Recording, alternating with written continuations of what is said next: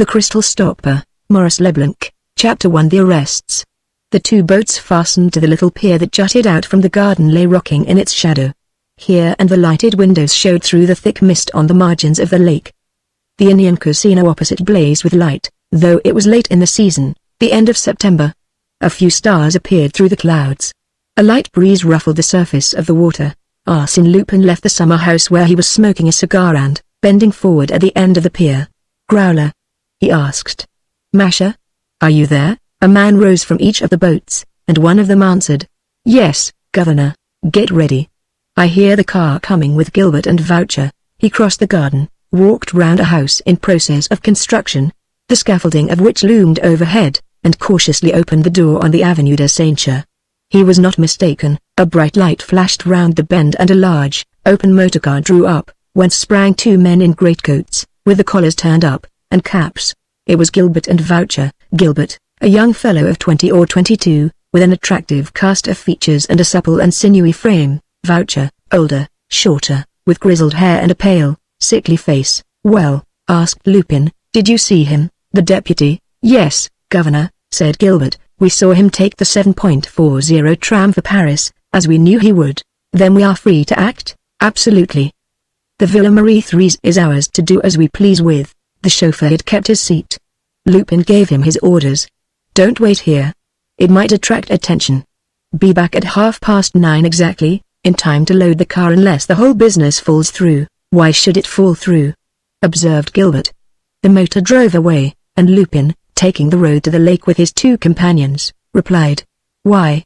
Because I didn't prepare the plan, and, when I don't do a thing myself, I am only half confident." "Nonsense, Governor. I've been working with you for 3 years now. I'm beginning to know the ropes." "Yes, my lad, you're beginning," said Lupin, "and that's just why I'm afraid of blunders. Here, get in with me. And you, Voucher, take the other boat. That's it. And now push off, boys. And make as little noise as you can." Growler and Masha, the two oarsmen, made straight for the opposite bank, a little to the left of the casino. They met a boat containing a couple locked in each other's arms, floating at random, and another in which a number of people were singing at the top of their voices. And that was all. Lupin shifted closer to his companion and said, under his breath, "Tell me, Gilbert, did you think of this job, or was it Voucher's idea?" "Upon my word, I couldn't tell you. We've both of us been discussing it for weeks. The thing is, I don't trust Voucher. He's a low ruffian when one gets to know him. I can't make out why I don't get rid of him." "Oh, Governor, yes, I mean what I say. He's a dangerous fellow, to say nothing of the fact that he has some rather serious peccadilloes on his conscience." He sat silent for a moment and continued. "So you're quite sure that you saw Daubrec the deputy?" "Saw him with my own eyes, Governor. And you know that he has an appointment in Paris? He's going to the theatre." "Very well, but his servants have remained behind at the Indian villa. The cook has been sent away. As for the valet, Leonard, who is Daubrec's confidential man, he'll wait for his master in Paris. They can't get back from town before 1 o'clock in the morning. But what? We must reckon with a possible freak of fancy on Daubrec's part, a change of mind, an unexpected return, and so arrange to have everything finished and done within an hour." "And when did you get these details?" "This morning." Voucher and I at once thought that it was a favorable moment. I selected the garden of the unfinished house which we have just left as the best place to start from, for the house is not watched at night. I sent for 2 mates to row the boats, and I telephoned to you. That's the whole story. Have you the keys?" "The keys of the front door. Is that the villa which I see from here, standing in its own grounds?" "Yes, the Villa Maurice, and as the 2 others, with the gardens touching it on either side, have been unoccupied since this day week, we shall be able to remove what we please at our leisure, and I swear to you, Governor, it's well worthwhile." "The job's much too simple," mumbled Lupin. "No charm about it." They landed in a little creek whence rose a few stone steps, under cover of a mouldering roof. Lupin reflected that shipping the furniture would be easy work. But, suddenly, he said, "There are people at the villa. Look. A light. It's a gas jet, Governor. The light's not moving." The Growler stayed by the boats, with instructions to keep watch, while the Masha, the other rower, went to the gate on the Avenue de Saint-Cyr, and Lupin and his 2 companions crept in the shadow to the foot of the steps. Gilbert went up first. Groping in the dark, he inserted first the big door key and then the latch key. Both turned easily in their locks, the door opened and the three men walked in. A gas jet was flaring in the hall. "You see, Governor," said Gilbert. "Yes, yes," said Lupin, in a low voice, "but it seems to me that the light which I saw shining did not come from here. Where did it come from then? I can't say." "Is this the drawing room?" "No," replied Gilbert, who was not afraid to speak pretty loudly. "No. By way of precaution, he keeps everything on the first floor, in his bedroom and in the two rooms on either side of it." "And where is the staircase?" "On the right, behind the curtain." Lupin moved to the curtain and was drawing the hanging aside when, suddenly, at 4 steps on the left, a door opened and a head appeared, a pallid man's head, with terrified eyes. "Help! Murder!" shouted the man. And he rushed back into the room. "It's Leonard, the valet," cried Gilbert. "If he makes a fuss, I'll out him," growled Voucher. "You'll jolly well do nothing of the sort, do you hear, Voucher?" said Lupin, peremptorily. And he darted off in pursuit of the servant. He first went through a dining room, where he saw a lamp still lit, with plates and a bottle around it, and he found Leonard at the further end of a pantry, making vain efforts to open the window. "Don't move, Sporty. No kid." Ah, the brute. He had thrown himself flat on the floor, on seeing Leonard raise his arm at him. 3 shots were fired in the dusk of the pantry, and then the valet came tumbling to the ground, seized by the legs by Lupin, who snatched his weapon from him and gripped him by the throat. "Get out, you dirty brute," he growled. "He very nearly did for me. Here, Voucher, secure this gentleman." He threw the light of his pocket lantern on the servant's face and chuckled. "He's not a pretty gentleman either. You can't have a very clear conscience, Leonard. Besides, to play flunky to Dorberek the deputy. Have you finished, Voucher? I don't want to hang about here forever." "There's no danger, Governor," said Gilbert. "Oh, really? So you think that shots can't be heard?" "Quite impossible. No matter, we must look sharp. Voucher, take the lamp and let's go upstairs." He took Gilbert by the arm and, as he dragged him to the first floor, "You ass," he said, "is that the way you make inquiries? Wasn't I right to have my doubts? Look here, Governor, I couldn't know that he would change his mind and come back to dinner. One's got to know everything when one has the honor of breaking into people's houses. You numbskull. I'll remember you and Voucher. A nice pair of gossoons." The sight of the furniture on the first floor pacified Lupin, and he started on his inventory with the satisfied air of a collector who has looked in to treat himself to a few works of art. "By jingo! There's not much of it. But what there is pucker. There's nothing the matter with this representative of the people in the question of taste. 4 Orbus and chairs. A bureau signed Percier Fontaine, for a wager. 2 inlays by Gouty ears. A genuine Fragonard and a sham Natia which any American millionaire will swallow for the asking, in short, a fortune. And there are curmudgeons who pretend that there's nothing but faked stuff left. Dash it all, why don't they do as I do? They should look about." Gilbert and Voucher, following Lupin's orders and instructions, at once proceeded methodically to remove the bulkier pieces. The first boat was filled in half an hour, and it was decided that the Growler and the Masher should go on ahead and begin to load the motorcar.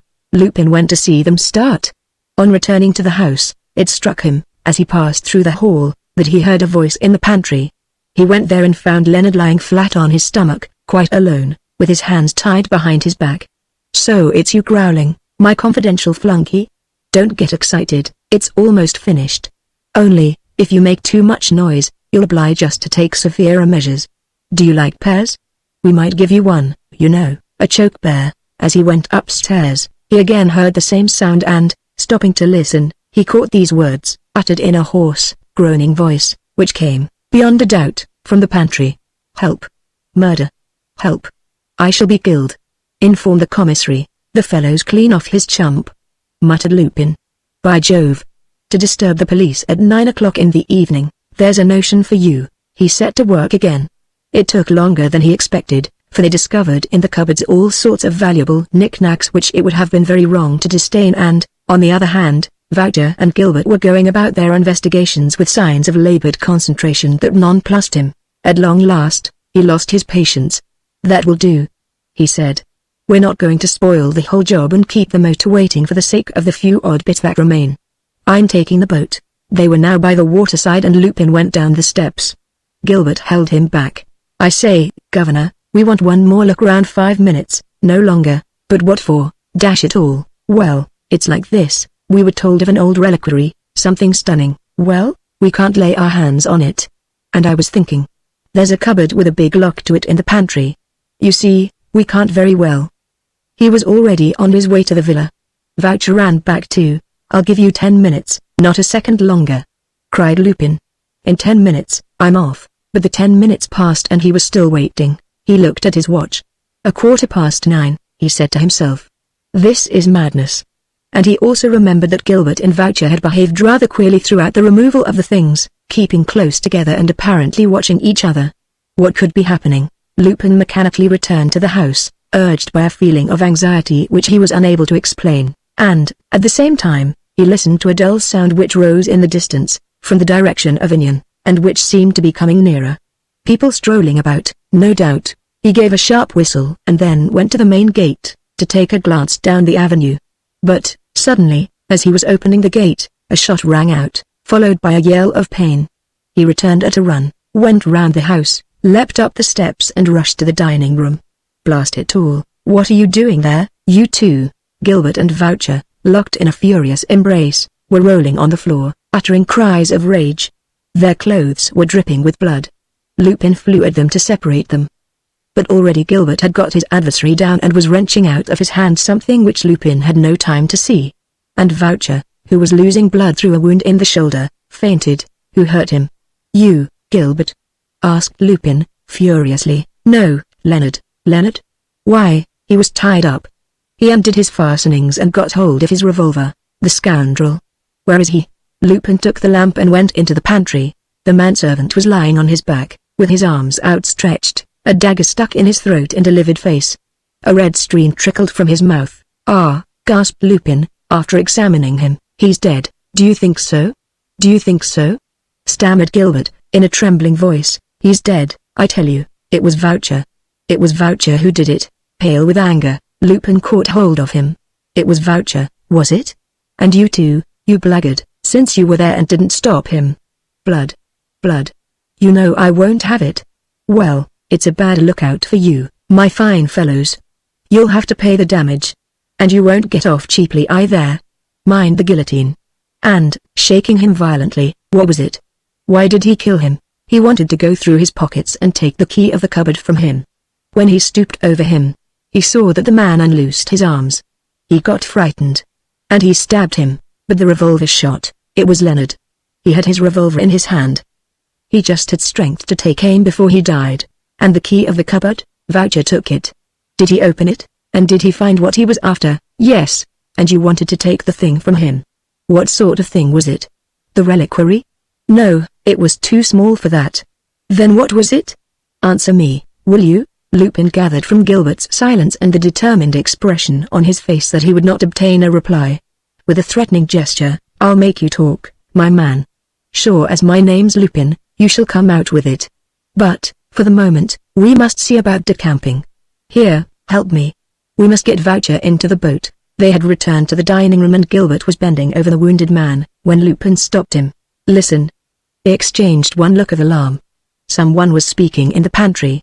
A very low, strange, very distant voice.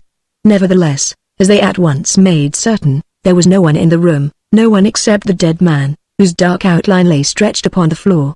And the voice spake anew, by turns shrill, stifled, bleating, stammering, yelling, fearsome. It uttered indistinct words, broken syllables. Lupin felt the top of his head covering with perspiration. What was this incoherent voice, mysterious as a voice from beyond the grave? He had knelt down by the manservant's side. The voice was silent and then began again. Give us a better light, he said to Gilbert. He was trembling a little, shaken with a nervous dread which he was unable to master, for there was no doubt possible. When Gilbert had removed the shade from the lamp, Lupin realized that the voice issued from the corpse itself, without a movement of the lifeless mass, without a quiver of the bleeding mouth. Governor, I've got the shivers, stammered Gilbert. Again the same voice, the same snuffling whisper. Suddenly, Lupin burst out laughing, seized the corpse and pulled it aside. Exactly, he said, catching sight of an object made of polished metal. Exactly. That's it. Well, upon my word, it took me long enough. On the spot on the floor which he had uncovered lay the receiver of a telephone, the cord of which ran up to the apparatus fixed on the wall. At the usual height, Lupin put the receiver to his ear. The noise began again at once, but it was a mixed noise, made up of different calls, exclamations, confused cries. The noise produced by a number of persons questioning one another at the same time. "Are you there?" He won't answer. "It's awful. They must have killed him." "What is it?" "Keep up your courage. There's help on the way." "Police. Soldiers, dash it," said Lupin, dropping the receiver. The truth appeared to him in a terrifying vision. Quite at the beginning, while the things upstairs were being moved, Leonard, whose bonds were not securely fastened, had contrived to scramble to his feet, to unhook the receiver, probably with his teeth, to drop it and to appeal for assistance to the Anian telephone exchange, and those were the words which Lupin had overheard, after the first boat started. "Help. Murder. I shall be killed." And this was the reply of the exchange. The police were hurrying to the spot. And Lupin remembered the sounds which he had heard from the garden, 4 or 5 minutes earlier, at most. "The police. Take to your heels," he shouted, darting across the dining room. "What about Voucher?" asked Gilbert. "Sorry, can't be helped," but Voucher, waking from his torpor, entreated him as he passed. "Governor, you wouldn't leave me like this." Lupin stopped, in spite of the danger, and was lifting the wounded man, with Gilbert's assistance, when a loud din arose outside. "Too late," he said. At that moment, blows shook the hall door at the back of the house. He ran to the front steps. A number of men had already turned the corner of the house at a rush. He might have managed to keep ahead of them, with Gilbert, and reach the waterside. But what chance was there of embarking and escaping under the enemy's fire? He locked and bolted the door. "We are surrounded." "And done for," spluttered Gilbert. "Hold your tongue," said Lupin. "But they've seen us, Governor." "They're knocking." "Hold your tongue," Lupin repeated. Not a word. Not a movement. He himself remained unperturbed, with an utterly calm face and the pensive attitude of one who has all the time that he needs to examine a delicate situation from every point of view. He had reached one of those minutes which he called the superior moments of existence, those which alone give a value and a price to life.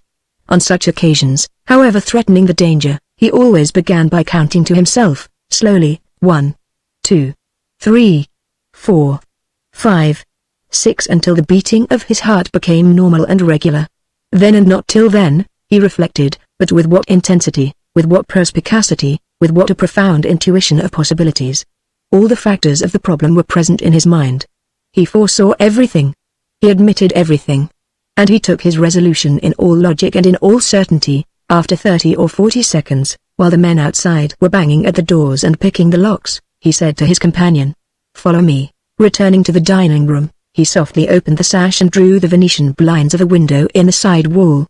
People were coming and going, rendering flight out of the question. Thereupon he began to shout with all his might, in a breathless voice, "This way! Help! I've got them! This way!" He pointed his revolver and fired 2 shots into the treetops. Then he went back to Voucher, bent over him and smeared his face and hands with the wounded man's blood. Lastly, turning upon Gilbert, he took him violently by the shoulders and threw him to the floor. "What do you want, Governor?" "There's a nice thing to do, let me do as I please," said Lupin, laying an imperative stress on every syllable. "I'll answer for everything. I'll answer for the 2 of you. Let me do as I like with you. I'll get you both out of prison. But I can only do that if I'm free." Excited cries rose through the open window. "This way!" he shouted. "I've got them. Help!" And, quietly, in a whisper, "Just think for a moment. Have you anything to say to me? Something that can be of use to us?" Gilbert was too much taken aback to understand Lupin's plan and he struggled furiously. Voucher showed more intelligence. Moreover, he had given up all hope of escape, because of his wound, and he snarled, "Let the governor have his way, you ass. As long as he gets off, isn't that the great thing?" Suddenly, Lupin remembered the article which Gilbert had put in his pocket, after capturing it from Voucher. He now tried to take it in his turn. "No, not that. Not if I know it," growled Gilbert, managing to release himself. Lupin floored him once more. But 2 men suddenly appeared at the window, and Gilbert yielded and, handing the thing to Lupin, who pocketed it without looking at it, whispered, "Here you are, Governor. I'll explain." You can be sure that he did not have time to finish. 2 policemen and others after them and soldiers who entered through every door and window came to Lupin's assistance. Gilbert was at once seized and firmly bound. Lupin withdrew. "I'm glad you've come," he said. "The beggar's given me a lot of trouble. I wounded the other, but this one." The commissary of police asked him, hurriedly, "Have you seen the manservant? Have they killed him?" "I don't know," he answered. "You don't know? Why, I came with you from Magneon, on hearing of the murder. Only, while you were going round the left of the house, I went round the right. There was a window open. I climbed up just as these two ruffians were about to jump down. I fired at this one," pointing to Voucher, "and seized hold of his pal." How could he have been suspected? He was covered with blood. He had handed over the valet's murderers. Half a score of people had witnessed the end of the heroic combat which he had delivered. Besides, the uproar was too great for anyone to take the trouble to argue or to waste time in entertaining doubts. In the height of the first confusion, the people of the neighborhood invaded the villa. One and all lost their heads. They ran to every side, upstairs, downstairs, to the very cellar. They asked one another questions, yelled and shouted, and no one dreamt of checking Lupin's statements, which sounded so plausible. However, the discovery of the body in the pantry restored the commissary to a sense of his responsibility. He issued orders, had the house cleared and placed policemen at the gate to prevent anyone from passing in or out. Then, without further delay, he examined the spot and began his inquiry. Voucher gave his name. Gilbert refused to give his, on the plea that he would only speak in the presence of a lawyer. But, when he was accused of the murder, he informed against Voucher, who defended himself by denouncing the other, and the two of them vociferated at the same time, with the evident wish to monopolize the commissary's attention. When the commissary turned to Lupin, to request his evidence, he perceived that the stranger was no longer there. Without the least suspicion, he said to one of the policemen, "Go and tell that gentleman that I should like to ask him a few questions." They looked about for the gentleman. Someone had seen him standing on the steps, lighting a cigarette. The next news was that he had given cigarettes to a group of soldiers and strolled toward the lake, saying that they were to call him if he was wanted. They called him. No one replied, but a soldier came running up. The gentleman had just got into a boat and was rowing away for all he was worth. The commissary looked at Gilbert and realized that he had been tricked. "Stop him!" he shouted. "Fire on him! He's an accomplice." He himself rushed out, followed by two policemen, while the others remained with the prisoners. On reaching the bank, he saw the gentleman, 100 yards away, taking off his hat to him in the dusk. One of the policemen discharged his revolver, without thinking. The wind carried the sound of words across the water. The gentleman was singing as he rowed. "Go, little bark, float in the dark." But the commissary saw a skiff fastened to the landing stage of the adjoining property. He scrambled over the hedge separating the two gardens and, after ordering the soldiers to watch the banks of the lake and to seize the fugitive if he tried to put ashore, the commissary and two of his men pulled off in pursuit of Lupin. It was not a difficult matter, for they were able to follow his movements by the intermittent light of the moon and to see that he was trying to cross the lakes while bearing toward the right, that is to say, toward the village of St. Gratien. Moreover, the commissary soon perceived that, with the aid of his men and thanks perhaps to the comparative lightness of his craft, he was rapidly gaining on the other. In 10 minutes he had decreased the interval between them by 1/2. "That's it!" he cried. "We shan't even need the soldiers to keep him from landing. I very much want to make the fellow's acquaintance. He's a cool hand and no mistake." The funny thing was that the distance was now diminishing at an abnormal rate, as though the fugitive had lost heart at realizing the futility of the struggle. The policemen redoubled their efforts. The boat shot across the water with the swiftness of a swallow. Another 100 yards at most and they would reach the man. "Halt!" cried the commissary. The enemy, whose huddled shape they could make out in the boat, no longer moved. The sculls drifted with the stream. And this absence of all motion had something alarming about it.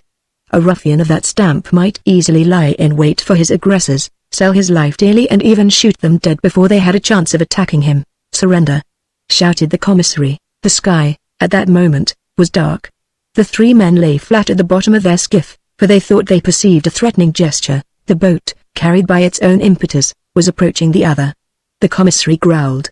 "We won't let ourselves be sniped. Let's fire at him. Are you ready?" And he roared, once more, "Surrender!" If not, no reply. The enemy did not budge. "Surrender! Hands up! You refuse? So much the worse for you. I'm counting.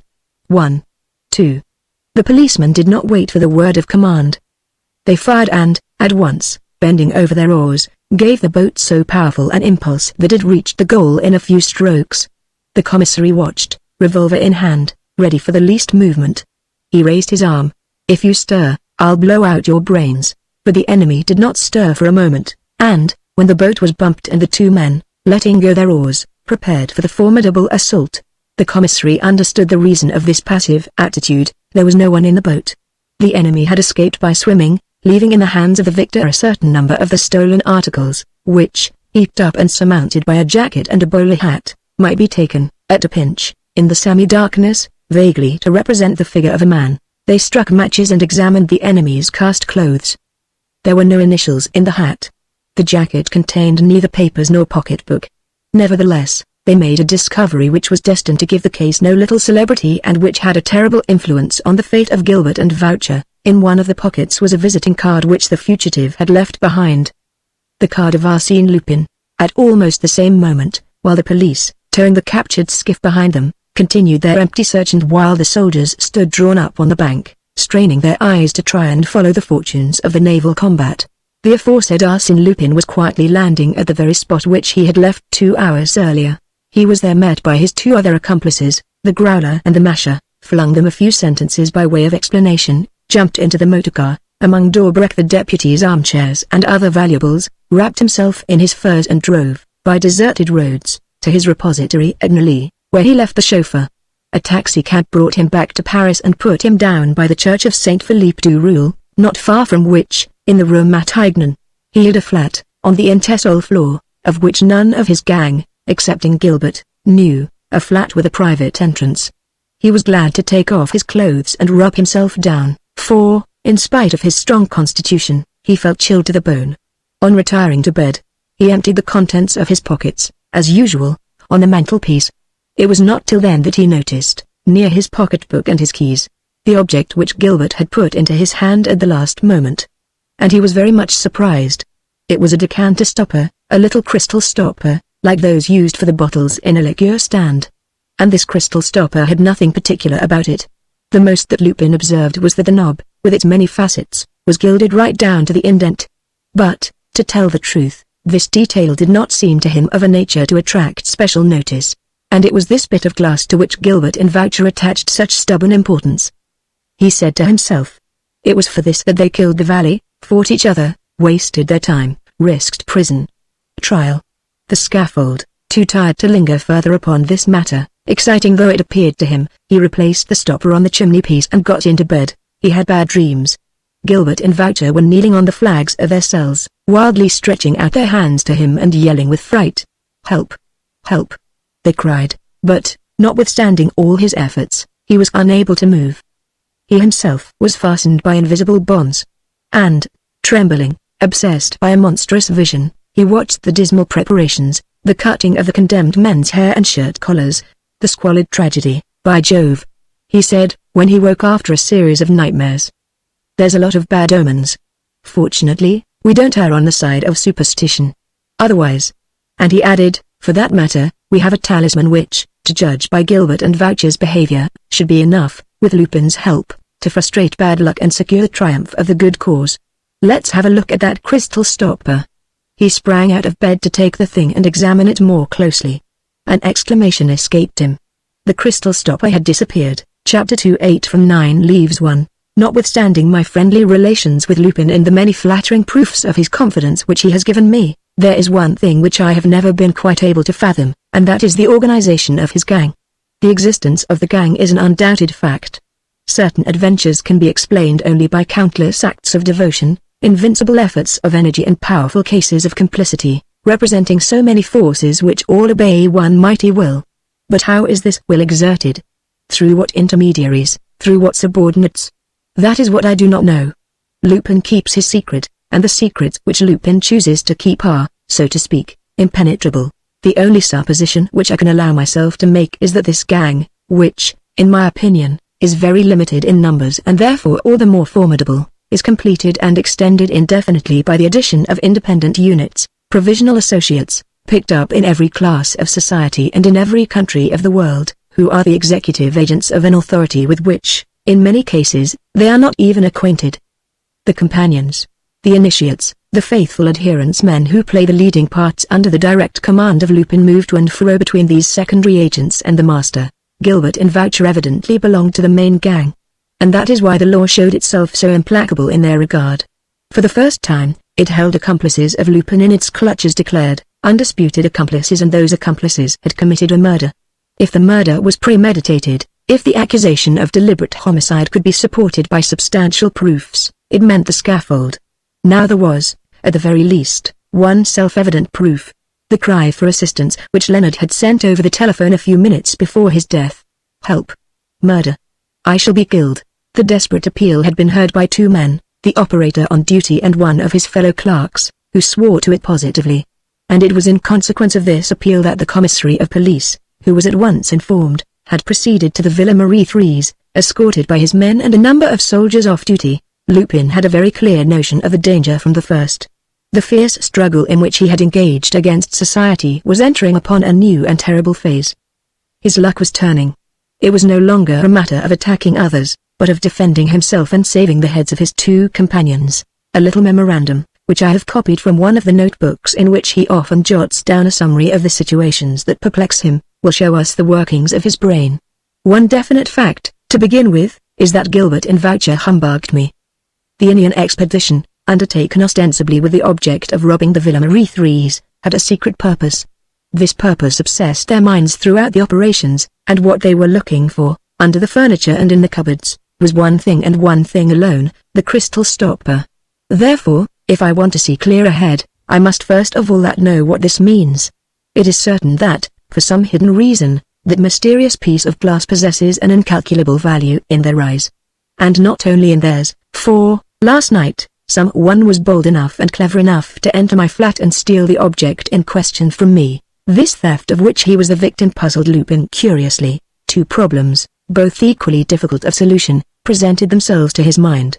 First, who was the mysterious visitor? Gilbert, who enjoyed his entire confidence and acted as his private secretary, was the only one who knew of the retreat in the Rue Matignon. Now Gilbert was in prison. Was Lupin to suppose that Gilbert had betrayed him and put the police on his tracks? In that case, why were they content with taking the crystal stopper, instead of arresting him, Lupin? But there was something much stranger still.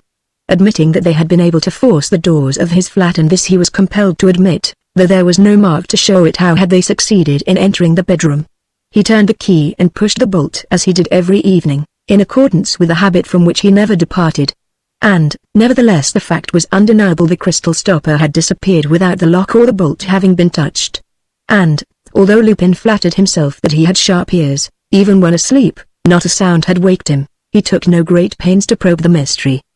He knew those problems too well to hope that this one could be solved other than in the course of events.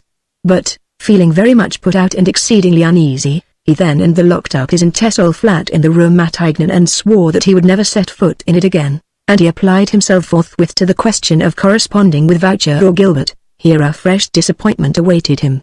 It was so clearly understood, both at the Santé prison and at the law courts, that all communication between Lupin and the prisoners must be absolutely prevented, that a multitude of minute precautions were ordered by the prefect of police and minutely observed by the lowest subordinates. Tried policemen, always the same men, watched Gilbert and Voucher, day and night, and never let them out of their sight. Lupin, at this time, had not yet promoted himself to the crowning honor of his career, the post of chief of the detective service, and, consequently, was not able to take steps at the law courts to ensure the execution of his plans. After a fortnight of fruitless endeavors, he was obliged to bow. He did so with a raging heart and a growing sense of anxiety.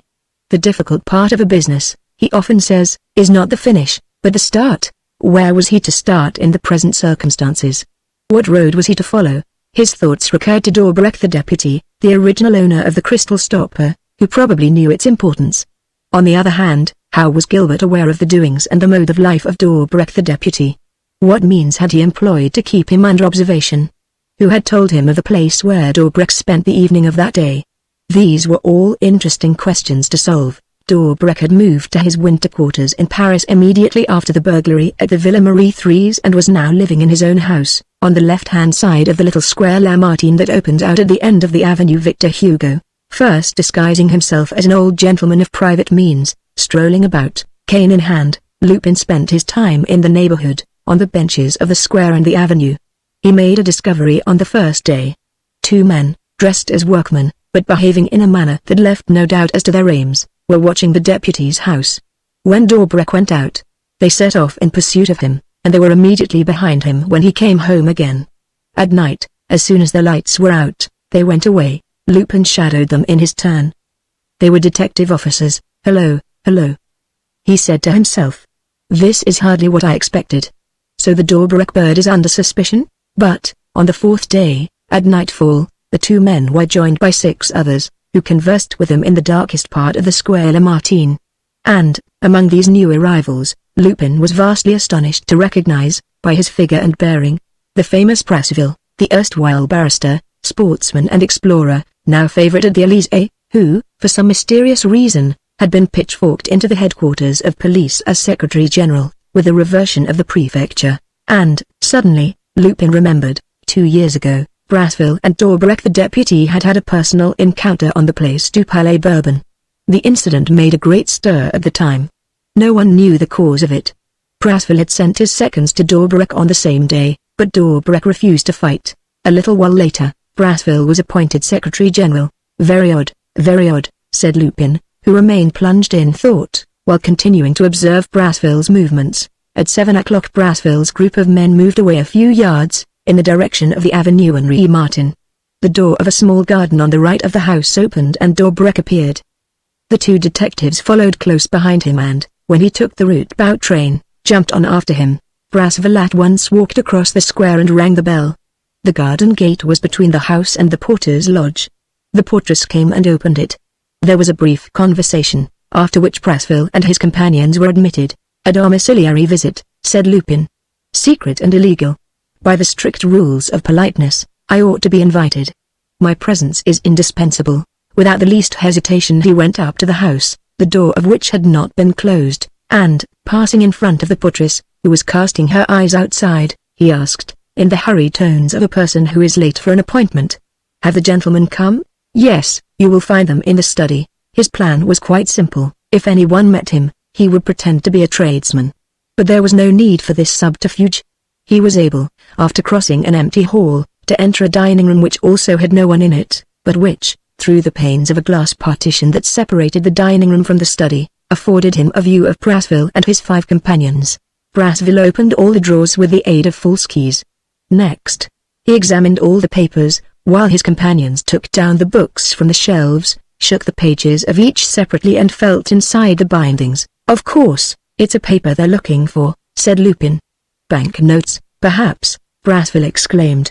"What rot. We shan't find a thing." Yet he obviously did not abandon all hope of discovering what he wanted, for he suddenly seized the 4 bottles in a liqueur stand, took out the 4 stoppers and inspected them. "Hello," thought Lupin.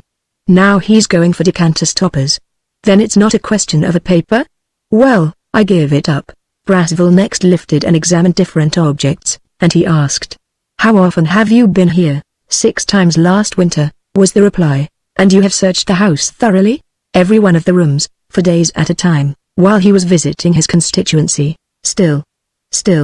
And he added, "Has he no servant at present?" "No, he is looking for one. He has his meals out and the portress keeps the house as best she can. The woman is devoted to us." Presseville persisted in his investigations for nearly an hour and a half, shifting and fingering all the knickknacks, but taking care to put everything back exactly where he found it. At 9 o'clock, however, the 2 detectives who had followed Dvorak burst into the study.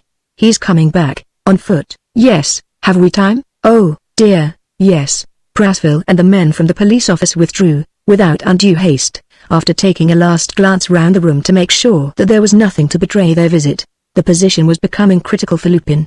He ran the risk of knocking up against Dvorak, if he went away, or of not being able to get out, if he remained. But, on ascertaining that the dining room windows afforded a direct means of exit to the square, he resolved to stay. Besides, the opportunity of obtaining a closer view of Dvorak was too good to refuse, and, as Dvorak had been out to dinner, there was not much chance of his entering the dining room. Lupin, therefore, waited, holding himself ready to hide behind a velvet curtain that could be drawn across the glazed partition in case of need. He heard the sound of doors opening and shutting. Someone walked into the study and switched on the light. He recognized Dvorak. The deputy was a stout, thick-set, bull-necked man, very nearly bald, with a fringe of grey whiskers round his chin and wearing a pair of black eyeglasses under his spectacles, for his eyes were weak and strained. Lupin noticed the powerful features, the square chin, the prominent cheekbones. The hands were brawny and covered with hair. The legs bowed, and he walked with a stoop, bearing first on one hip and then on the other, which gave him something of the gait of a gorilla. But the face was topped by an enormous, lined forehead, indented with hollows and dotted with bumps. There was something bestial, something savage, something repulsive about the man's whole personality. Lupin remembered that, in the Chamber of Deputies, Dobrak was nicknamed the Wild Man of the Woods, and that he was so labelled not only because he stood aloof and hardly ever mixed with his fellow members, but also because of his appearance, his behavior, his peculiar gait and his remarkable muscular development. He sat down to his desk, took a meerschaum pipe from his pocket, selected a packet of caporal among several packets of tobacco which lay drying in a bowl, tore open the wrapper, filled his pipe and lit it. Then he began to write letters. Presently he ceased his work and sat thinking, with his attention fixed on a spot on his desk. He lifted a little stamp box and examined it. Next, he verified the position of different articles which Pressville had touched and replaced, and he searched them with his eyes, felt them with his hands, bending over them as though certain signs, known to himself alone, were able to tell him what he wished to know. Lastly, he grasped the knob on an electric bell push and rang. The portress appeared a minute later. He asked, "They've been, haven't they?" And, when the woman hesitated about replying, he insisted, "Come, Clements, did you open this stamp box?" "No, sir." "Well, I fastened the lid down with a little strip of gummed paper. The strip has been broken, but I assure you."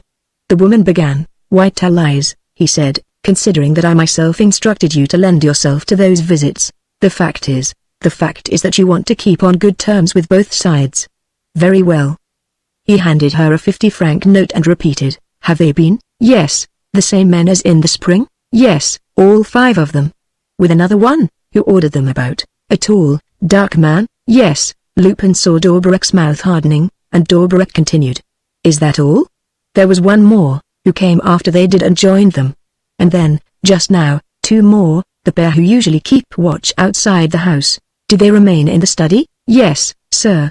"And they went away when I came back?" "A few minutes before, perhaps." "Yes, sir." "That will do." The woman left the room. Dobrak returned to his letter writing. Then, stretching out his arm, he made some marks on a white writing tablet, at the end of his desk, and rested it against the desk, as though he wished to keep it in sight. The marks were figures, and Lupin was able to read the following subtraction sum. 9 to 8 equals 1 inch, and Dobrak, speaking between his teeth, thoughtfully uttered the syllables. 8 from 9 leaves 1. "There's not a doubt about that," he added, aloud. He wrote one more letter, a very short one, and addressed the envelope with an inscription which Lupin was able to decipher when the letter was placed beside the writing tablet. "To Monsieur Pressville, Secretary General of the Prefecture of Police." Then he rang the bell again. "Clements," he said, to the portress, "did you go to school as a child?" "Yes, sir, of course I did." "And were you taught arithmetic?" "Why, sir, well, you're not very good at subtraction." "What makes you say that?" "Because you don't know that 9 minus 8 equals 1. And that, you see, is a fact of the highest importance. Life becomes impossible if you are ignorant of that fundamental truth." He rose, as he spoke, and walked round the room, with his hands behind his back, swaying upon his hips. He did so once more. Then, stopping at the dining room, he opened the door. "For that matter, there's another way of putting the problem. Take 8 from 9, and 1 remains. And the one who remains is here, eh?" "Correct. And Monsieur supplies us with a striking proof, does he not?" He patted the velvet curtain in which Lupin had hurriedly wrapped himself. "Upon my word, sir, you must be stifling under this. Not to say that I might have amused myself by sticking a dagger through the curtain. Remember Hamlet's madness and Polonia's death. How now? A rat? Dead, for a ducat, dead. Come along, Mr. Polonius, come out of your hole." It was one of those positions to which Lupin was not accustomed and which he loathed. To catch others in a trap and pull their leg was all very well, but it was a very different thing to have people teasing him and roaring with laughter at his expense. Yet what could he answer back? "You look a little pale, Mr. Polonius." "Hello. Why, it's the respectable old gentleman who has been hanging about the square for some days. So you belong to the police too, Mr. Polonius? There, pull yourself together, I shan't hurt you. But you see, Clements, how right my calculation was. You told me that 9 spies had been to the house. I counted a troop of 8, as I came along, 8 of them in the distance, down the avenue. Take 8 from 9 and 1 remains, the one who evidently remained behind to see what he could see. Ecce homo, well? And then? Said Lupin, who felt a mad craving to fly at the fellow and reduce him to silence. And then? Nothing at all, my good man. What more do you want? The farce is over. I will only ask you to take this little note to Master Presseville, your employer. Clements, please show Mr. Polonius out. And, if ever he calls again, fling open the doors wide to him. Pray look upon this as your home, Mr. Polonius. Your servant, sir. Lupin hesitated. He would have liked to talk big and to come out with a farewell phrase, a parting speech, like an actor making a showy exit from the stage, and at least to disappear with the honors of war. But his defeat was so pitiable that he could think of nothing better than to bang his hat on his head and stamp his feet as he followed the portress down the hall. It was a poor revenge, you rascally beggar, he shouted, once he was outside the door, shaking his fist at Dorbrek's windows. Wretch, scum of the earth, deputy, you shall pay for this. Oh, he allows himself. Oh, he has the cheek to. Well, I swear to you, my fine fellow, that, one of these days. He was foaming with rage, all the more as, in his innermost heart, he recognized the strength of his new enemy and could not deny the masterly fashion in which he had managed this business. Dorbrek's coolness, the assurance with which he hoaxed the police officials, the contempt with which he lent himself to their visits at his house and, above all, his wonderful self-possession, his easy bearing and the impertinence of his conduct in the presence of the ninth person who was spying on him, all this denoted a man of character, a strong man, with a well-balanced mind, lucid, bold, sure of himself and of the cards in his hand. But what were those cards? What game was he playing? Who held the stakes? And how did the players stand on either side? Lupin could not tell. Knowing nothing, he flung himself headlong into the thick of the fray, between adversaries desperately involved, though he himself was in total ignorance of their positions, their weapons, their resources and their secret plans. For, when all was said, he could not admit that the object of all those efforts was to obtain possession of a crystal stopper. One thing alone pleased him: Dorbrek had not penetrated his disguise. Dorbrek believed him to be in the employ of the police. Neither Dorbrek nor the police, therefore, suspected the intrusion of a third thief in the business.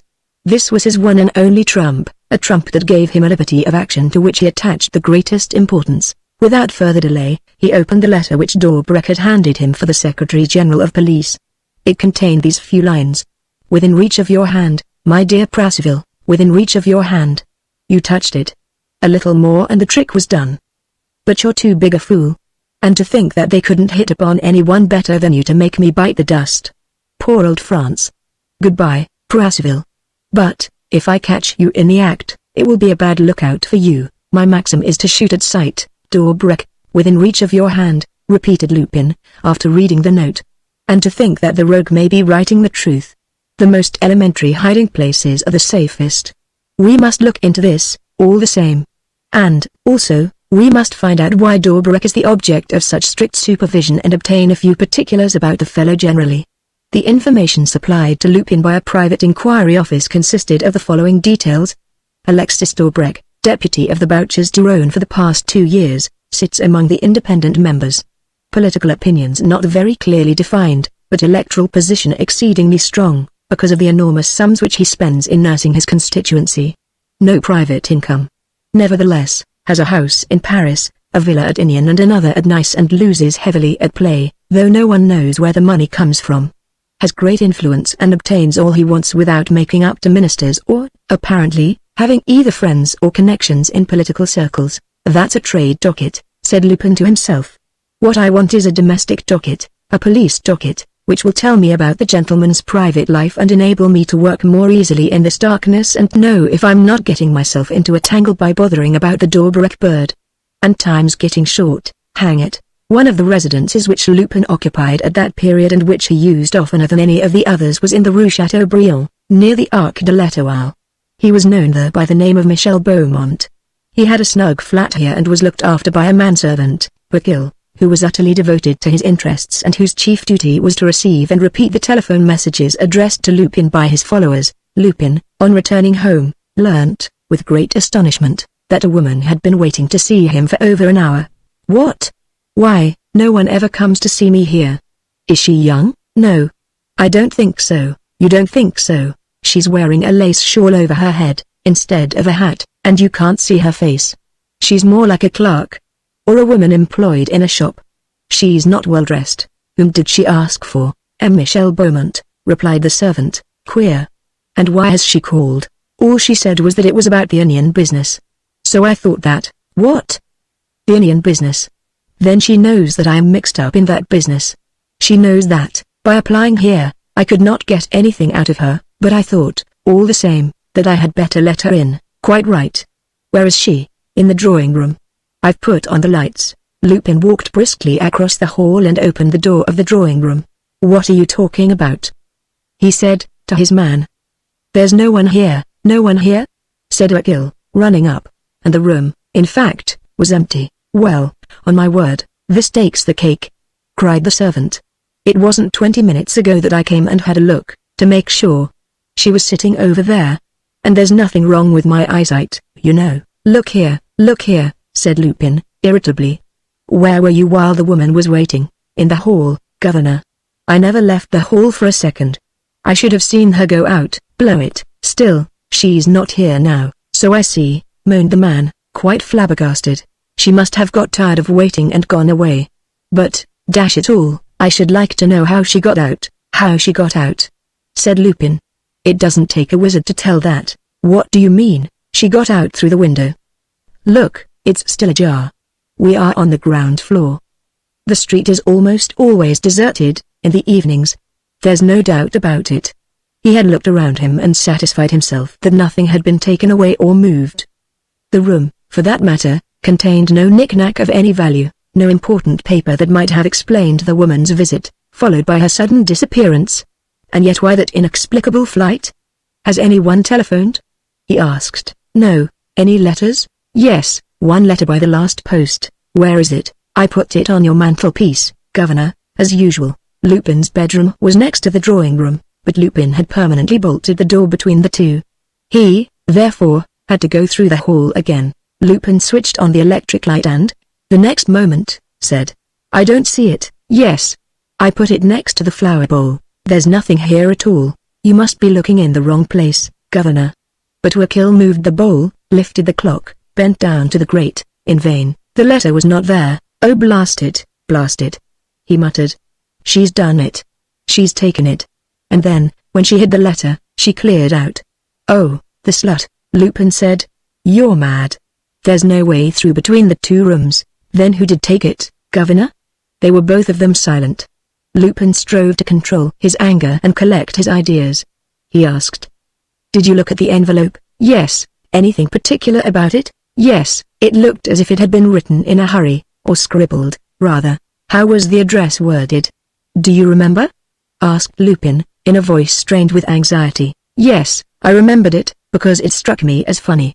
But speak, will you? Speak. It said, Monsieur de Beaumont, Michel. Lupin took his servant by the shoulders and shook him. It said de Beaumont? Are you sure?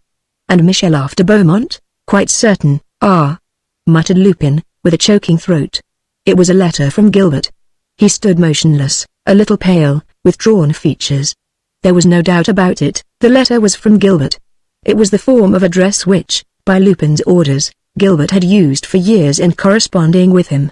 Gilbert had at last, after long waiting and by dint of endless artifices, found a means of getting a letter posted from his prison and had hastily written to him. And now the letter was intercepted. What did it say? What instructions had the unhappy prisoner given? What help was he praying for? What stratagem did he suggest? Lupin looked round the room, which, contrary to the drawing room, contained important papers. But none of the locks had been forced, and he was compelled to admit that the woman had no other object than to get hold of Gilbert's letter. Constraining himself to keep his temper, he asked. Did the letter come while the woman was here, at the same time? The porter rang at the same moment. Could she see the envelope? Yes. The conclusion was evident. It remained to discover how the visitor had been able to effect her theft. By slipping from one window to the other, outside the flat? Impossible. Lupin found the window of his room shut. By opening the communicating door? Impossible. Lupin found it locked and barred with its two inner bolts. Nevertheless, a person cannot pass through a wall by a mere operation of will. To go in or out of a room requires a passage, and, as the act was accomplished in the space of a few minutes. It was necessary, in the circumstances, that the passage should be previously in existence, that it should already have been contrived in the wall and, of course, known to the woman. This hypothesis simplified the search by concentrating it upon the door, for the wall was quite bare, without a cupboard, chimney-piece or hangings of any kind, and unable to conceal the least outlet. Lupin went back to the drawing room and prepared to make a study of the door. But he at once gave a start. He perceived, at the first glance, that the left lower panel of the 6 small panels contained within the crossbars of the door no longer occupied its normal position and that the light did not fall straight upon it. On leaning forward, he saw 2 little tin tacks sticking out on either side and holding the panel in place, similar to a wooden board behind a picture frame. He had only to shift these. The panel at once came out. Raquel gave a cry of amazement. But Lupin objected. "Well? And what then? We are no better off than before. Here is an empty oblong, 8 or 9 inches wide by 16 inches high. You're not going to pretend that a woman can slip through an opening which would not admit the thinnest child of 10 years old. No, but she can have put her arm through and drawn the bolts. The bottom bolt, yes," said Lupin. "But the top bolt, the distance is far too great. Try for yourself and see." Raquel tried and had to give up the attempt. Lupin did not reply. He stood thinking for a long time. Then, suddenly, he said, "Give me my hat. My coat." He hurried off, urged by an imperative idea. And, the moment he reached the street, he sprang into a taxi. Rue Matignon, quick. As soon as they came to the house where he had been robbed of a crystal stopper, he jumped out of the cab, opened his private entrance, went upstairs, ran to the drawing room, turned on the light and crouched at the foot of the door leading to his bedroom. He had guessed right. One of the little panels was loosened in the same manner, and, just as in his other flat in the Rue Chateaubriand, the opening was large enough to admit a man's arm and shoulder, but not to allow him to draw the upper bolt. "Hang!" he shouted, unable any longer to master the rage that had been seething within him for the last 2 hours. "Blast! Shall I never have finished with this confounded business?" In fact, an incredible ill luck seemed to dog his footsteps, compelling him to grope about at random, without permitting him to use the elements of success which his own persistency or the very force of things placed within his grasp. Gilbert gave him the crystal stopper. Gilbert sent him a letter. And both had disappeared at that very moment. And it was not, as he had until then believed, a series of fortuitous and independent circumstances. No, it was manifestly the effect of an adverse will pursuing a definite object with prodigious ability and incredible boldness, attacking him, Lupin, in the recesses of his safest retreats and baffling him with blows so severe and so unexpected that he did not even know against whom he had to defend himself. Never, in the course of his adventures, had he encountered such obstacles as now, and, little by little, deep down within himself, there grew a haunting dread of the future. A date loomed before his eyes, the terrible date which he unconsciously assigned to the law to perform its work of vengeance, the date upon which, in the light of a one April morning, 2 men would mount the scaffold, 2 men who had stood by him, 2 comrades whom he had been unable to save from paying the awful penalty. Chapter 3 The Home Life of Alexis Daubrec. When Daubrec the deputy came in from lunch on the day after the police had searched his house, he was stopped by Clemence, his portress, who told him that she had found a cook who could be thoroughly relied on. The cook arrived a few minutes later and produced first-rate characters, signed by people with whom it was easy to take up her references. She was a very active woman, although of a certain age, and agreed to do the work of the house by herself, without the help of a manservant, this being a condition upon which Daubrec insisted. Her last place was with a member of the Chamber of Deputies, Comte Solvat, to whom Daubrec at once telephoned. The Count's steward gave her a perfect character, and she was engaged. As soon as she had fetched her trunk, she set to work and cleaned and scrubbed until it was time to cook the dinner. Daubrec dined and went out. At 11 o'clock, after the portress had gone to bed, the cook cautiously opened the garden gate. A man came up. "Is that you?" she asked. "Yes, it's I, Lupin." She took him to her bedroom on the 3rd floor, overlooking the garden, and at once burst into lamentations. "More of your tricks and nothing but tricks. Why can't you leave me alone, instead of sending me to do your dirty work? How can I help it, you dear old Victoire? 2. When I want a person of respectable appearance and incorruptible morals, I think of you. You ought to be flattered, that's all you care about me," she cried. "You run me into danger once more, and you think it's funny. What are you risking?" "How do you mean, what am I risking?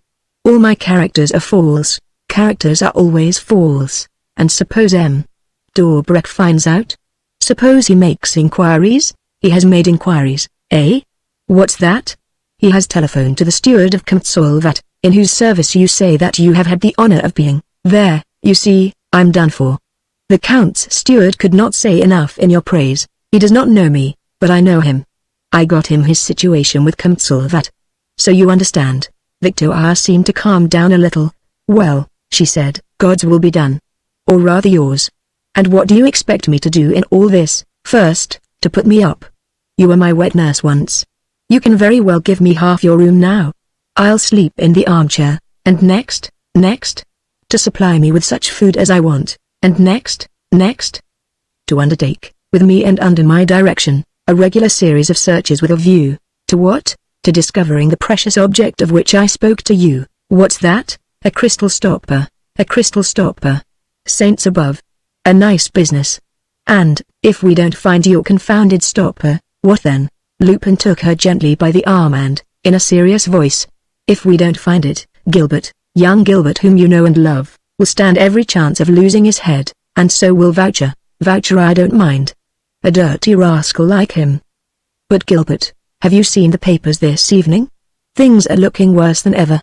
Voucher, as might be expected, accuses Gilbert of stabbing the valet, and it so happens that the knife which Voucher used belonged to Gilbert. That came out this morning.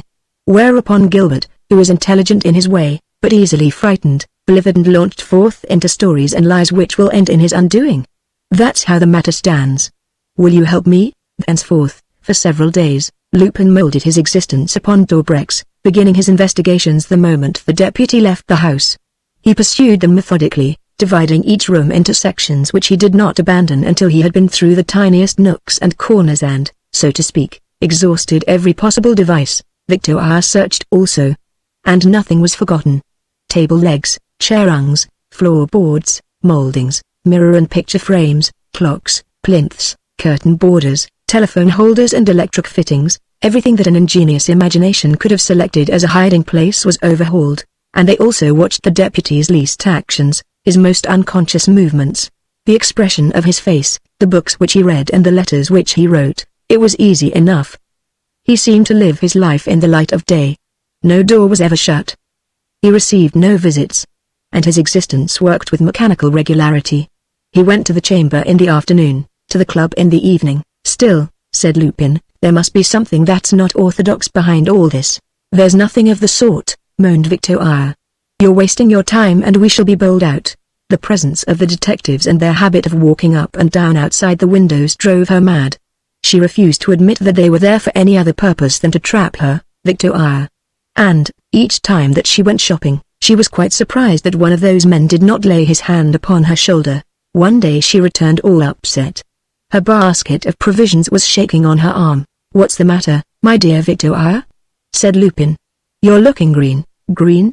I dare say I do. So would you look green? She had to sit down and it was only after making repeated efforts that she succeeded in stuttering. A man spoke to me. At the fruiterer's, by Jingo. Did he want you to run away with him? No. He gave me a letter. Then what are you complaining about? It was a love letter, of course. No. It's for your governor, said he. My governor? I said. Yes, he said, for the gentleman who's staying in your room. What's that? This time, Lupin had started. Give it here, he said, snatching the letter from her. The envelope bore no address. But there was another, inside it, on which he read. Monsieur Arsène Lupin, C. O. Victoire. The devil. He said.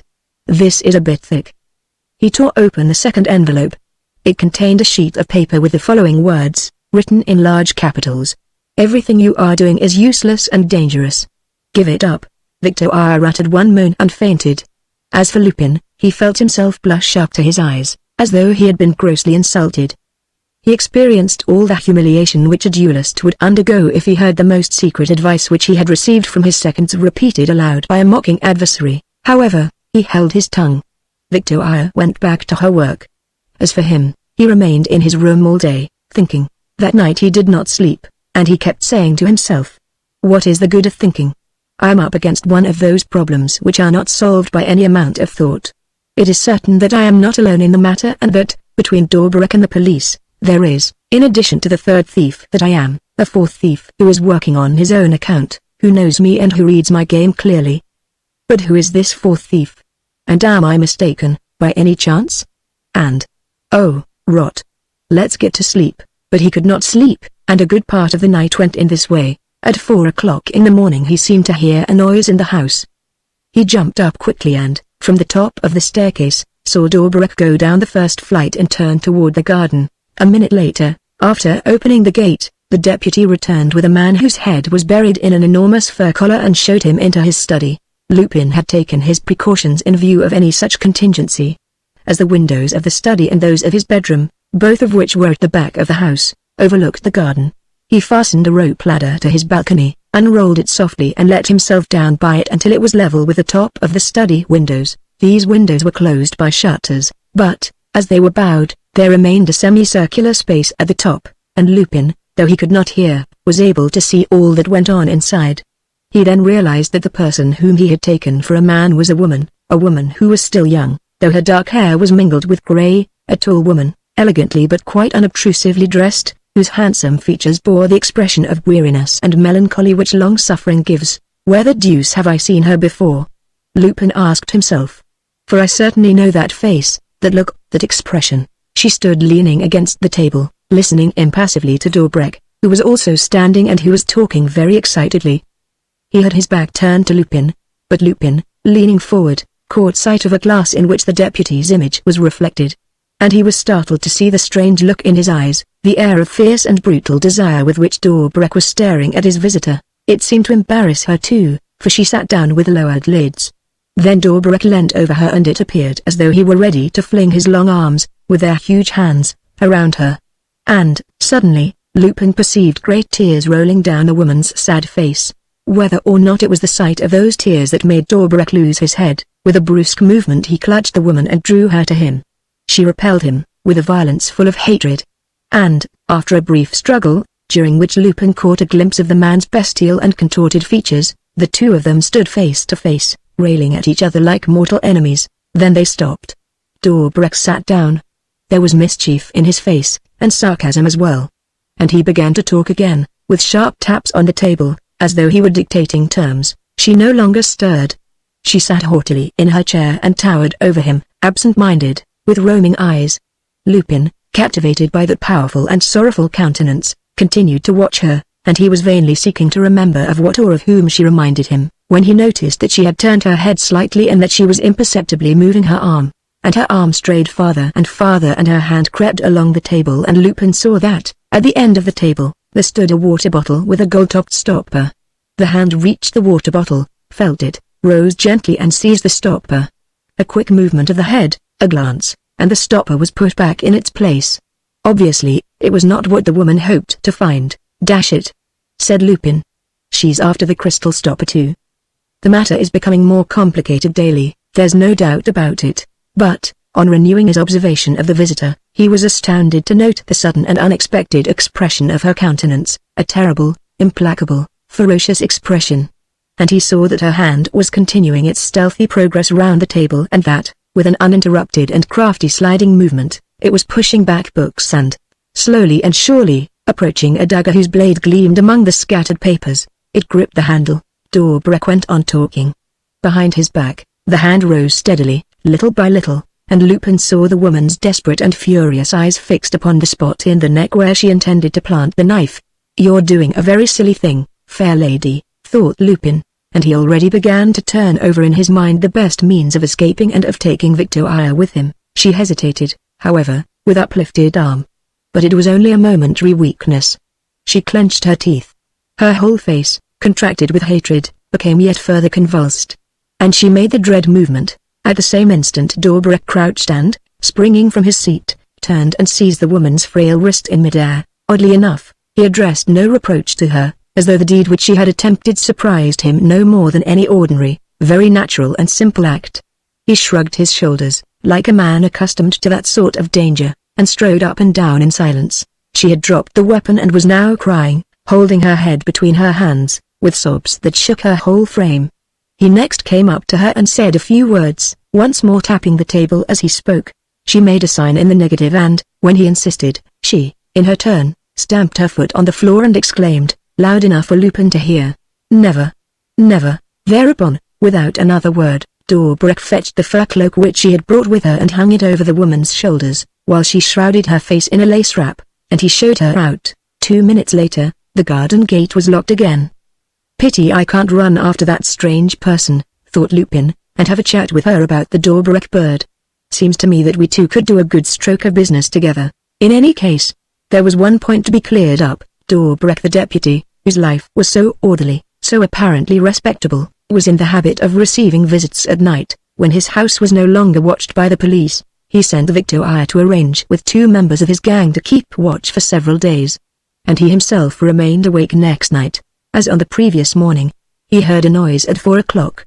As on the previous morning, the deputy let someone in. Lupin ran down his ladder and, when he came to the free space above the shutters, saw a man crawling at Dobrak's feet, flinging his arms round Dobrak's knees in frenzied despair and weeping convulsively. Dobrak, laughing, pushed him away repeatedly, but the man clung to him.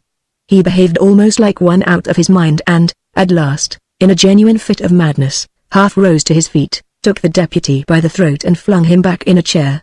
Dobrak struggled, powerless at first, while his veins swelled in his temples. But soon, with a strength far beyond the ordinary, he regained the mastery and deprived his adversary of all power of movement. Then, holding him with one hand, with the other he gave him 2 great smacks in the face. The man got up, slowly. He was livid and could hardly stand on his legs. He waited for a moment, as though to recover his self-possession. Then, with a terrifying calmness, he drew a revolver from his pocket and leveled it at Dobrak. Dobrak did not flinch. He even smiled, with a defiant air and without displaying more excitement than if he had been aimed at with a toy pistol. The man stood for perhaps 15 or 20 seconds, facing his enemy, with outstretched arm. Then, with the same deliberate slowness, revealing a self-control which was all the more impressive because it followed upon a fit of extreme excitement, he put up his revolver and, from another pocket, produced his note case. Dobrak took a step forward. The man opened the pocketbook. A sheaf of bank notes appeared in sight. Dobrak seized and counted them. They were 1,000-franc notes, and there were 30 of them. The man looked on, without a movement of revolt, without a protest. He obviously understood the futility of words. Dobrak was one of those who do not relent. Why should his visitor waste time in beseeching him or even in revenging himself upon him by uttering vain threats and insults? He had no hope of striking that unassailable enemy. Even Dobrak's death would not deliver him from Dobrak. He took his hat and went away. At 11 o'clock in the morning Victoire, on returning from her shopping, handed Lupin a note from his accomplices. He opened it and read. The man who came to see Dobrak last night is Lanneroux the deputy, leader of the independent left. A poor man, with a large family. Come, said Lupin, Dobrak is nothing more nor less than a blackmailer, but, by Jupiter, he has jolly effective ways of going to work. Events tended to confirm Lupin's supposition. 3 days later he saw another visitor hand Dobrak an important sum of money. And, 2 days after that, one came and left a pearl necklace behind him. The first was called Dacamont, a senator and ex-cabinet minister. The second was the Marquis d'Albufex, a Bonapartist deputy, formerly chief political agent in France of Prince Napoleon. The scene, in each of these cases, was very similar to Lanneroux the deputy's interview, a violent tragic scene, ending in Dobrak's victory. And so on and so forth, thought Lupin, when he received these particulars. I have been present at 4 visits. I shall know no more if there are 10, or 20, or 30. It is enough for me to learn the names of the visitors from my friends on sentry go outside. Shall I go and call on them? What for? They have no reason to confide in me. On the other hand, am I to stay on here, delayed by investigations which lead to nothing and which Victoire can continue just as well without me? He was very much perplexed. The news of the inquiry into the case of Gilbert and Voucher was becoming worse and worse. The days were slipping by, and not an hour passed without his asking himself, in anguish, whether all his efforts granting that he succeeded would not end in farcical results, absolutely foreign to the aim which he was pursuing. For, after all, supposing that he did fathom Dobrak's underhand dealings, would that give him the means of rescuing Gilbert and Voucher? That day an incident occurred which put an end to his indecision. After lunch Victoire heard snatches of a conversation which Dobrak held with someone on the telephone.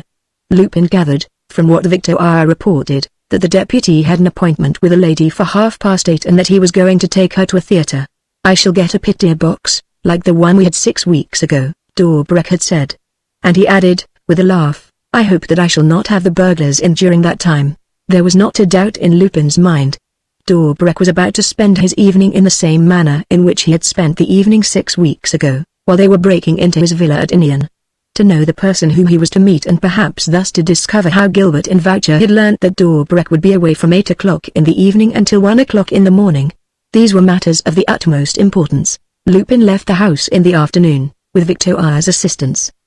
He knew through her that Dobrik was coming home for dinner earlier than usual. He went to his flat in the Rue Chateaubriand, telephoned for 3 of his friends, dressed and made himself up in his favorite character of a Russian prince, with fair hair and moustache and short-cut whiskers. The accomplices arrived in a motorcar. At that moment, Burkill, his man, brought him a telegram, addressed to M. Michel Beaumont, Rue Chateaubriand, which ran, Do not come to theatre this evening. Danger of your intervention spoiling everything. There was a flower vase on the chimney-piece beside him. Lupin took it and smashed it to pieces. That's it, he snarled. They are playing with me as I usually play with others. Same behavior. Same tricks. Only there's this difference. What difference? He hardly knew.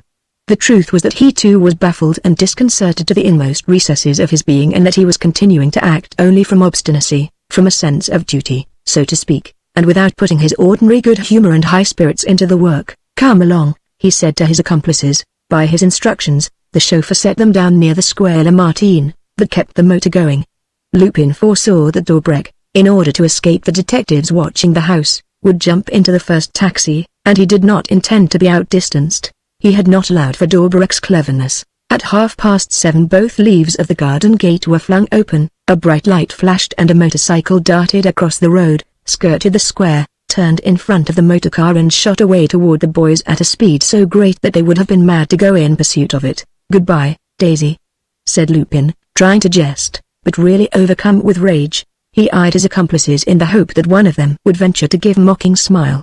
How pleased he would have been to vent his nerves on them. Let's go home, he said to his companions. He gave them some dinner, then he smoked a cigar and they set off again in the car and went the round of the theatres, beginning with those which were giving light operas and musical comedies, for which he presumed that Dobrik and his lady would have a preference. He took a stall, inspected the lower tier boxes and went away again.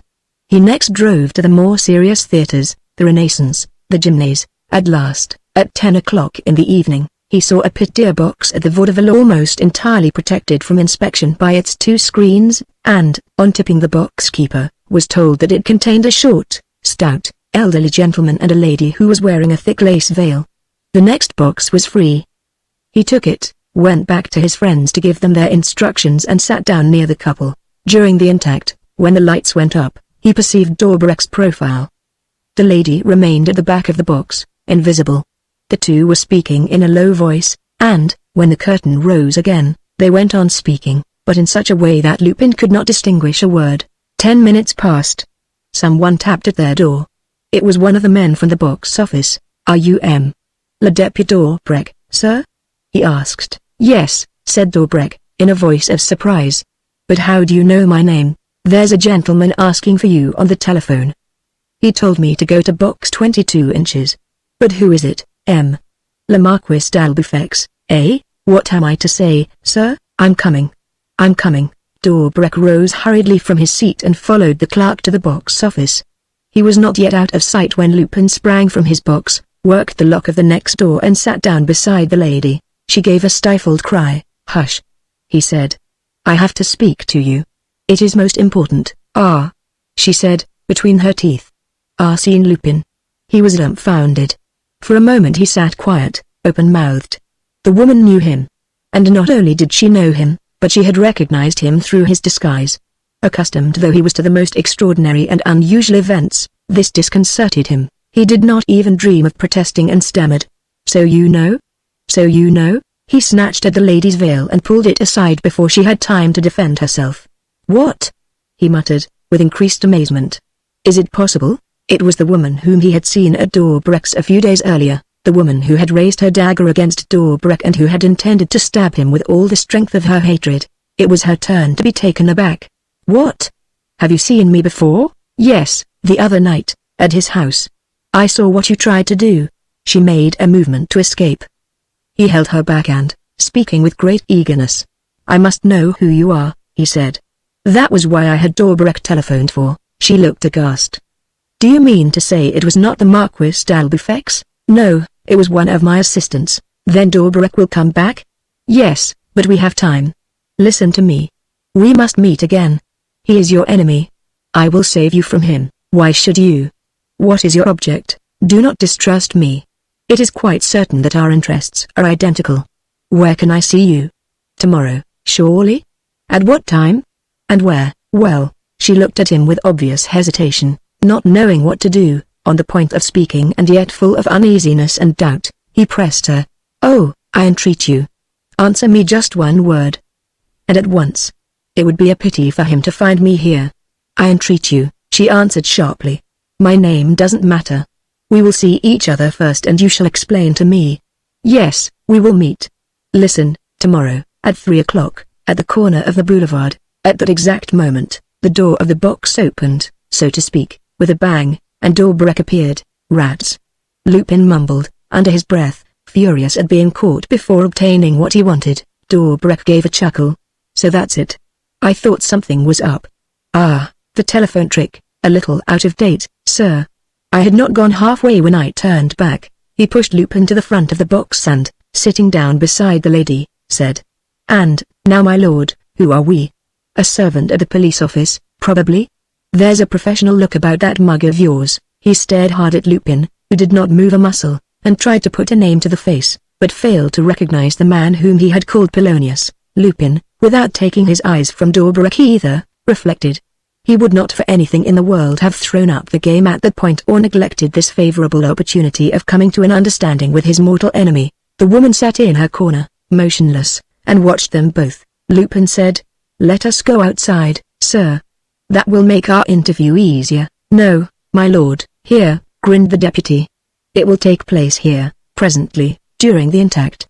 Then we shall not be disturbing anybody, but, save your breath, my man, you shan't budge." And he took Lupin by the coat collar, with the obvious intention of not letting go of him before the interval.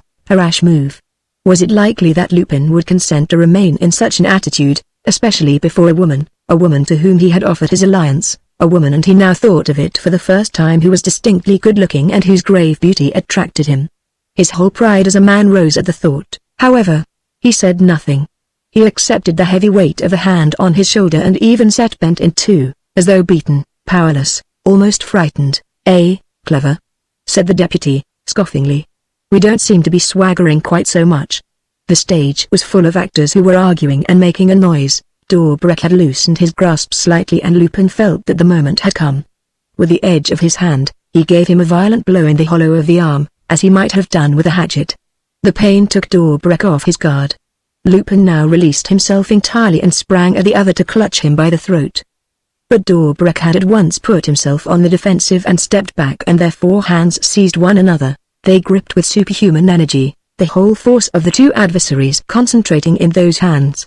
Dorbarek's were of monstrous size, and Lupin, caught in that iron vice, felt as though he were fighting not with a man, but with some terrible beast, a huge gorilla. They held each other against the door, bending low, like a pair of wrestlers groping and trying to lay hold of each other. Their bones creaked. Whichever gave way first was bound to be caught by the throat and strangled. And all this happened amid a sudden silence, for the actors on the stage were now listening to one of their number, who was speaking in a low voice. The woman stood back flat against the partition, looking at them in terror. Had she taken sides with either of them, with a single movement, the victory would at once have been decided in that one's favor. But which of them should she assist? What could Lupin represent in her eyes? A friend? An enemy? She briskly made for the front of the box, forced back the screen and, leaning forward, seemed to give a signal.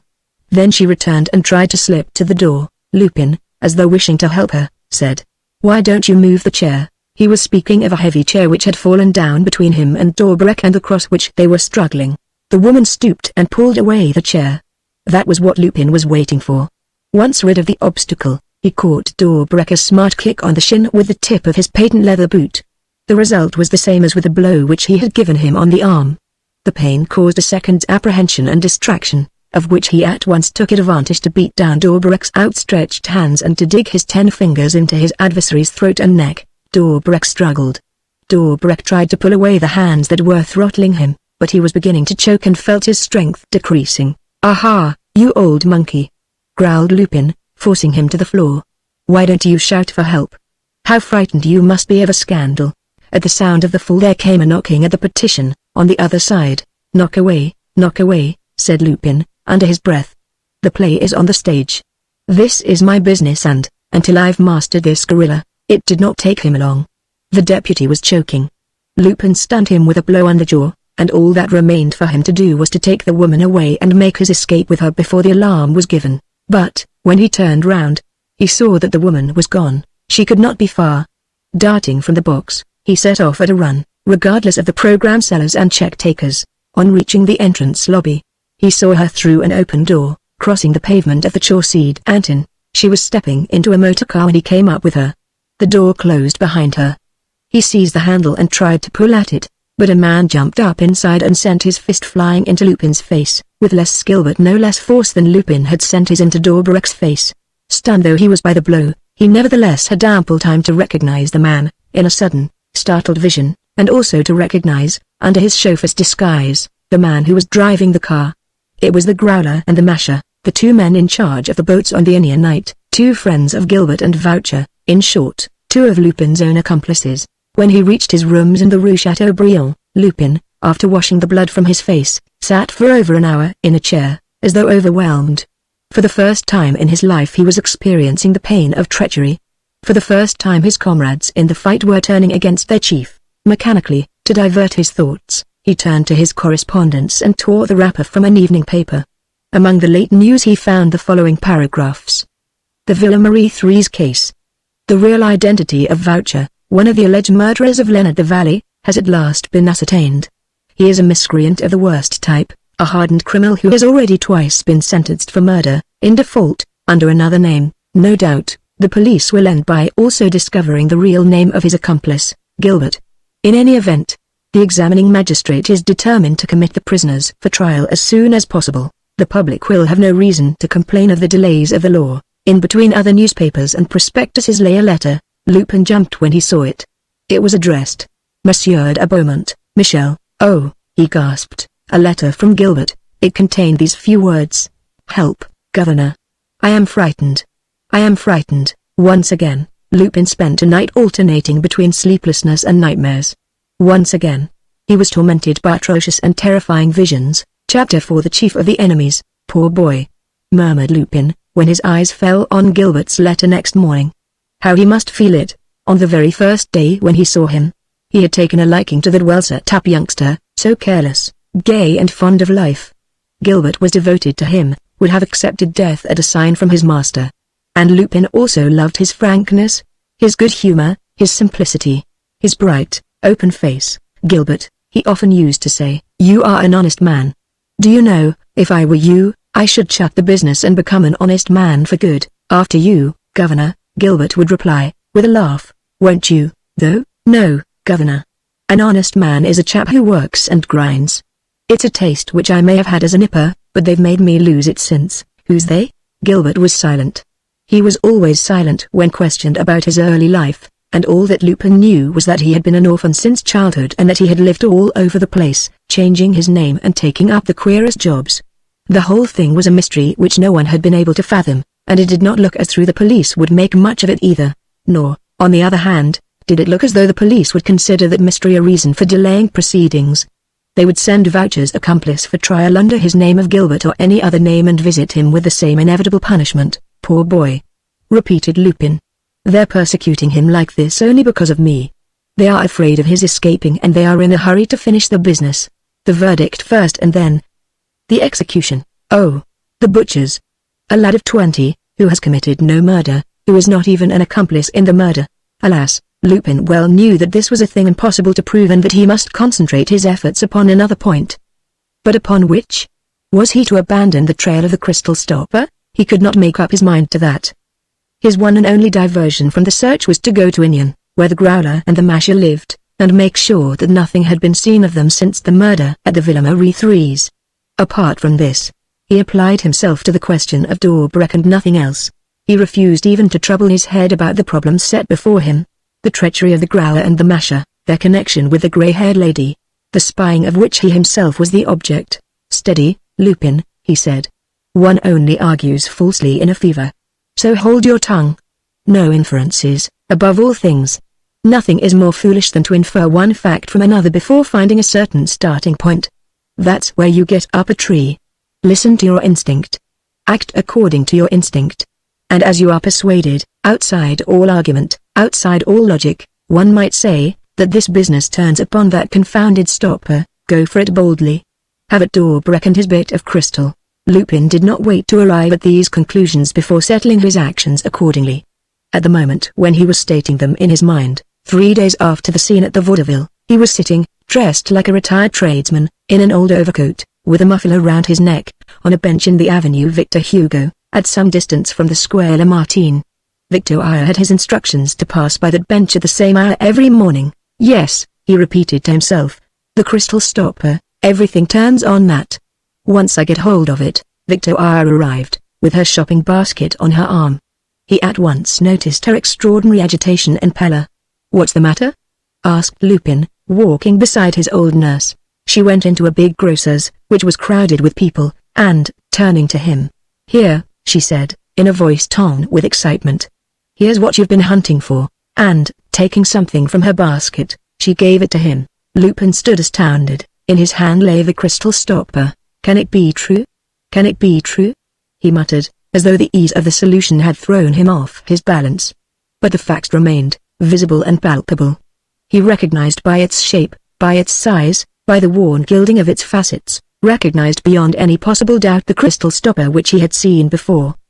He even remarked a tiny, hardly noticeable little scratch on the stem which he remembered perfectly. However, while the thing presented all the same characteristics, it possessed no other that seemed out of the way.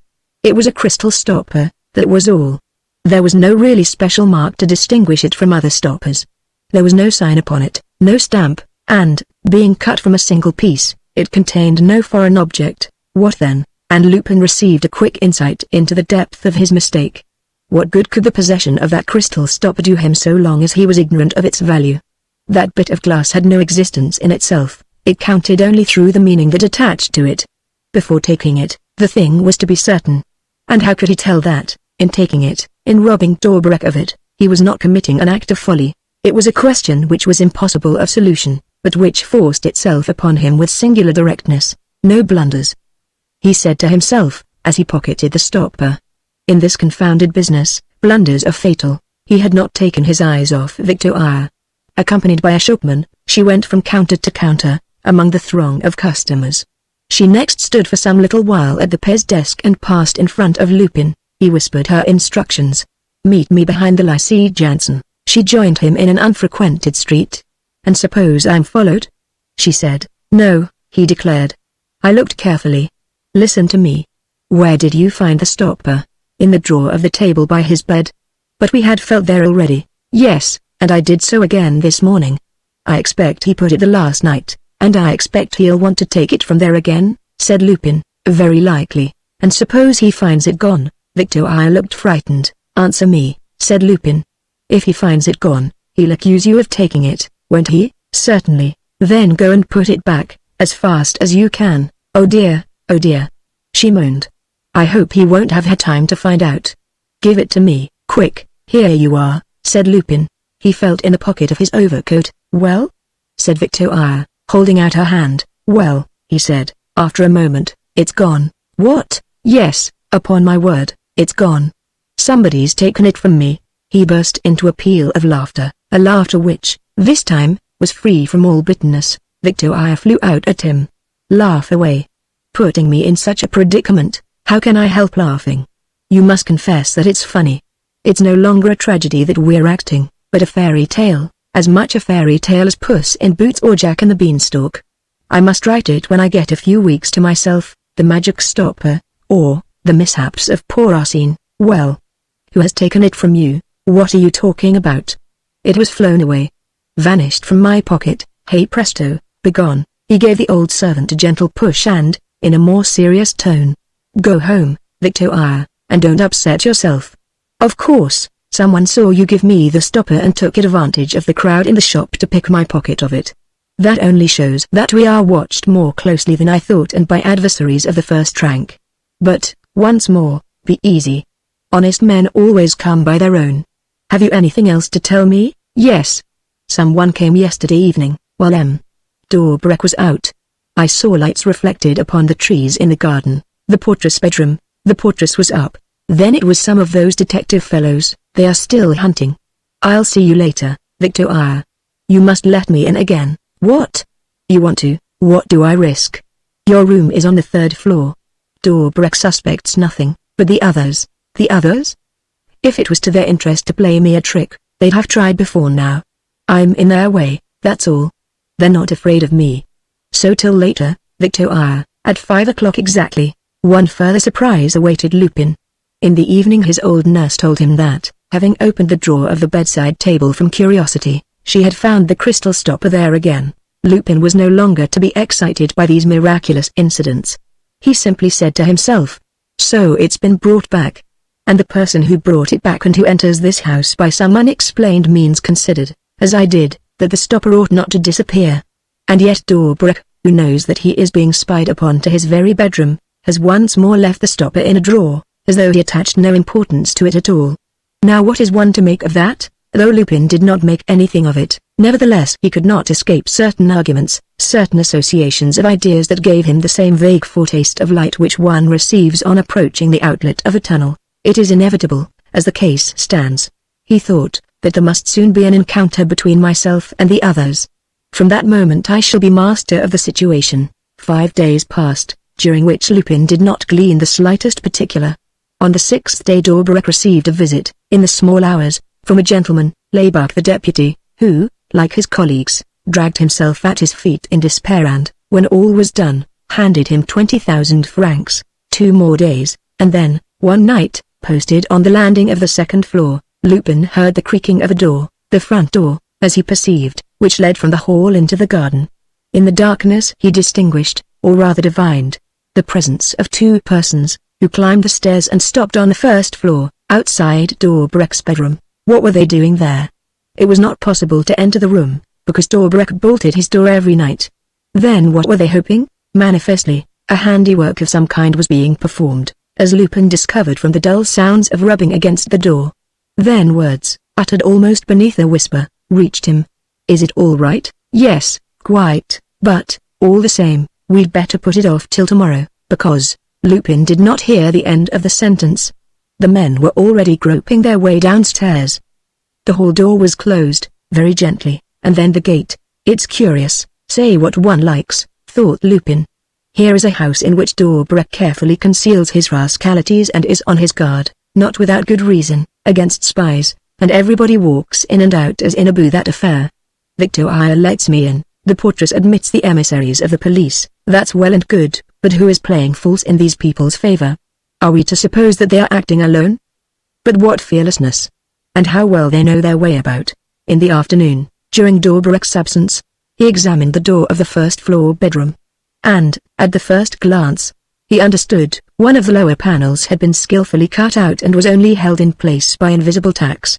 The people, therefore, who had done this work were the same who had acted at his 2 places, in the room at Agnon and the rue Chateaubriand. He also found that the work dated back to an earlier period and that, as in his case, the opening had been prepared beforehand, in anticipation of favorable circumstances or of some immediate need. The day did not seem long to Lupin. Knowledge was at hand. Not only would he discover the manner in which his adversaries employed those little openings, which were apparently unemployable, since they did not allow a person to reach the upper bolts, but he would learn who the ingenious and energetic adversaries were with whom he repeatedly and inevitably found himself confronted. One incident annoyed him. In the evening Dobrak, who had complained of feeling tired at dinner, came home at 10 o'clock and, contrary to his usual custom, pushed the bolts of the hall door. In that case, how would the others be able to carry out their plan and go to Dobrak's room? Lupin waited for an hour after Dobrak put out his light. Then he went down to the deputy's study, opened one of the windows ajar and returned to the 3rd floor and fixed his rope ladder so that, in case of need, he could reach the study without passing through the house. Lastly, he resumed his post on the 2nd floor landing. He did not have to wait long. An hour earlier than on the previous night someone tried to open the hall door. When the attempt failed, A few minutes of absolute silence followed. And Lupin was beginning to think that the men had abandoned the idea, when he gave a sudden start. Someone had passed, without the least sound to interrupt the silence. He would not have known it, so utterly were the thing's steps deadened by the stair carpet, if the baluster rail, which he himself held in his hand, had not shaken slightly. Someone was coming upstairs, and, as the ascent continued, Lupin became aware of the uncanny feeling that he heard nothing more than before. He knew, because of the rail, that a thing was coming, and he could count the number of steps climbed by noting each vibration of the rail, but no other indication gave him the dim sensation of presence which we feel in distinguishing movements which we do not see, in perceiving sounds which we do not hear. And yet a blacker darkness ought to have taken shape within the darkness, and something ought, at least, to modify the quality of the silence. No, he might well have believed that there was no one there, and Lupin, in spite of himself and against the evidence of his reason, ended by believing it, for the rail no longer moved, and he thought that he might have been the sport of an illusion, and this lasted a long time. He hesitated, not knowing what to do, not knowing what to suppose. But an odd circumstance impressed him. A clock struck 2. He recognized the chime of Dorbrecht's clock. And the chime was that of a clock from which one is not separated by the obstacle of a door. Lupin slipped down the stairs and went to the door. It was closed, but there was a space on the left, at the bottom, a space left by the removal of the little panel. He listened. Dorbrecht, at that moment, turned in his bed, and his breathing was resumed, evenly and a little stertorously. And Lupin plainly heard the sound of rumpling garments. Beyond a doubt, the thing was there, fumbling and feeling through the clothes which Dorbrecht had laid beside his bed. Now, thought Lupin, we shall learn something. But how the deuce did the beggar get in? Has he managed to draw the bolts and open the door? But, if so, why did he make the mistake of shutting it again? Not for a second a curious anomaly in a man like Lupin, an anomaly to be explained only by the uncanny feeling which the whole adventure produced in him. Not for a second did he suspect the very simple truth which was about to be revealed to him. Continuing his way down, he crouched on one of the bottom steps of the staircase, thus placing himself between the door of the bedroom and the hall door, on the road which Dorbrecht's enemy must inevitably take in order to join his accomplices. He questioned the darkness with an unspeakable anguish. He was on the point of unmasking that enemy of Dorbrecht's, who was also his own adversary. He would thwart his plans. And the booty captured from Dorbrecht he would capture in his turn, while Dorbrecht slept and while the accomplices lurking behind the hall door or outside the garden gate vainly awaited their leader's return. And that return took place. Lupin knew it by the renewed vibration of the balusters. And, once more, with every sense strained and every nerve on edge, he strove to discern the mysterious thing that was coming toward him. He suddenly realized it when only a few yards away. He himself, hidden in a still darker recess, could not be seen. And what he saw in the very vaguest manner was approaching stair by stair, with infinite precautions, holding on to each separate baluster. Whom the devil have I to do with? Said Lupin to himself, while his heart thumped inside his chest. The catastrophe was hastened. A careless movement on Lupin's part was observed by the stranger, who stopped short. Lupin was afraid lest the other should turn back and take to flight. He sprang at the adversary and was stupefied at encountering nothing but space and knocking against the stair without seizing the form which he saw. But he at once rushed forward, crossed the best part of the hall and caught up his antagonist just as he was reaching the door opening on the garden. There was a cry of fright, answered by other cries on the further side of the door. "Oh, hang it, what's this?" muttered Lupin, whose arms had closed, in the dark, round a little, tiny, trembling, whimpering thing. Suddenly understanding, he stood for a moment motionless and dismayed, at a loss what to do with his conquered prey. But the others were shouting and stamping outside the door. Thereupon, dreading lest Dorbrecht should wake up, he slipped the little thing under his jacket, against his chest, stopped the crying with his handkerchief rolled into a ball and hurried up the 3 flights of stairs. "Here," he said to Victoire, who woke with a start. "I've brought you the indomitable chief of our enemies, the Hercules of the gang. Have you a feeding bottle about you?" He put down in the easy chair a child of 6 or 7 years of age, the tiniest little fellow in a grey jersey and a knitted woolen cap, whose pale and exquisitely pretty features were streaked with the tears that streamed from the terrified eyes. "Where did you pick that up?" asked Victoire, aghast. "At the foot of the stairs, as it was coming out of Dorbrecht's bedroom," replied Lupin, feeling the jersey in the hope that the child had brought a booty of some kind from that room. Victoire was stirred to pity. "Poor little dear. Look, he's trying not to cry." "Oh," Saints above, his hands are like ice. Don't be afraid, Sonny, we shan't hurt you. The gentleman's all right. Yes, said Lupin, the gentleman's quite all right, but there's another very wicked gentleman who'll wake up if they go on making such a rumpus outside the hall door. Do you hear them, Victoire? Who is it? The satellites of our young Hercules, the indomitable leader's gang. Well? Stammered Victoire, utterly unnerved. Well, as I don't want to be caught in the trap, I shall start by clearing out. Are you coming, Hercules? He rolled the child in a blanket, so that only its head remained outside, gagged its mouth as gently as possible and made Victoire fasten it to his shoulders. See, Hercules? We're having a game. You never thought you'd find a gentleman to play pick-a-back with you at 3 o'clock in the morning. Come, whoosh, let's fly away. You don't get giddy, I hope? He stepped across the window ledge and set foot on one of the rungs of the ladder. He was in the garden in a minute. He had never ceased hearing and now heard more plainly still the blows that were being struck upon the front door. He was astounded that Dorbrek was not awakened by so violent a din. If I don't put a stop to this, they'll spoil everything, he said to himself. He stood in an angle of the house, invisible in the darkness, and measured the distance between himself and the gate. The gate was open. To his right, he saw the steps, on the top of which the people were flinging themselves about. To his left, the building occupied by the portress. The woman had come out of her lodge and was standing near the people, entreating them. Oh, do be quiet, do be quiet. He'll come, capital, said Lupin. The good woman is an accomplice of these as well. By Jingo, what a pluralist. He rushed across to her and, taking her by the scruff of the neck, hissed. Go and tell them I've got the child. They can come and fetch it at my place, Rue Chateaubriand. A little way off, in the avenue, stood a taxi which Lupin presumed to be engaged by the gang. Speaking authoritatively, as though he were one of the accomplices, he stepped into the cab and told the man to drive him home. Well, he said to the child, that wasn't much of a shake-up, was it? What do you say to going to bye-bye on the gentleman's bed? As his servant, Wakil, was asleep, Lupin made the little chap comfortable and stroked his hair for him. The child seemed numbed. His poor face was as though petrified into a stiff expression made up, at one and the same time, of fear and the wish not to show fear, of the longing to scream and a pitiful effort not to scream. Cry, my pet, cry, said Lupin. It'll do you good to cry.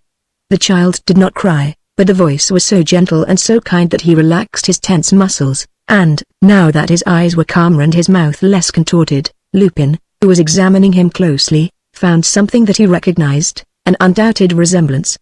This again confirmed certain facts which he suspected and which he had for some time been linking in his mind. Indeed, unless he was mistaken, the position was becoming very different and he would soon assume the direction of events. After that, a ring at the bell followed, at once, by two others, sharp ones. Hello, said Lupin to the child. Here's Mummy come to fetch you. Don't move. He ran and opened the door. A woman entered, wildly. My son. She screamed. My son. Where is he? In my room, said Lupin. Without asking more, thus proving that she knew the way, she rushed to the bedroom. As I thought, muttered Lupin. The youngish woman with the grey hair, Dorbrek's friend and enemy. He walked to the window and looked through the curtains. Two men were striding up and down the opposite pavement, the Growler and the Masher, and they're not even hiding themselves, he said to himself. That's a good sign. They consider that they can't do without me any longer and that they've got to obey the governor. There remains the pretty lady with the grey hair. That will be more difficult. It's you and I now, Mummy. He found the mother and the boy clasped in each other's arms, and the mother, in a great state of alarm, her eyes moist with tears, was saying, You're not hurt? You're sure? Oh, how frightened you must have been, my poor little Jacques. A fine little fellow, said Lupin. She did not reply. She was feeling the child's jersey, as Lupin had done, no doubt to see if he had succeeded in his nocturnal mission, and she questioned him in a whisper. No, Mummy, said the child.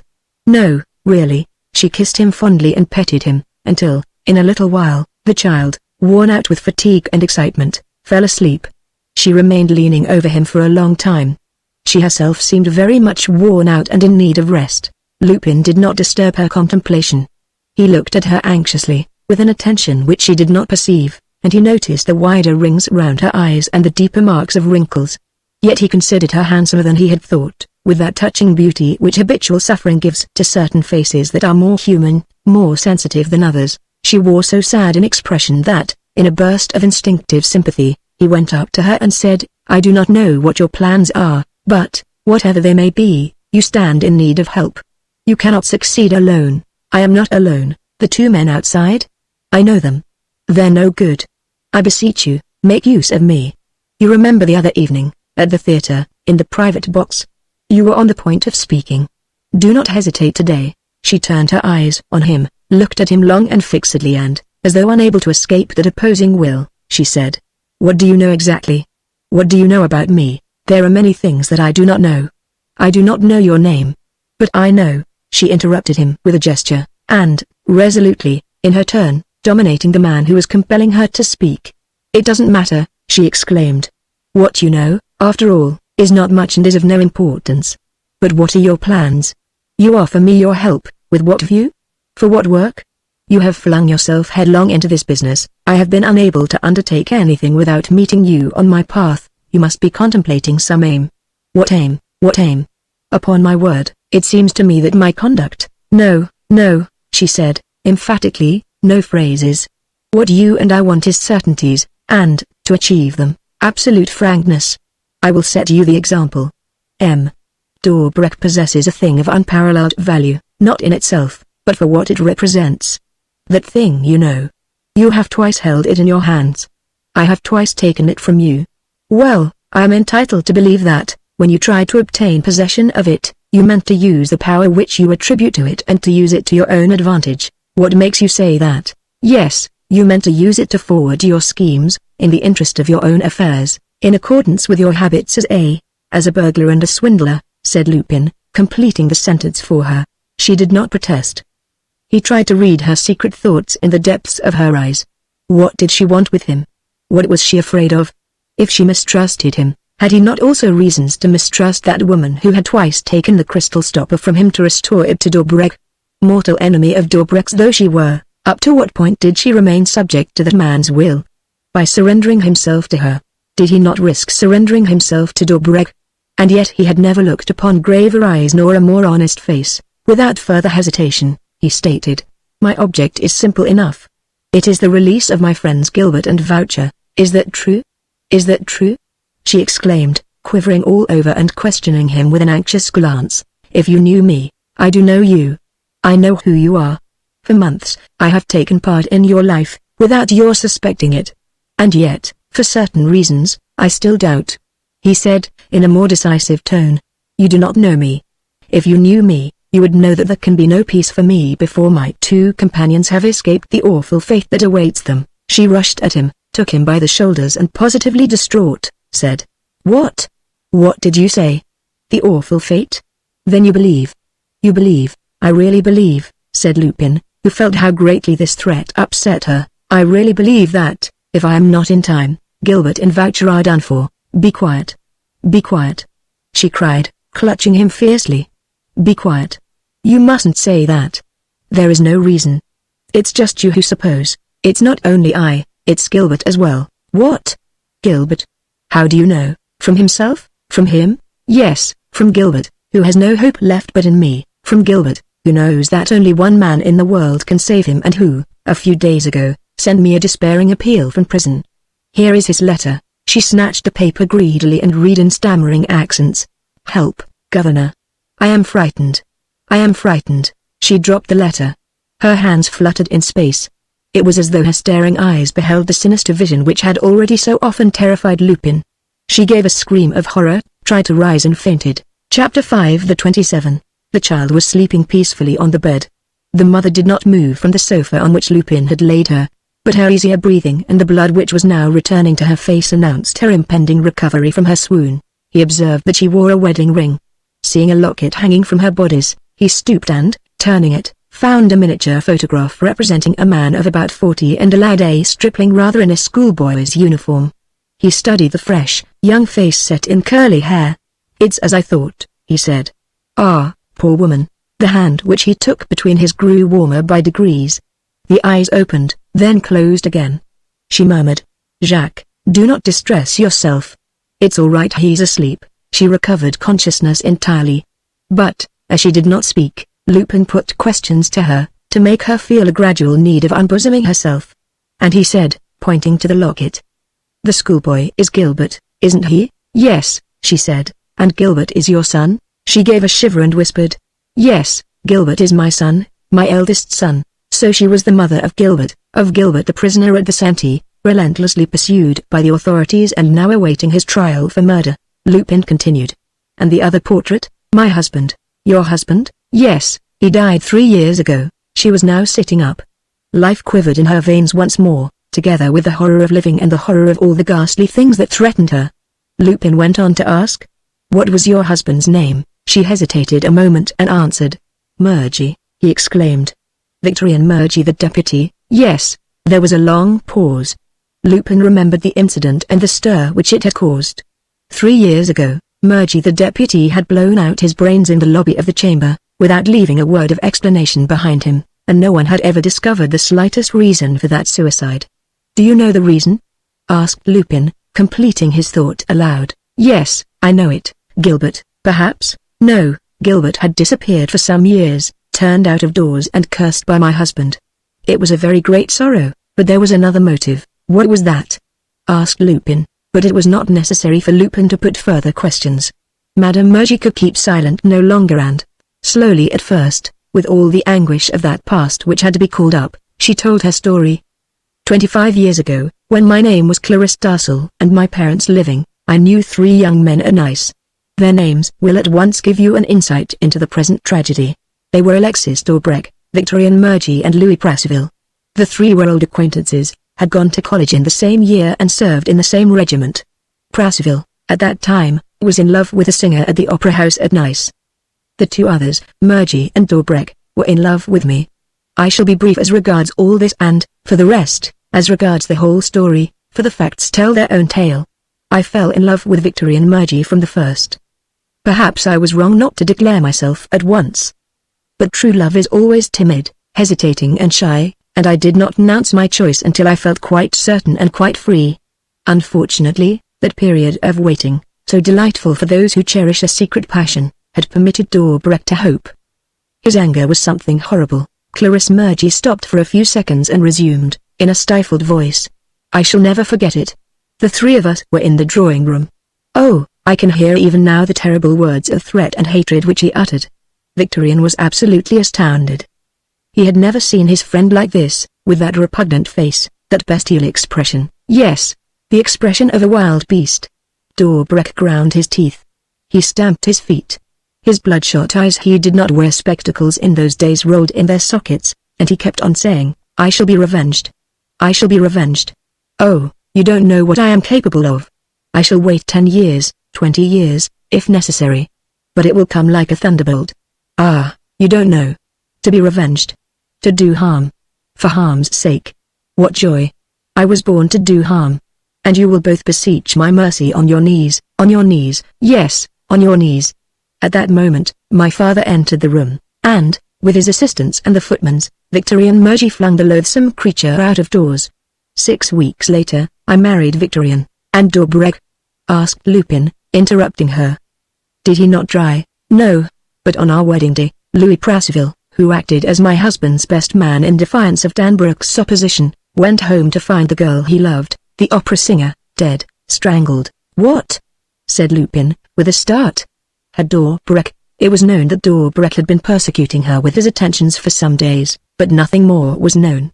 It was impossible to discover who had gone in or out during Prasville's absence. There was not a trace found of any kind, nothing, absolutely nothing. But Prasville.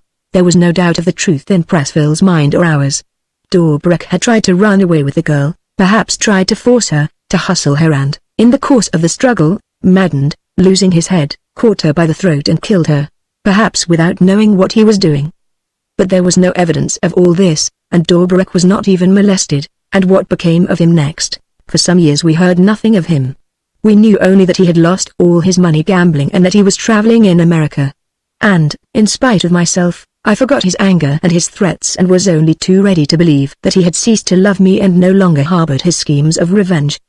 Besides, I was so happy that I did not care to think of anything but my happiness, my love, my husband's political career, the health of my son Antoine. Antoine? Yes, Antoine is Gilbert's real name. The unhappy boy has at least succeeded in concealing his identity. Lupin asked. with some hesitation. At what period did Gilbert begin? I cannot tell you exactly. Gilbert, I prefer to call him that and not to pronounce his real name. Gilbert, as a child, was what he is today, lovable, liked by everybody, charming, but lazy and unruly. When he was 15, we put him to a boarding school in one of the suburbs, with the deliberate object of not having him too much at home. After 2 years' time he was expelled from school and sent back to us. Why? Because of his conduct. The masters had discovered that he used to slip out at night and also that he would disappear for weeks at a time, while pretending to be at home with us. What used he to do? Amuse himself backing horses, spending his time in cafes and public dancing rooms. Then he had money. Yes, who gave it him? His evil genius, the man who, secretly, unknown to his parents, enticed him away from school, the man who led him astray, who corrupted him, who took him from us, who taught him to lie, to waste his substance and to steal. Dobreck, Dobreck. Clarisse Murgy put her hands together to hide the blushes on her forehead.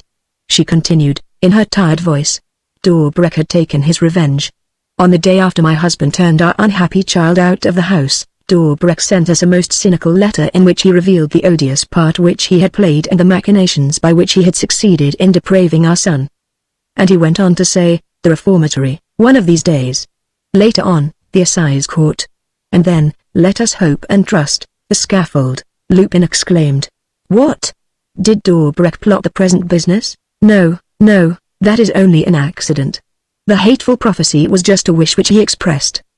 But oh, how it terrified me. I was ailing at the time, my other son, my little Jacques, had just been born. And every day we heard of some fresh misdeed of Gilbert's forgeries, swindles, so much so that we spread the news, in our immediate surroundings, of his departure for abroad, followed by his death. Life was a misery, and it became still more so when the political storm burst in which my husband was to meet his death. What do you mean? A word will be enough. My husband's name was on the list of the 27. Ah, the veil was suddenly lifted from Lupin's eyes and he saw, as in a flash of lightning, a whole legion of things which, until then, had been hidden in the darkness. Clarisse Murgy continued, in a firm voice. Yes, his name was on it, but by mistake, by a piece of incredible ill luck of which he was the victim. It is true that the Victorien Murgy was a member of the committee appointed to consider the question of the Two Seas Canal. It is true that he voted with the members who were in favor of the company's scheme. He was even paid. Yes, I tell you so plainly, and I will mention the sum. He was paid 15,000 francs.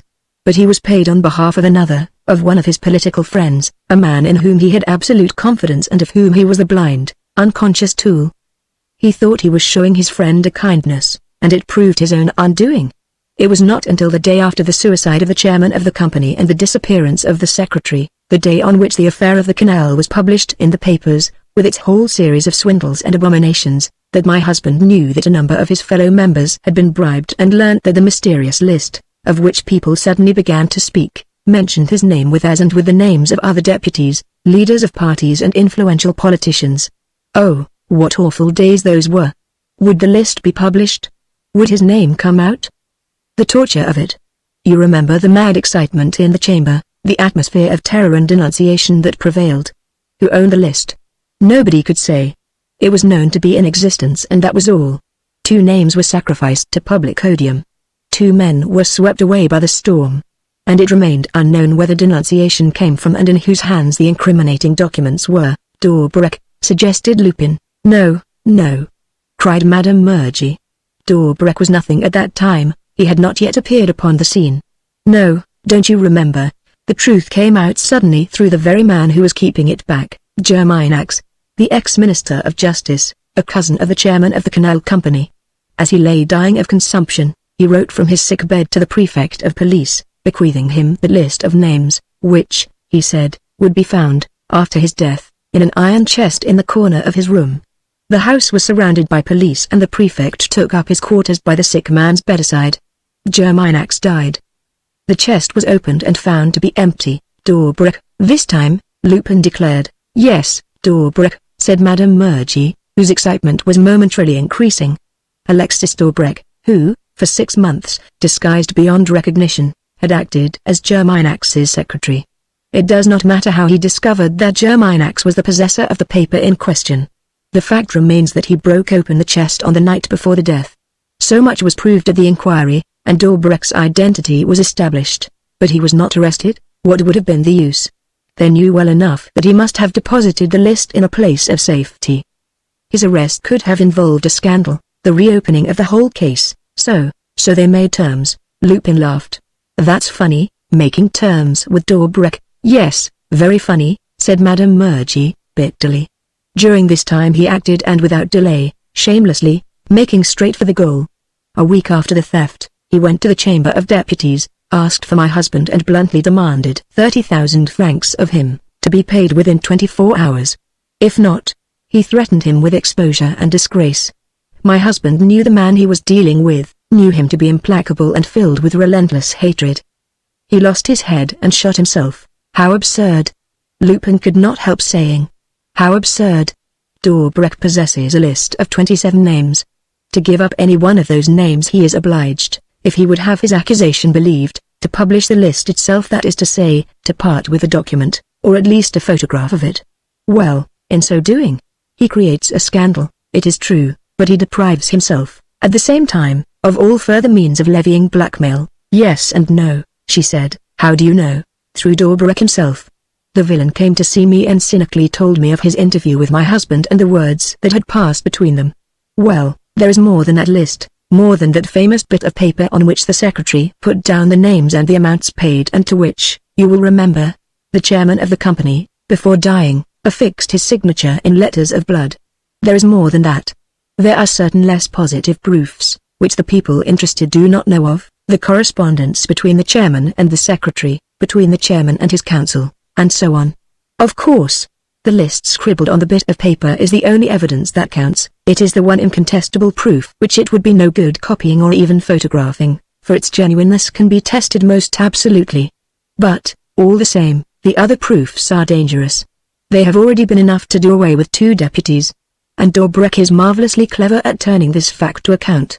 He selects his victim, frightens him out of his senses, points out to him the inevitable scandal, and the victim pays the required sum. Or else he kills himself, as my husband did. Do you understand now? Yes, said Lupin. And, in the silence that followed, he drew a mental picture of Dobrek's life. He saw him the owner of that list, using his power, gradually emerging from the shadow, lavishly squandering the money which he extorted from his victims, securing his election as a district councillor and deputy, holding sway by dint of threats and terror, unpunished, invulnerable, unattackable, feared by the government, which would rather submit to his orders than declare war upon him, respected by the judicial authorities, so powerful, in a word, that Prasville had been appointed Secretary General of Police, over the heads of all who had prior claims, for the sole reason that he hated Dobrek with a personal hatred. And you saw him again? He asked. I saw him again. I had to. My husband was dead, but his honor remained untouched. Nobody suspected the truth. In order at least to defend the name which he left me, I accepted my first interview with Dobrek. Your first? Yes, for there have been others, many others, she said, in a strained voice. Yes, many others. At the theater. Or in the evening, at an inn. Or else in Paris, at night. For I was ashamed to meet that man and I did not want people to know it. But it was necessary. A duty more imperative than any other commanded it. The duty of avenging my husband. She bent over Lupin and, eagerly.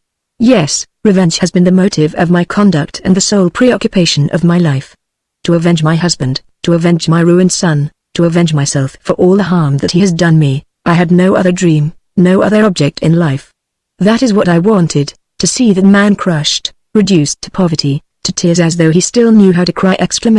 Sobbing in the throes of despair. You wanted his death, said Lupin, remembering the scene between them in Dobrek's study. No, not his death. I have often thought of it, I have even raised my arm to strike him. But what would have been the good? He must have taken his precautions. The paper would remain. And then there is no revenge in killing a man. My hatred went further than that. It demanded his ruin, his downfall, and, to achieve that, there was but one way, to cut his claws. Dobrek, deprived of the document that gives him his immense power, ceases to exist. It means immediate bankruptcy and disaster. Under the most wretched conditions. That is what I have sought. But Dobrek must have been aware of your intentions, certainly. And, I assure you, those were strange meetings of ours, I watching him closely, trying to guess his secret behind his actions and his words, and he He, said Lupin, finishing Clarisse's thought, lying in wait for the prey which he desires. For the woman whom he has never ceased to love. Whom he loves. And whom he covets with all his might and with all his furious passion. She lowered her head and said, simply, yes. A strange duel indeed was that which brought face to face those two beings separated by so many implacable things. How unbridled must D'Orbrecq's passion be for him to risk that perpetual threat of death and to introduce to the privacy of his house this woman whose life he had shattered. But also how absolutely safe he must feel himself. And your search ended. How? Asked Lupin. My search, she replied, long remained without fruit. You know the methods of investigation which you have followed and which the police have followed on their side. Well, I myself employed them, years before either of you did, and in vain. I was beginning to despair. Then, one day, when I had gone to see D'Orbrecq in his villa at Inian, I picked up under his writing table a letter which he had begun to write, crumpled up and thrown into the waste paper basket. It consisted of a few lines in bad English, and I was able to read this, empty the crystal within, so as to leave a void which it is impossible to suspect. Perhaps I should not have attached to this sentence all the importance which it deserved, if D'Orbrecq, who was out in the garden, had not come running in and begun to turn out the waste paper basket, with an eagerness which was very significant. He gave me a suspicious look. There was a letter there, he said. I pretended not to understand. He did not insist, but his agitation did not escape me, and I continued my quest in this direction. A month later, I discovered, among the ashes in the drawing-room fireplace, the torn half of an English invoice. I gathered that a Stridge glassblower, of the name of John Howard, had supplied D'Orbrecq with a crystal bottle made after a model.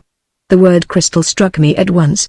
I went to Stridge, got round the foreman of the glassworks and learned that the stopper of this bottle had been hollowed out inside, in accordance with the instruction in the order, so as to leave a cavity, the existence of which would escape observation. Lupin nodded his head. The thing tallies beyond a doubt. Nevertheless, it did not seem to me, that, even under the gilt layer, and then the hiding place would be very tiny, but large enough, she said. On my return from England, I went to the police office to see Prasville, whose friendship for me had remained unchanged. I did not hesitate to tell him, first, the reasons which had driven my husband to suicide and, secondly, the object of revenge which I was pursuing. When I informed him of my discoveries, he jumped for joy, and I felt that his hatred for D'Orbrecq was as strong as ever. I learned from him that the list was written on a slip of exceedingly thin foreign post paper, which, when rolled up into a sort of pellet, would easily fit into an exceedingly limited space. Neither he nor I had the least hesitation. We knew the hiding place. We agreed to act independently of each other, while continuing to correspond in secret. I put him in touch with Clemence, the portress in the Square Lamartine, who was entirely devoted to me, but less so to Prasville, said Lupin, for I can prove that she betrays him. Now perhaps, but not at the start, and the police searches were numerous. It was at that time, 10 months ago, that Gilbert came into my life again. A mother never loses her love for her son, whatever he may do, whatever he may have done. And then Gilbert has such a way with him. Well, you know him. He cried, kissed my little Jacques, his brother, and I forgave him. She stopped and, weary-voiced, with her eyes fixed on the floor, continued. Would to heaven that I had not forgiven him. Ah, if that hour could but return, how readily I should find the horrible courage to turn him away. My poor child. It was I who ruined him. And, pensively, I should have had that or any sort of courage, if he had been as I pictured him to myself and as he himself told me that he had long been, bearing the marks of vice and dissipation, coarse, deteriorated, but, though he was utterly changed in appearance, so much so that I could hardly recognize him, there was, from the point of view of how shall I put it from the moral point of view, an undoubted improvement. You had helped him, lifted him, and, though his mode of life was hateful to me, nevertheless he retained a certain self-respect. A sort of underlying decency that showed itself on the surface once more. He was gay, careless, happy. And he used to talk of you with such affection. She picked her words, betraying her embarrassment, not daring, in Lupin's presence, to condemn the line of life which Gilbert had selected and yet unable to speak in favor of it. What happened next? Asked Lupin. I saw him very often. He would come to me by stealth, or else I went to him and we would go for walks in the country. In this way, I was gradually induced to tell him our story, of his father's suicide and the object which I was pursuing. He at once took fire. He too wanted to avenge his father and, by stealing the crystal stopper, to avenge himself on Dobrak for the harm which he had done him. His first idea, from which, I'm bound to tell you, he never swerved, was to arrange with you. Well, then, cried Lupin, he ought to have. Yes, I know. And I was of the same opinion. Unfortunately, my poor Gilbert, you know how weak he is! Was under the influence of one of his comrades. Voucher? Yes, Voucher, a saturnine spirit, full of bitterness and envy. An ambitious, unscrupulous, gloomy, crafty man, who had acquired a great empire over my son. Gilbert made the mistake of confiding in him and asking his advice. That was the origin of all the mischief. Voucher convinced him and convinced me as well that it would be better if we acted by ourselves. He studied the business, took the lead and finally organized the Indian expedition and, under your direction, the burglary at the Villa Marie Threes, which Prasville and his detectives had been unable to search thoroughly, because of the active watch maintained by Leonard the Valet. It was a mad scheme. We ought either to have trusted in your experience entirely, or else to have left you out altogether, taking the risk of fatal mistakes and dangerous hesitations. But we could not help ourselves. Voucher ruled us. I agreed to meet Dobrak at the theater. During this time the thing took place. When I came home, at 12 o'clock at night, I heard the terrible result: Leonard murdered, my son arrested. I at once received an intuition of the future. Dobrak's appalling prophecy was being realized. It meant trial and sentence. And this through my fault, through the fault of me, the mother, who had driven my son toward the abyss from which nothing could extricate him now. Clarisse wrung her hands and shivered from head to foot. What suffering can compare with that of a mother trembling from the head of her son? Stirred with pity, Lupin said, "We shall save him. Of that there is not the shadow of a doubt. But, it is necessary that I should know all the details. Finish your story, please. How did you know, on the same night, what had happened at Inian?" She mastered herself and, with a face wrung with fevered anguish, replied. "Through two of your accomplices, or rather two accomplices of Voucher, to whom they were wholly devoted and who had chosen them to row the boats, the two men outside, the Growler and the Masher." "Yes. On your return from the villa, when you landed after being pursued on the lake by the commissary of police, you said a few words to them, by way of explanation, as you went to your car. Mad with fright, they rushed to my place, where they had been before, and told me the hideous news. Gilbert was in prison. Oh, what an awful night. What was I to do? Look for you? Certainly, and implore your assistance. But where was I to find you? It was then that the two whom you call the Growler and the Masher, driven into a corner by circumstances, decided to tell me of the part played by Voucher, his ambitions, his plan, which had long been ripening, to get rid of me, I suppose?" said Lupin, with a grin. "Yes. As Gilbert possessed your complete confidence, Voucher watched him and, in this way, got to know all the places which you live at. A few days more and, owning the crystal stopper, holding the list of the 27, inheriting all Dobrak's power, he would have delivered you to the police, without compromising a single member of your gang, which he looked upon as thenceforth his." "The ass!" muttered Lupin. "A muddler like that." And he added, "So the panels of the doors were cut out by his instructions, in anticipation of the contest on which he was embarking against you and against Dobrak, at whose house he did the same thing. He had under his orders a sort of acrobat, an extraordinarily thin dwarf, who was able to wriggle through those apertures and who thus detected all your correspondence and all your secrets. That is what his two friends revealed to me.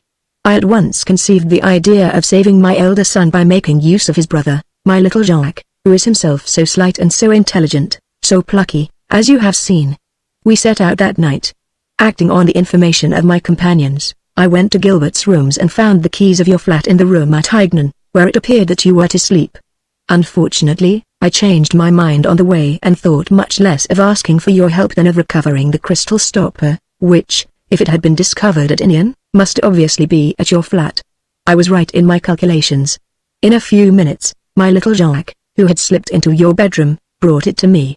I went away quivering with hope. Mistress in my turn of the talisman, keeping it to myself, without telling Prasville, I had absolute power over Dobrak. I could make him do all that I wanted.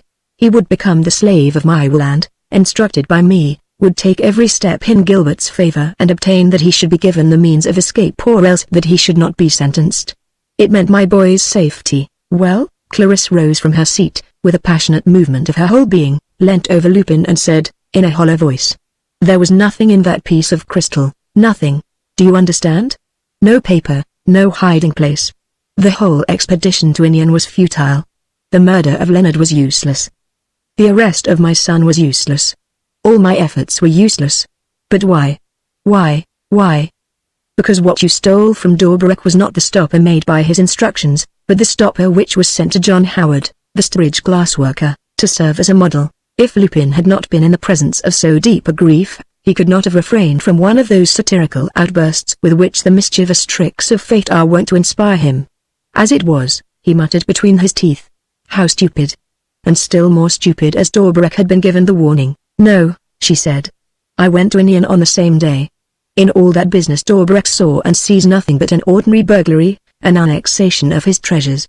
The fact that you took part in it put him off the scent. Still, the disappearance of the stopper, to begin with, the thing can have had but a secondary importance for him, as it is only the model. How do you know? There is a scratch at the bottom of the stem, and I have made inquiries in England since. Very well, but why did the key of the cupboard from which it was stolen never leave the manservant's possession? And why, in the second place, was it found afterward in the drawer of a table in Dorbarek's house in Paris? Of course, Dorbarek takes care of it and clings to it in the way in which one clings to the model of any valuable thing. And that is why I replaced the stopper in the cupboard before its absence was noticed.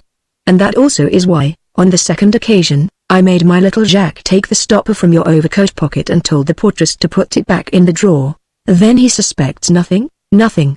He knows that the list is being looked for, but he does not know that Prasville and I are aware of the thing in which he hides it. Lupin had risen from his seat and was walking up and down the room, thinking. Then he stood still beside Clarisse and asked. When all is said, since the Inian incident, you have not advanced a single step, not one. I have acted from day to day, led by those two men or leading them, without any definite plan, or, at least, he said, without any other plan than that of getting the list of the 27 from Dorbarek. Yes, but how? Besides, your tactics made things more difficult for me. It did not take us long to recognize your old servant Victoire and Dorbarek's new cook and to discover, from what the portress told us, that Victoire was putting you up in the room, and I was afraid of your schemes. It was you, was it not, who wrote to me to retire from the contest? Yes. You also asked me not to go to the theatre on the vaudeville night? Yes. The portress caught Victoire listening to Dorbarek's conversation with me on the telephone, and the masher, who was watching the house, saw you go out. I suspected, therefore, that you would follow Dorbarek that evening, and the woman who came here, late one afternoon, was myself. I felt disheartened and wanted to see you. And you intercepted Gilbert's letter? Yes, I recognized his writing on the envelope. But your little Jacques was not with you? No, he was outside, in a motorcar, with the masher, who lifted him up to me through the drawing-room window, and he slipped into your bedroom through the opening in the panel. What was in the letter? As ill luck would have it, reproaches. Gilbert accused you of forsaking him, of taking over the business on your own account. In short, it confirmed me in my distrust, and I ran away. Lupin shrugged his shoulders with irritation. What a shocking waste of time. And what a fatality that we were not able to come to an understanding earlier. You and I have been playing at hide-and-seek, laying absurd traps for each other, while the days were passing, precious days beyond repair. You see, she said, shivering, you two are afraid of the future. No, I am not afraid, cried Lupin. But I am thinking of all the useful work that we could have done by this time, if we had united our efforts. I am thinking of all the mistakes and all the acts of imprudence which we should have been saved, if we had been working together. I am thinking that your attempt tonight to search the clothes which Dorbarek was wearing was as vain as the others, and that, at this moment, thanks to our foolish duel, thanks to the din which we raised in his house, Dorbarek is warned and will be more on his guard than ever. Clarisse Murgy shook her head. No, I don't think that. The noise will not have roused him, for we postponed the attempt for 24 hours so that the portress might put a narcotic in his wine. And she added, slowly, and then, you see, nothing can make Dorbarek be more on his guard than he is already. His life is nothing but one mass of precautions against danger. He leaves nothing to chance. Besides, has he not all the trumps in his hand? Lupin went up to her and asked. What do you mean to convey? According to you, is there nothing to hope for on that side? Is there not a single means of attaining our end? Yes, she murmured, there is one only. He noticed her pallor before she had time to hide her face between her hands again. And again a feverish shiver shook her frame. He seemed to understand the reason of her dismay, and, bending toward her, touched by her grief. Please, he said, please answer me openly and frankly. It's for Gilbert's sake, is it not? Though the police, fortunately, have not been able to solve the riddle of his past, though the real name of Voucher's accomplice has not leaked out, there is one man, at least, who knows it, isn't that so? Dobrak has recognized your son Antoine, through the alias of Gilbert, has he not? Yes, yes. And he promises to save him, doesn't he? He offers you his freedom, his release, his escape, his life. That was what he offered you, was it not, on the night in his study, when you tried to stab him? Yes. Yes. That was it. And he makes one condition, does he not? An abominable condition, such as would suggest itself to a wretch like that? I am right, am I not? Clarisse did not reply. She seemed exhausted by her protracted struggle with a man who was gaining ground daily and against whom it was impossible for her to fight. Lupin saw in her the prey conquered in advance, delivered to the victor's whim. Clarisse Murgy, the loving wife of that Murgy whom Dobrak had really murdered. The terrified mother of that Gilbert whom Dobrak had led astray. Clarisse Murgy, to save her son from the scaffold, must, come what may and however ignominious the position, yield to Dobrak's wishes. She would be the mistress, the wife, the obedient slave of Dobrak, of that monster with the appearance and the ways of a wild beast, that unspeakable person of whom Lupin could not think without revulsion and disgust. Sitting down beside her, gently, with gestures of pity, he made her lift her head and, with his eyes on hers, said, "Listen to me. I swear that I will save your son, I swear it. Your son shall not die. Do you understand? There is not a power on earth that can allow your son's head to be touched as long as I am alive. I believe you. I trust your word, do. It is the word of a man who does not know defeat. I shall succeed. Only, I entreat you to make me an irrevocable promise." "What is that?" "You must not see Dobrak again, I swear it. You must put from your mind any idea, any fear, however obscure, of an understanding between yourself and him. Of any sort of bargain, I swear it." She looked at him with an expression of absolute security and reliance, and he, under her gaze, felt the joy of devotion and an ardent longing to restore that woman's happiness, or, at least, to give her the peace and oblivion that heal the worst wounds. "Come," he said, in a cheerful tone, rising from his chair, "all will yet be well. We have 2 months, 3 months before us. It is more than I need. On condition, of course, that I am unhampered in my movements. And, for that, you will have to withdraw from the contest, you know." "How do you mean?" "Yes, you must disappear for a time, go and live in the country. Have you no pity for your little Jacques? This sort of thing would end by shattering the poor little man's nerves. And he has certainly earned his rest, haven't you, Hercules?"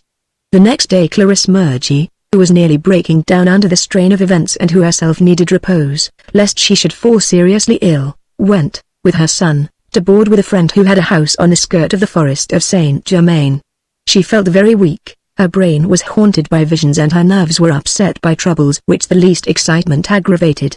She lived there for some days in a state of physical and mental inertia, thinking of nothing and forbidden to see the papers. One afternoon, while Lupin, changing his tactics, was working out a scheme for kidnapping and confining Dobrak, while the Growler and the Masher, whom he had promised to forgive if he succeeded, were watching the enemy's movements, while the newspapers were announcing the forthcoming trial for murder of Arsène Lupin's 2 accomplices, one afternoon, at 4 o'clock, the telephone bell rang suddenly in the flat in the Rue Chateaubriand. Lupin took down the receiver. "Hello," a woman's voice, a breathless voice, said. "M. Michel Beaumont? You are speaking to him." "Madame. To whom have I the honor?" "Quick, monsieur, come at once, Madame Murgy has taken poison." Lupin did not wait to hear details. He rushed out, sprang into his motor car and drove to Saint-Germain. Clarisse's friend was waiting for him at the door of the bedroom. "Dead?" he asked. "No," she replied, "she did not take sufficient. The doctor has just gone. He says she will get over it." "And why did she make the attempt?" "Her son Jacques has disappeared." "Carried off?" "Yes, he was playing just inside the forest. A motor car was seen pulling up. Then there were screams. Clarisse tried to run, but her strength failed and she fell to the ground, moaning, 'It's he. It's that man. All is lost.' She looked like a mad woman. Suddenly, she put the little bottle to her lips and swallowed the contents. What happened next? My husband and I carried her to her room. She was in great pain. How did you know my address, my name?" From herself, while the doctor was attending to her. "Then I telephoned to you." "Has anyone else been told?" "No, nobody. I know that Clarisse has had terrible things to bear, and that she prefers not to be talked about." "Can I see her?" She is asleep just now. And the doctor has forbidden all excitement. Is the doctor anxious about her? He is afraid of a fit of fever, any nervous strain, an attack of some kind which might cause her to make a fresh attempt on her life. And that would be, what is needed to avoid it, a week or a fortnight of absolute quiet, which is impossible as long as her little Jacques. Lupin interrupted her. You think that, if she got her son back, oh, certainly, there would be nothing more to fear. You're sure? You're sure? Yes, of course you are. Well, when Madame Murgy wakes, tell her from me that I will bring her back her son this evening, before midnight. This evening, before midnight, it's a solemn promise. With these words, Lupin hurried out of the house and, stepping into his car, shouted to the driver, Go to Paris, Square Lamartine, Dorbrec the deputies. Chapter 6 The Death Sentence. Lupin's motorcar was not only an office, a writing room furnished with books, stationery, pens and ink, but also a regular actor's dressing room, containing a complete makeup box, a trunk filled with every variety of wearing apparel, another crammed with properties, umbrellas, walking sticks, scarves, eyeglasses and so on. In short, a complete set of paraphernalia which enabled him to alter his appearance from top to toe in the course of a drive. The man who rang at Dorbrec the deputy's gate, at 6 o'clock that evening, was a stout, elderly gentleman, in a black frock coat, a bowler hat, spectacles and whiskers. The portress took him to the front door of the house and rang the bell. Victoire appeared. Lupin asked, Can M. Dorbrec see Dr. Vernies? M. Dorbrec is in his bedroom, and it is rather late. Give him my card, please. He wrote the words, from Murgy, in the margin and added, There, he is sure to see me, but... Victoire began, Oh, drop your butts, old dear, do as I say, and don't make such a fuss about it. She was utterly taken aback and stammered, You? Is it you? No, it's Louis XIV. And, pushing her into a corner of the hall, Listen. The moment I'm done with him, go up to your room, put your things together anyhow and clear out. What? Do as I tell you. You'll find my car waiting down the avenue. Come, stir your stumps. Announce me. I'll wait in the study, but it's dark in there. Turn on the light. She switched on the electric light and left Lupin alone. It's here, he reflected, as he took a seat. It's here that the crystal stopper buys? Unless Dorbrec always keeps it by him. But no, when people have a good hiding place, they make use of it. And this is a capital one, for none of us. So far, concentrating all his attention, he examined the objects in the room, and he remembered the note which Dorbrec wrote to Brasseville. Within reach of your hand, my dear Brasseville. You touched it. A little more and the trick was done. Nothing seemed to have moved since that day. The same things were lying about on the desk, books, account books, a bottle of ink, a stamp box, pipes, tobacco, things that had been searched and probed over and over again. The bounder, thought Lupin. He's organized his business jolly cleverly. It's all dovetailed like a well-made play. In his heart of hearts, though he knew exactly what he had come to do and how he meant to act, Lupin was thoroughly aware of the danger and uncertainty attending his visit to so powerful an adversary. It was quite within the bounds of possibility that Dorbrec, armed as he was, would remain master of the field and that the conversation would take an absolutely different turn from that which Lupin anticipated, and this prospect angered him somewhat. He drew himself up, as he heard a sound of footsteps approaching. Dorbrec entered. He entered without a word, made a sign to Lupin, who had risen from his chair, to resume his seat and himself sat down at the writing desk. Glancing at the card which he held in his hand. Dr. Vernies? Yes, Monsieur le Depute, Dr. Vernies, of Saint-Germain, and I see that you come from Murgy. A patient of yours? A recent patient. I did not know her until I was called in to see her, the other day, in particularly tragic circumstances. Is she ill? Murgy has taken poison. What? Dorbrec gave a start and he continued, without concealing his distress. What's that you say? Poison. Is she dead?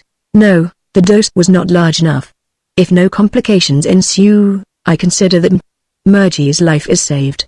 Dorbrec said nothing and sat silent, with his head turned to Lupin. Is he looking at me?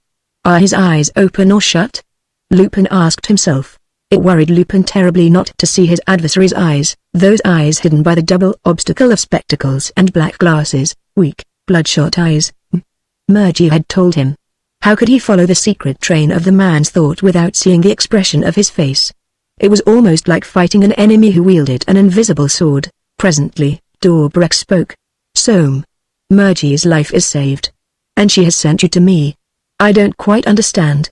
I hardly know the lady. Now for the ticklish moment, thought Lupin. Have at him, and, in a genial, good-natured and rather shy tone, he said. No, Monsieur le Depute, there are cases in which a doctor's duty becomes very complex. Very puzzling.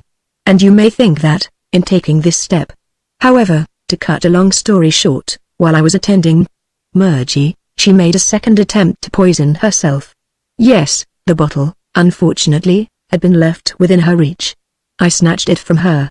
We had a struggle. And, railing in her fever, she said to me, in broken words, "He's the man. He's the man. Dobrik the deputy. Make him give me back my son. Tell him to. Or else I would rather die. Yes, now, tonight. I would rather die." That's what she said, Monsieur le Depute. So I thought that I ought to let you know. It is quite certain that, in the lady's highly nervous state of mind. Of course, I don't know the exact meaning of her words. I asked no questions of anybody. Obeyed a spontaneous impulse and came straight to you. Dobrik reflected for a little while and said, "It amounts to this, Doctor, that you have come to ask me if I know the whereabouts of this child whom I presume to have disappeared. Is that it?" "Yes, and, if I did happen to know, you would take him back to his mother?" There was a longer pause. Lupin asked himself, can he by chance have swallowed the story? Is the threat of that death enough? Oh, nonsense, it's out of the question. And yet. He seems to be hesitating. "Will you excuse me?" asked Dobrik, drawing the telephone, on his writing desk, toward him. "I have an urgent message." "Certainly, Monsieur le Depute," Dobrik called out. "Hello. 822.19, please, 822.19. Having repeated the number, he sat without moving. Lupin smiled. "The headquarters of police, isn't it?" "The Secretary General's office." "Yes, Doctor." "How do you know?" "Oh, as a divisional surgeon, I sometimes have to ring them up." And, within himself, Lupin asked, "What the devil does all this mean?" "The Secretary General is Brasseville." "Then, what?" Dobrik put both receivers to his ears and said, "Are you 822.19? I want to speak to M. Brasseville, the Secretary General." "Do you say he's not there?" Yes, he is. He's always in his office at this time." "Tell him it's M. Dobrik." "M. Dobrik the deputy. A most important communication." "Perhaps I'm in the way?" Lupin suggested. "Not at all, Doctor, not at all," said Dobrik. "Besides, what I have to say has a certain bearing on your errand." And, into the telephone, "Hello. M. Brasseville? It's you, Brasseville, old cock. Why, you seem quite staggered." "Yes, you're right, it's an age since you and I met. But, after all, we've never been far away in thought. And I've had plenty of visits from you and your henchmen. In my absence, it's true. Hello. What? Oh, you're in a hurry? I beg your pardon. So am I, for that matter. Well, to come to the point, there's a little service I want to do you. Wait, can't you, you brute? You won't regret it. It concerns your renown. Hello. Are you listening? Well, take half a dozen men with you. Plainclothes detectives, by preference. You'll find them at the night office. Jump into a taxi, 2 taxis, and come along here as fast as you can. I've got a rare quarry for you, old chap. One of the upper 10. A lord, a Marquis Napoleon himself. In a word, Arsène Lupin. Lupin sprang to his feet. He was prepared for everything but this. Yet something within him stronger than astonishment, an impulse of his whole nature, made him say, with a laugh, "Oh, well done, well done." Dobrik bowed his head, by way of thanks, and muttered, "I haven't quite finished. A little patience, if you don't mind." And he continued, "Hello. Brasseville. No, old chap, I'm not humbugging. You'll find Lupin here, with me, in my study. Lupin, who is worrying me like the rest of you. Oh, one more or less makes no difference to me. But, all the same, this one's a bit too pushing. And I am appealing to your sense of kindness. Rid me of the fellow, do. Half a dozen of your satellites and the 2 who are pacing up and down outside my house will be enough. Oh, while you're about it, go up to the 3rd floor and rope in my cook as well. She's the famous Victoire, you know, Master Lupin's old nurse. And, look here, one more tip, to show you how I love you, send a squad of men to the Rue Chateaubriand, At the corner of the Rue Balzac. That's where our national hero lives, under the name of Michel Beaumont. Do you twig, old cockalorum? And now to business. Hustle. When Dobreck turned his head, Lupin was standing up, with clenched fists. His burst of admiration had not survived the rest of the speech and the revelations which Dobreck had made about the Victoria and the flat in the Rue Chateaubriand. The humiliation was too great, and Lupin no longer bothered to play the part of the small general practitioner. He had but one idea in his head, not to give way to the tremendous fit of rage that was urging him to rush at Dobreck like a bull. Dobreck gave the sort of little cluck which, with him, did duty for a laugh. He came waddling up, with his hands in his trouser pockets, and said, incisively, "Don't you think that this is all for the best? I've cleared the ground, relieved the situation. At least, we now know where we stand. Lupin versus Dobreck, and that's all about it. Besides, think of the time saved. Dr. Vernies, the divisional surgeon, would have taken 2 hours to spin his yarn. Whereas, like this, Master Lupin will be compelled to get his little story told in 30 minutes. Unless he wants to get himself collared and his accomplices nabbed. What a shock. What a bolt from the blue. 30 minutes and not a minute more. In 30 minutes from now, you'll have to clear out, scud away like a hare and beat a disordered retreat. Ha, ha, ha, what fun. I say, Polonius, you really are unlucky, each time you come up against Bibi Dobreck. For it was you who were hiding behind that curtain. Wasn't it, my ill-starred Polonius?" Lupin did not stir a muscle. The one and only solution that would have calmed his feelings, that is to say, for him to throttle his adversary then and there, was so absurd that he preferred to accept Dobreck's jibes without attempting to retort, though each of them cut him like the lash of a whip. It was the second time, in the same room and in similar circumstances, that he had to bow before that Dobreck of misfortune and maintain the most ridiculous attitude in silence. And he felt convinced in his innermost being that, if he opened his mouth, it would be to spit words of anger and insult in his victor's face. What was the good? Was it not essential that he should keep cool and do the things which the new situation called for? "Well, Lupin, well?" resumed the deputy. "You look as if your nose were out of joint. Come, console yourself and admit that one sometimes comes across a joker who's not quite such a mug as his fellows. So you thought that, because I wear spectacles and eyeglasses, I was blind? Bless my soul, I don't say that I at once suspected Lupin behind Polonius and Polonius behind the gentleman who came and bored me in the box at the vaudeville. No, no. But, all the same, it worried me. I could see that, between the police and Murgy, there was a third bounder trying to get a finger in the pie. And, gradually, what with the words let fall by the portress, what with watching the movements of my cook and the making inquiries about her in the proper quarter, I began to understand. Then, the other night, came the lightning flash. I heard the row in the house, in spite of my being asleep. I managed to reconstruct the incident, to follow up Murgy's traces, first, to the Rue Chateaubriand and, afterward, to Saint-Germain. And then, what then? I put different facts together. The Indian burglary. Gilbert's arrest. The inevitable treaty of alliance between the weeping mother and the leader of the gang. The old nurse installed as cook. All these people entering my house through the doors or through the windows. And I knew what I had to do. Master Lupin was sniffing at the secret. The scent of the 27 attracted him. I had only to wait for his visit. The hour has arrived. Good evening, Master Lupin. Dobreck paused. He had delivered his speech with the evident satisfaction of a man entitled to claim the appreciation of the most captious critics. As Lupin did not speak, he took out his watch. "I say. Only 23 minutes. How time flies. At this rate, we shan't have time to come to an explanation." And, stepping still closer to Lupin, I'm bound to say, I'm disappointed. I thought that Lupin was a different sort of gentleman. So, the moment he meets a more or less serious adversary, the colossus falls to pieces? Poor young man. Have a glass of water, to bring you round. Lupin did not utter a word, did not betray a gesture of irritation. With absolute composure, with a precision of movement that showed his perfect self-control and the clear plan of conduct which he had adopted, he gently pushed Dobreck aside, went to the table and, in his turn, took down the receiver of the telephone. "I want 565.34, please," he said.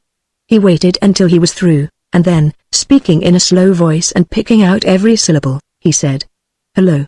Rue Chateaubriand. Is that you, Achille?" "Yes, it's the governor.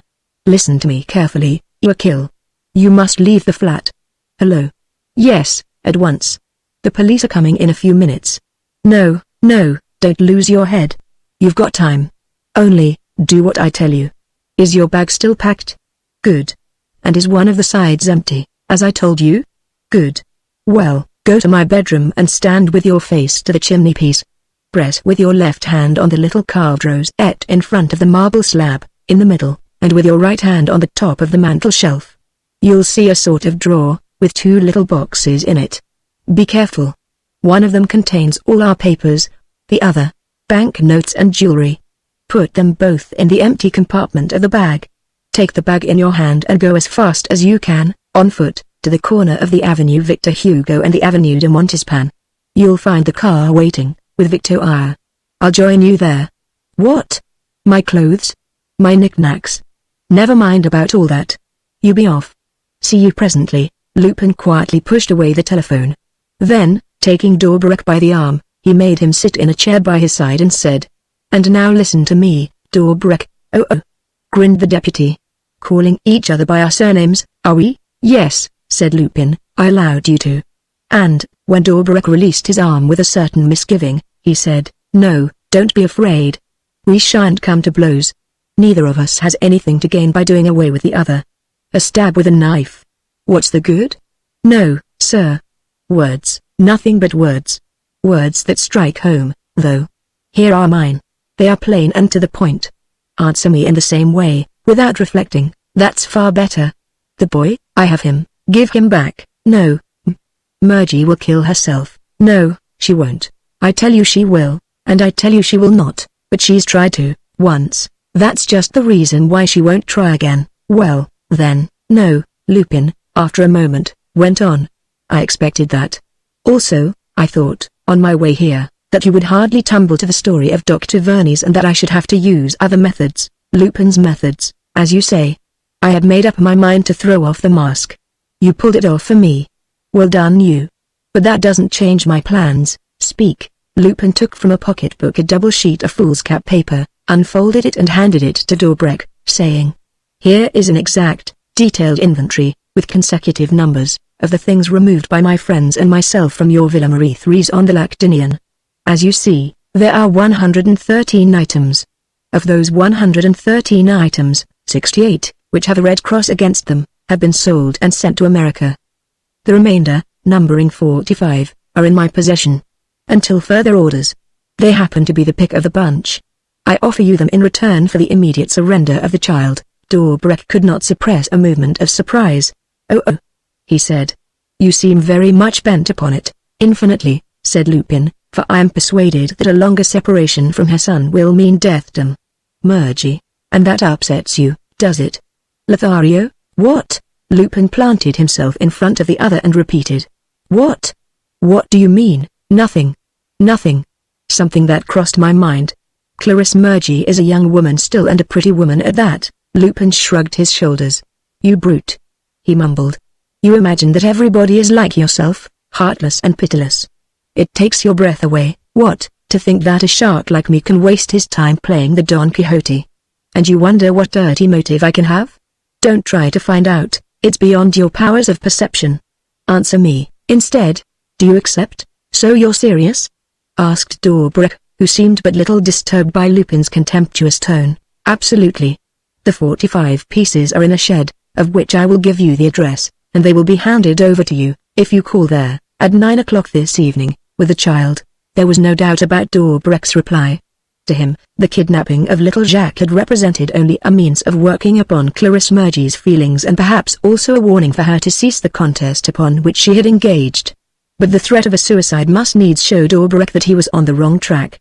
That being so, why refuse the favorable bargain which Arsène Lupin was now offering him? "I accept," he said. "Here's the address of my shed, 99, Rue Charles Laffit, Neuilly.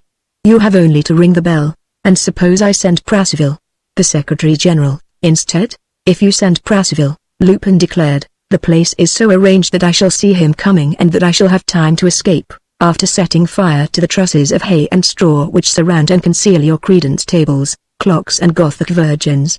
But your shed will be burnt down. I don't mind that, the police have their eye on it already."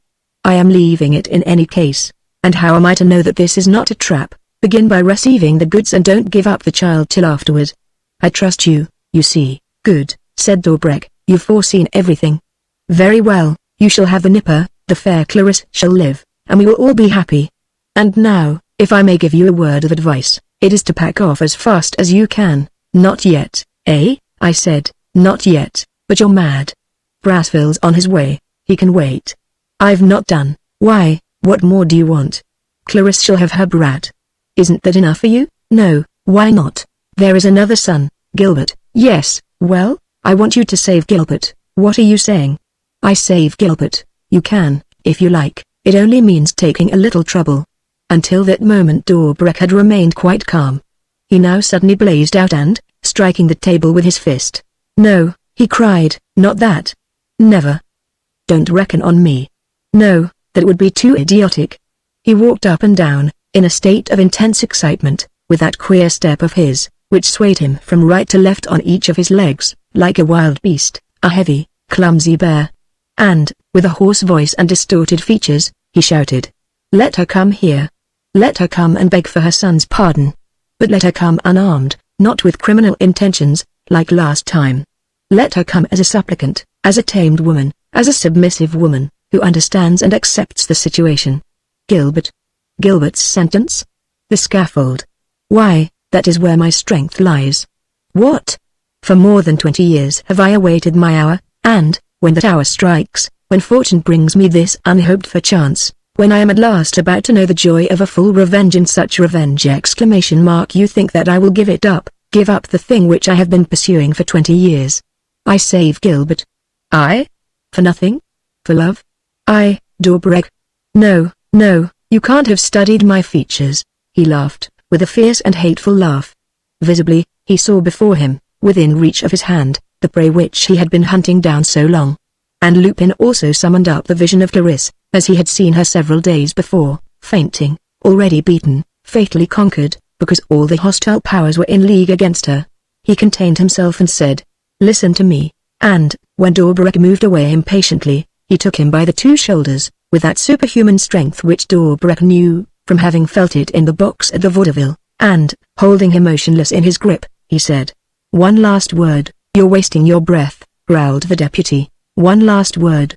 Listen, Dobreck, forget him. Murgy, give up all the nonsensical and imprudent acts which your pride and your passions are making you commit. Put all that on one side and think only of your interest." "My interest," said Dobreck, jestingly, "always coincides with my pride and with what you call my passions. Up to the present, perhaps. But not now, not now that I have taken a hand in the business. That constitutes a new factor, which you choose to ignore. You are wrong. Gilbert is my pal. Gilbert is my chum. Gilbert has to be saved from the scaffold. Use your influence to that end, and I swear to you, do you hear, I swear that we will leave you in peace. Gilbert's safety, that's all I ask. You will have no more battles to wage with Murgy, with me. There will be no more traps laid for you. You will be the master, free to act as you please. Gilbert's safety, Dobreck. If you refuse, what then? If you refuse, it will be war, relentless war, in other words, a certain defeat for you, meaning thereby that I shall take the list of the 27 from you. Rot. You think so, do you? I swear it. What Brassville and all his men, what Clarice Murgy, what nobody has been able to do, you think that you will do. I shall, and why? By favor of what saint will you succeed where everybody else has failed? There must be a reason. There is. What is it? My name is Arsène Lupin. He had let go of Dobreck, but held him for a time under the dominion of his authoritative glance and will. At last, Dobreck drew himself up, gave him a couple of sharp taps on the shoulder and, with the same calm, the same intense obstinacy, said, "And my name's Dobreck. My whole life has been one desperate battle, one long series of catastrophes and routs in which I spent all my energies until victory came, complete, decisive, crushing, irrevocable victory. I have against me the police, the government, France, the world. What difference do you expect it to make to me if I have Arsène Lupin against me into the bargain? I will go further. The more numerous and skillful my enemies, the more cautiously I am obliged to play. And that is why, my dear sir, instead of having you arrested, as I might have done, yes, as I might have done, and very easily I let you remain at large and begged charitably to remind you that you must quit in less than 3 minutes. Then the answer is no? The answer is no, you won't do anything for Gilbert. Yes, I shall continue to do what I have been doing since his arrest, that is to say, to exercise indirect influence with the Minister of Justice, so that the trial may be hurried on and end in the way in which I want to see it end. What? Cried Lupin, beside himself with indignation. It's because of you. It's for you. Yes, it's for me, Dorbreck. Yes, by Jove. I have a trump card, the sun's head, and I am playing it. When I have procured a nice little death sentence for Gilbert, when the days go by and Gilbert's petition for a reprieve is rejected by my good offices, you shall see, Lupin, that his mummy will drop all her objections to calling herself Alexis Dorbreck and giving me an unexceptionable pledge of her goodwill. That fortunate issue is inevitable, whether you like it or not. It is foredoomed. All I can do for you is to invite you to the wedding and the breakfast. Does that suit you? No? You persist in your sinister designs? Well, good luck, lay your traps, spread your nets, rub up your weapons and grind away at the complete foreign post paper burglar's handbook. You'll need it. And now, good night. The rules of open-handed and disinterested hospitality demand that I should turn you out of doors. Hop hit. Lupin remained silent for some time. With his eyes fixed on Dorbreck, he seemed to be taking his adversary's size, gauging his weight, estimating his physical strength, discussing, in fine, in which exact part to attack him. Dorbreck clenched his fists and worked out his plan of defense to meet the attack when it came. Half a minute passed. Lupin put his hand to his hip pocket. Dorbreck did the same and grasped the handle of his revolver. A few seconds more. Coolly, Lupin produced a little gold box of the kind that ladies use for holding sweets, opened it and handed it to Dorbreck. A lozenge? What's that? Asked the other, in surprise. Cough drops. What for? For the draft you're going to feel. And, taking advantage of the momentary fluster into which Dorbreck was thrown by his sally, he quickly took his hat and slipped away. Of course, he said, as he crossed the hall, I am knocked into fits. But all the same, that bit of commercial traveler's waggery was rather novel, in the circumstances. To expect a pill and receive a cough drop is by way of being a sort of disappointment. It left the old chimpanzee quite flummoxed. As he closed the gate, a motorcar drove up and a man sprang out briskly, followed by several others. Lupin recognized Prasville. Monsieur le Secrétaire General, he muttered, your humble servant. I have an idea that, someday, fate will bring us face to face, and I am sorry, for your sake, for you do not inspire me with any particular esteem and you have a bad time before you, on that day. Meanwhile, if I were not in such a hurry, I should wait till you leave and I should follow Dorbreck to find out in whose charge he has placed the child whom he is going to hand back to me. But I am in a hurry. Besides, I can't tell that Dorbreck won't act by telephone. So let us not waste ourselves in vain efforts, but rather join Victoire, Wakil and our precious bag. 2 hours later, Lupin, after taking all his measures, was on the lookout in his shed and saw Dorbreck turn out of an adjoining street and walk along with a distrustful air. Lupin himself opened the double doors. Your things are in here, Monsieur le Depute, he said. You can go round and look. There is a job master's yard next door, you have only to ask for a van and a few men. Where is the child? Dorbreck first inspected the articles and then took Lupin to the Avenue de Neuilly, where 2 closely veiled old ladies stood waiting with little Jacques. Lupin carried the child to his car, where Victoire was waiting for him. All this was done swiftly, without useless words and as though the parts had been got by heart and the various movements settled in advance, like so many stage entrances and exits. At 10 o'clock in the evening Lupin kept his promise and handed little Jacques to his mother. But the doctor had to be hurriedly called in, for the child, upset by all those happenings, showed great signs of excitement and terror. It was more than a fortnight before he was sufficiently recovered to bear the strain of the removal which Lupin considered necessary. Margie herself was only just fit to travel when the time came. The journey took place at night, with every possible precaution and under Lupin's escort. He took the mother and son to a little seaside place in Brittany and entrusted them to Victoire's care and vigilance. At last, he reflected, when he had seen them settled, there is no one between the Dorbreck bird and me. He can do nothing mortem. Margie and the kid, and she no longer runs the risk of diverting the struggle through her intervention. By Jingo, we have made blunders enough. First, I have had to disclose myself to Dorbreck. Secondly, I have had to surrender my share of the Anian movables. True, I shall get those back, sooner or later, of that there is not the least doubt. But, all the same, we are not getting on, and, in a week from now, Gilbert and Voucher will be up for trial. What Lupin felt most in the whole business was d'Orbrecq's revelation of the whereabouts of the flat. The police had entered his place in the Rue Chateaubriand. The identity of Lupin and Michel Beaumont had been recognized and certain papers discovered, and Lupin, while pursuing his aim, while, at the same time, managing various enterprises on which he had embarked, while avoiding the searches of the police, which were becoming more zealous and persistent than ever, had to set to work and reorganize his affairs throughout on a fresh basis. His rage with d'Orbrecq, therefore, increased in proportion to the worry which the deputy caused him. He had but one longing, to pocket him, as he put it, to have him at his bidding by fair means or foul, to extract his secret from him. He dreamt of tortures fit to unloose the tongue of the most silent of men.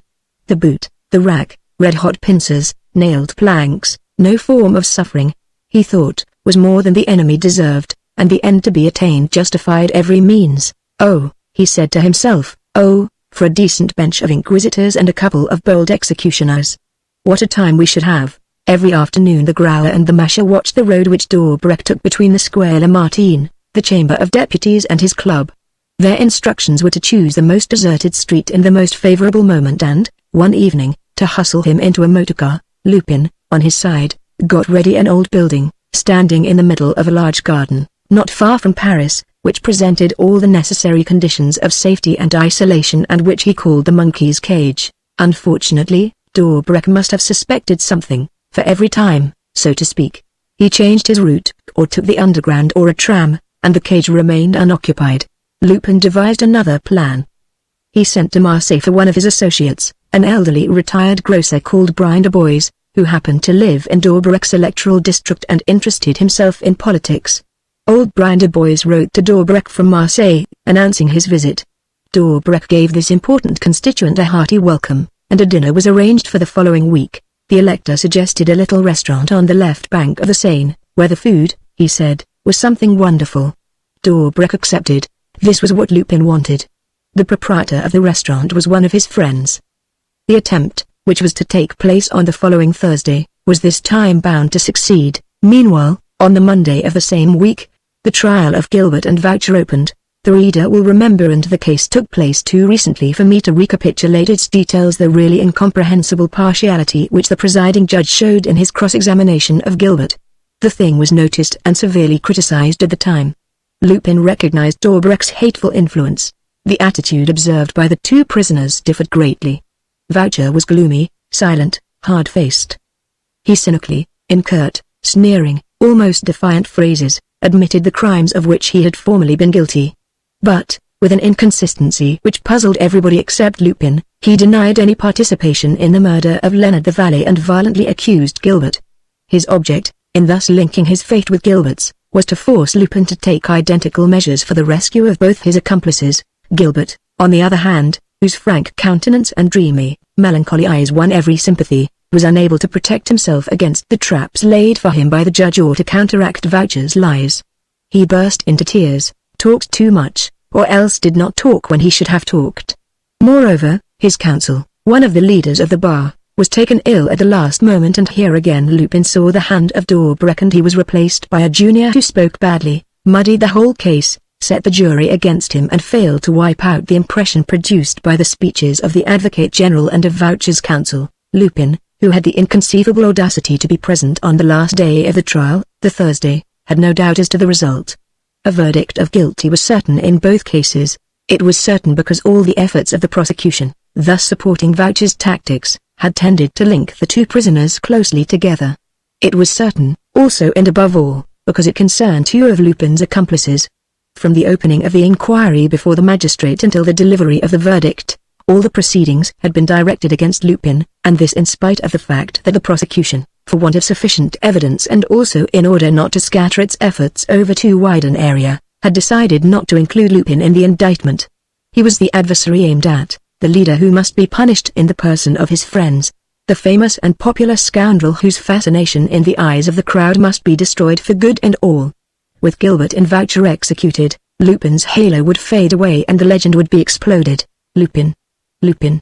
Arsène Lupin, it was the one name heard throughout the 4 days. The Advocate General, The presiding judge, the jury, the counsel, the witnesses had no other words on their lips. Every moment, Lupin was mentioned and cursed at, scoffed at, insulted and held responsible for all the crimes committed. It was as though Gilbert and Voucher figured only as supernumeraries, while the real criminal undergoing trial was he, Lupin, Master Lupin, Lupin the burglar, the leader of a gang of thieves, the forger, the incendiary, the hardened offender, the ex-convict, Lupin the murderer, Lupin stained with the blood of his victim, Lupin lurking in the shade, like a coward, after sending his friends to the foot of the scaffold. "Oh, the rascals know what they're about," he muttered. "It's my debt which they are making my poor old Gilbert pay."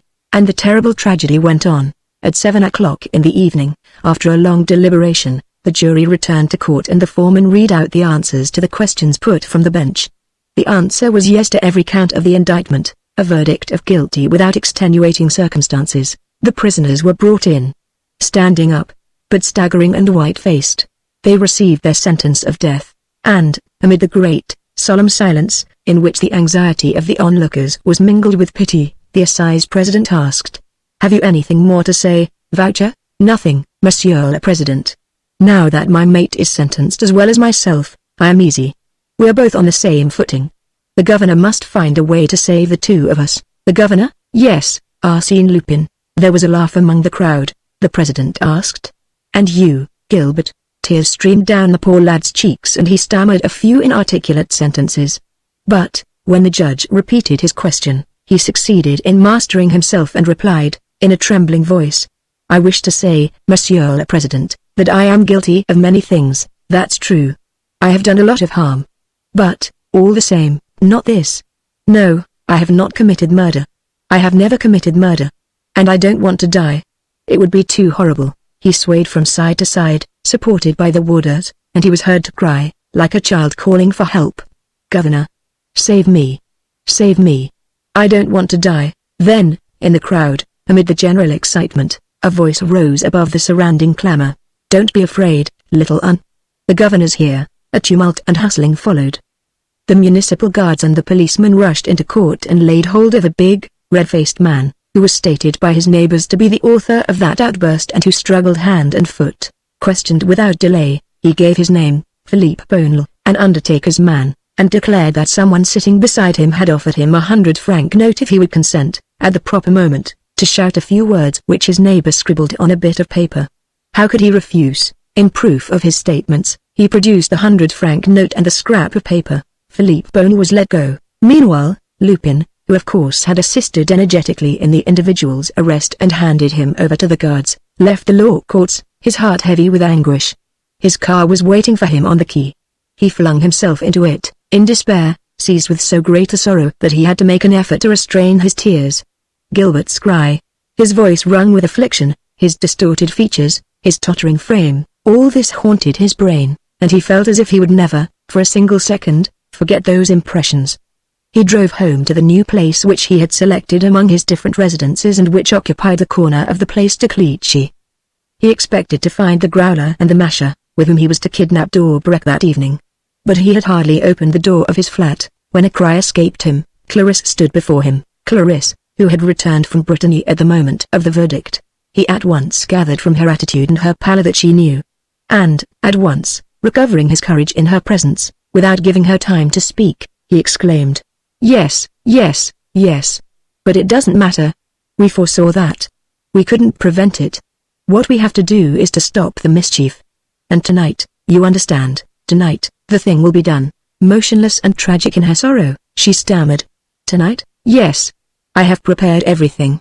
In 2 hours, Daubrec will be in my hands. Tonight, whatever means I have to employ, he shall speak." "Do you mean that?" she asked, faintly, while a ray of hope began to light up her face. "He shall speak. I shall have his secret. I shall tear the list of the 27 from him. And that list will set your son free." "Too late," Clarisse murmured. "Too late? Why? Do you think that, in exchange for such a document, I shall not obtain Gilbert's pretended escape? Why, Gilbert will be at liberty in 3 days. In 3 days." He was interrupted by a ring at the bell. "Listen, here are our friends. Trust me. Remember that I keep my promises. I gave you back your little Jacques. I shall give you back Gilbert." He went to let the Growler and the Masher in and said, Is everything ready? Is old Brian de Bois at the restaurant? Quick, let us be off. It's no use, Governor, replied the Masher. No use? What do you mean? There's news. What news? Speak, man. Doorbreck has disappeared, eh? What's that? Doorbreck disappeared, yes, carried off from his house, in broad daylight. The devil. By whom? Nobody knows. 4 men. There were pistols fired. The police are on the spot. Prasville is directing the investigations. Lupin did not move a limb. He looked at Clarisse Mergy, who lay huddled in a chair. He himself had to bow his head. Doorbreck carried off meant one more chance of success lost. Chapter 7 The Profile of Napoleon. Soon as the prefect of police, the chief of the criminal investigation department and the examining magistrates had left Doorbreck's house, after a preliminary and entirely fruitless inquiry, Prasville resumed his personal search. He was examining the study and the traces of the struggle which had taken place there, when the portress brought him a visiting card, with a few words in pencil scribbled upon it. Show the lady in, he said. The lady has someone with her, said the portress. Oh? Well, show the other person in as well. Clarisse Mergy entered at once and introduced the gentleman with her, a gentleman in a black frock coat, which was too tight for him and which looked as though it had not been brushed for ages. He was shy in his manner and seemed greatly embarrassed how to dispose of his old, rusty top hat, his gingham umbrella, his one and only glove and his body generally.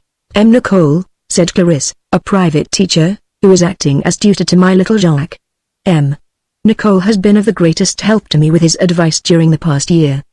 He worked out the whole story of the crystal stopper. I should like him, as well as myself, if you see no objection to telling me to know the details of this kidnapping business, which alarms me and upsets my plans. Yours too, I expect. Prasville had every confidence in Clarisse Mergy. He knew her relentless hatred of Doorbreck and appreciated the assistance which she had rendered in the case. He therefore made no difficulties about telling her what he knew, thanks to certain clues and especially to the evidence of the portress. For that matter, the thing was exceedingly simple. Doorbreck, who had attended the trial of Gilbert and Voucher as a witness and who was seen in court during the speeches, returned home at 6 o'clock. The portress affirmed that he came in alone and that there was nobody in the house at the time. Nevertheless, a few minutes later, she heard shouts, followed by the sound of a struggle and 2 pistol shots, and from her lodge she saw 4 masked men scuttle down the front steps, carrying Doorbreck the deputy, and hurried toward the gate. They opened the gate. At the same moment, a motorcar arrived outside the house. The 4 men bundled themselves into it, and the motorcar, which had hardly had time to stop, set off at full speed. Were there not always 2 policemen on duty? Asked Clarisse. They were there, said Prasville, but at 150 yards distance, and Doorbreck was carried off so quickly that they were unable to interfere, although they hastened up as fast as they could. And did they discover nothing, find nothing, nothing, or hardly anything? Merely this. What is that? A little piece of ivory, which they picked up on the ground. There was a 5th party in the car, and the portress saw him get down while the others were hoisting Doorbreck in. As he was stepping back into the car, he dropped something and picked it up again at once. But the thing, whatever it was, must have been broken on the pavement, for this is the bit of ivory which my men found. But how did the 4 men manage to enter the house? Asked Clarisse. By means of false keys, evidently, while the portress was doing her shopping, in the course of the afternoon, and they had no difficulty in secreting themselves, as Doorbreck keeps no other servants. I have every reason to believe that they hid in the room next door, which is the dining room, and afterward attacked Doorbreck here, in the study. The disturbance of the furniture and other articles proves how violent the struggle was. We found a large bore revolver, belonging to Doorbreck, on the carpet. One of the bullets had smashed the glass over the mantelpiece, as you see. Clarisse turned to her companion for him to express an opinion.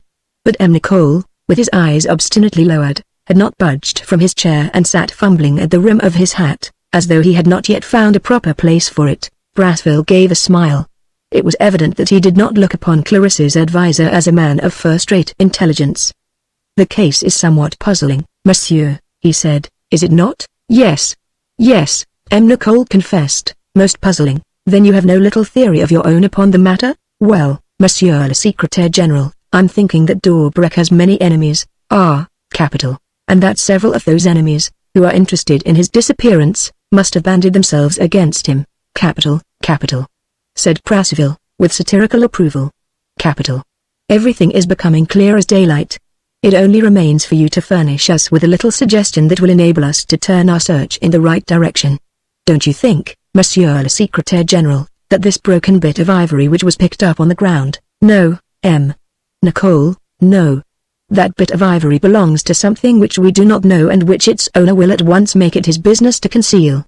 In order to trace the owner, we should at least be able to define the nature of the thing itself. Nicole reflected and then began. Monsieur le Secrétaire General, when Napoleon I fell from power, Nicole, a lesson in French history. Only a sentence, Monsieur le Secrétaire General, just one sentence which I will ask your leave to complete. When Napoleon I fell from power, the Restoration placed a certain number of officers on half pay. These officers were suspected by the authorities and kept under observation by the police.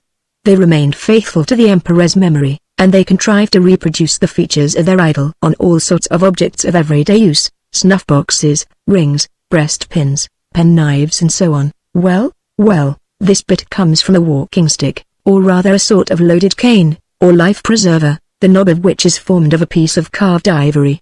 When you look at the knob in a certain way, you end by seeing that the outline represents the profile of the little corporal. What you have in your hand, Monsieur le Secrétaire General, is a bit of the ivory knob at the top of a half-pay officer's life preserver. Yes, said Prasseville, examining the exhibit. Yes, I can make out a profile. But I don't see the inference. The inference is very simple. Among D'Aubrecq's victims, among those whose names are inscribed on the famous list, is the descendant of a Corsican family in Napoleon's service, which derived its wealth and title from the emperor and was afterward ruined under the Restoration. It is 10 to 1 that this descendant, who was the leader of the Bonapartist party a few years ago, was the 5th person hiding in the motorcar. Need I state his name? The Marquis d'Albufex? Said Brasseville. The Marquis d'Albufex, said Nicole, who no longer seemed in the least worried with his hat, his glove and his umbrella, rose and said to Prasseville, Monsieur le Secrétaire General, I might have kept my discovery to myself, and not told you of it until after the final victory, that is, after bringing you the list of the 27. But matters are urgent. D'Aubrecq's disappearance, contrary to what his kidnappers expect, may hasten on the catastrophe which you wish to avert. We must therefore act with all speed. Monsieur le Secrétaire General, I ask for your immediate and practical assistance. In what way can I help you? Asked Prasseville, who was beginning to be impressed by his quaint visitor. By giving me, tomorrow, those particulars about the Marquis d'Albufex which it would take me personally several days to collect. Brasseville seemed to hesitate and turned his head toward Murgy. Clarisse said, I beg of you to accept Nicole's services. He is an invaluable and devoted ally. I will answer for him as I would for myself. What particulars do you require, monsieur? Asked Brasseville. Everything that concerns the Marquis d'Albufex, the position of his family, the way in which he spends his time, his family connections, the properties which he owns in Paris and in the country. Brasseville objected. After all, whether it's the Marquis or another, D'Aubrecq's kidnapper is working on our behalf, seeing that, by capturing the list, he disarms D'Aubrecq, and who says, Monsieur le Secrétaire General, that he is not working on his own behalf. That is not possible, as his name is on the list. And suppose he erases it?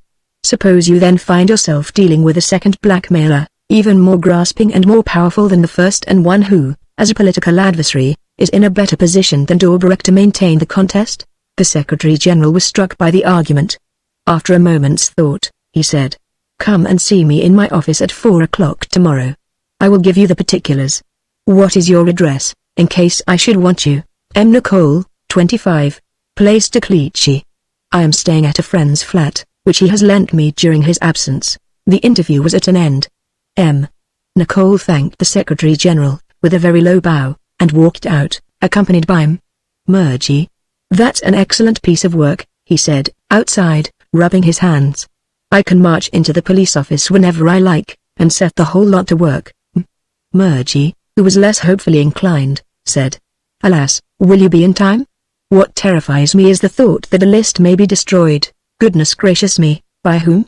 By D'Aubrecq? No, but by the Marquis, when he gets hold of it. He hasn't got it yet. D'Aubrecq will resist long enough, at any rate, for us to reach him. Just think. Prasseville is at my orders. Suppose he discovers who you are? The least inquiry will prove that there is no such person as Nicole. But it will not prove that Nicole is the same person as Arsène Lupin. Besides, make yourself easy. Prasville is not only beneath contempt as a detective. He has but one aim in life, which is to destroy his old enemy, Dobrik. To achieve that aim, all means are equally good, and he will not waste time in verifying the identity of M. Nicole, who promises him Dobrik. Not to mention that I was brought by you, and that, when all is said, my little gifts did dazzle him to some extent. So let us go ahead boldly. Clarisse always recovered confidence in Lupin's presence. The future seemed less appalling to her, and she forced herself to admit, that the chances of saving Gilbert were not lessened by that hideous death sentence. But he could not prevail upon her to return to Brittany. She wanted to fight by his side. She wanted to be there and share all his hopes and all his disappointments. The next day the inquiries of the police confirmed what Prasville and Lupin already knew. The Marquis d'Albufex had been very deeply involved in the business of the canal, so deeply that Prince Napoleon was obliged to remove him from the management of his political campaign in France, and he kept up his very extravagant style of living only by dint of constant loans and makeshifts. On the other hand, in so far as concerned the kidnapping of Dobrik, it was ascertained that, contrary to his usual custom, the Marquis had not appeared in his club between 6 and 7 that evening and had not dined at home. He did not come back until midnight, and then he came on foot. M. Nicole's accusation, therefore, was receiving an early proof. Unfortunately, and Lupin was no more successful in his own attempts. It was impossible to obtain the least clue as to the motorcar, the chauffeur and the 4 people who had entered Dobrik's house. Were they associates of the Marquis, compromised in the canal affair like himself? Were they men in his pay?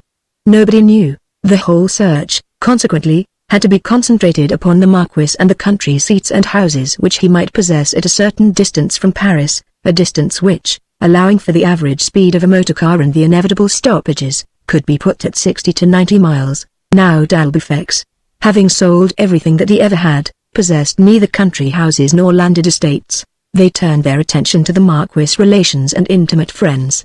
Was he able on this side to dispose of some safe retreat in which to imprison Dobrik? The result was equally fruitless, and the days passed. And what days for Clarisse Murgy! Each of them brought Gilbert nearer to the terrible day of reckoning. Each of them meant 24 hours less from the date which Clarisse had instinctively fixed in her mind. And she said to Lupin, who was racked with the same anxiety, 55 days more. 50 days more.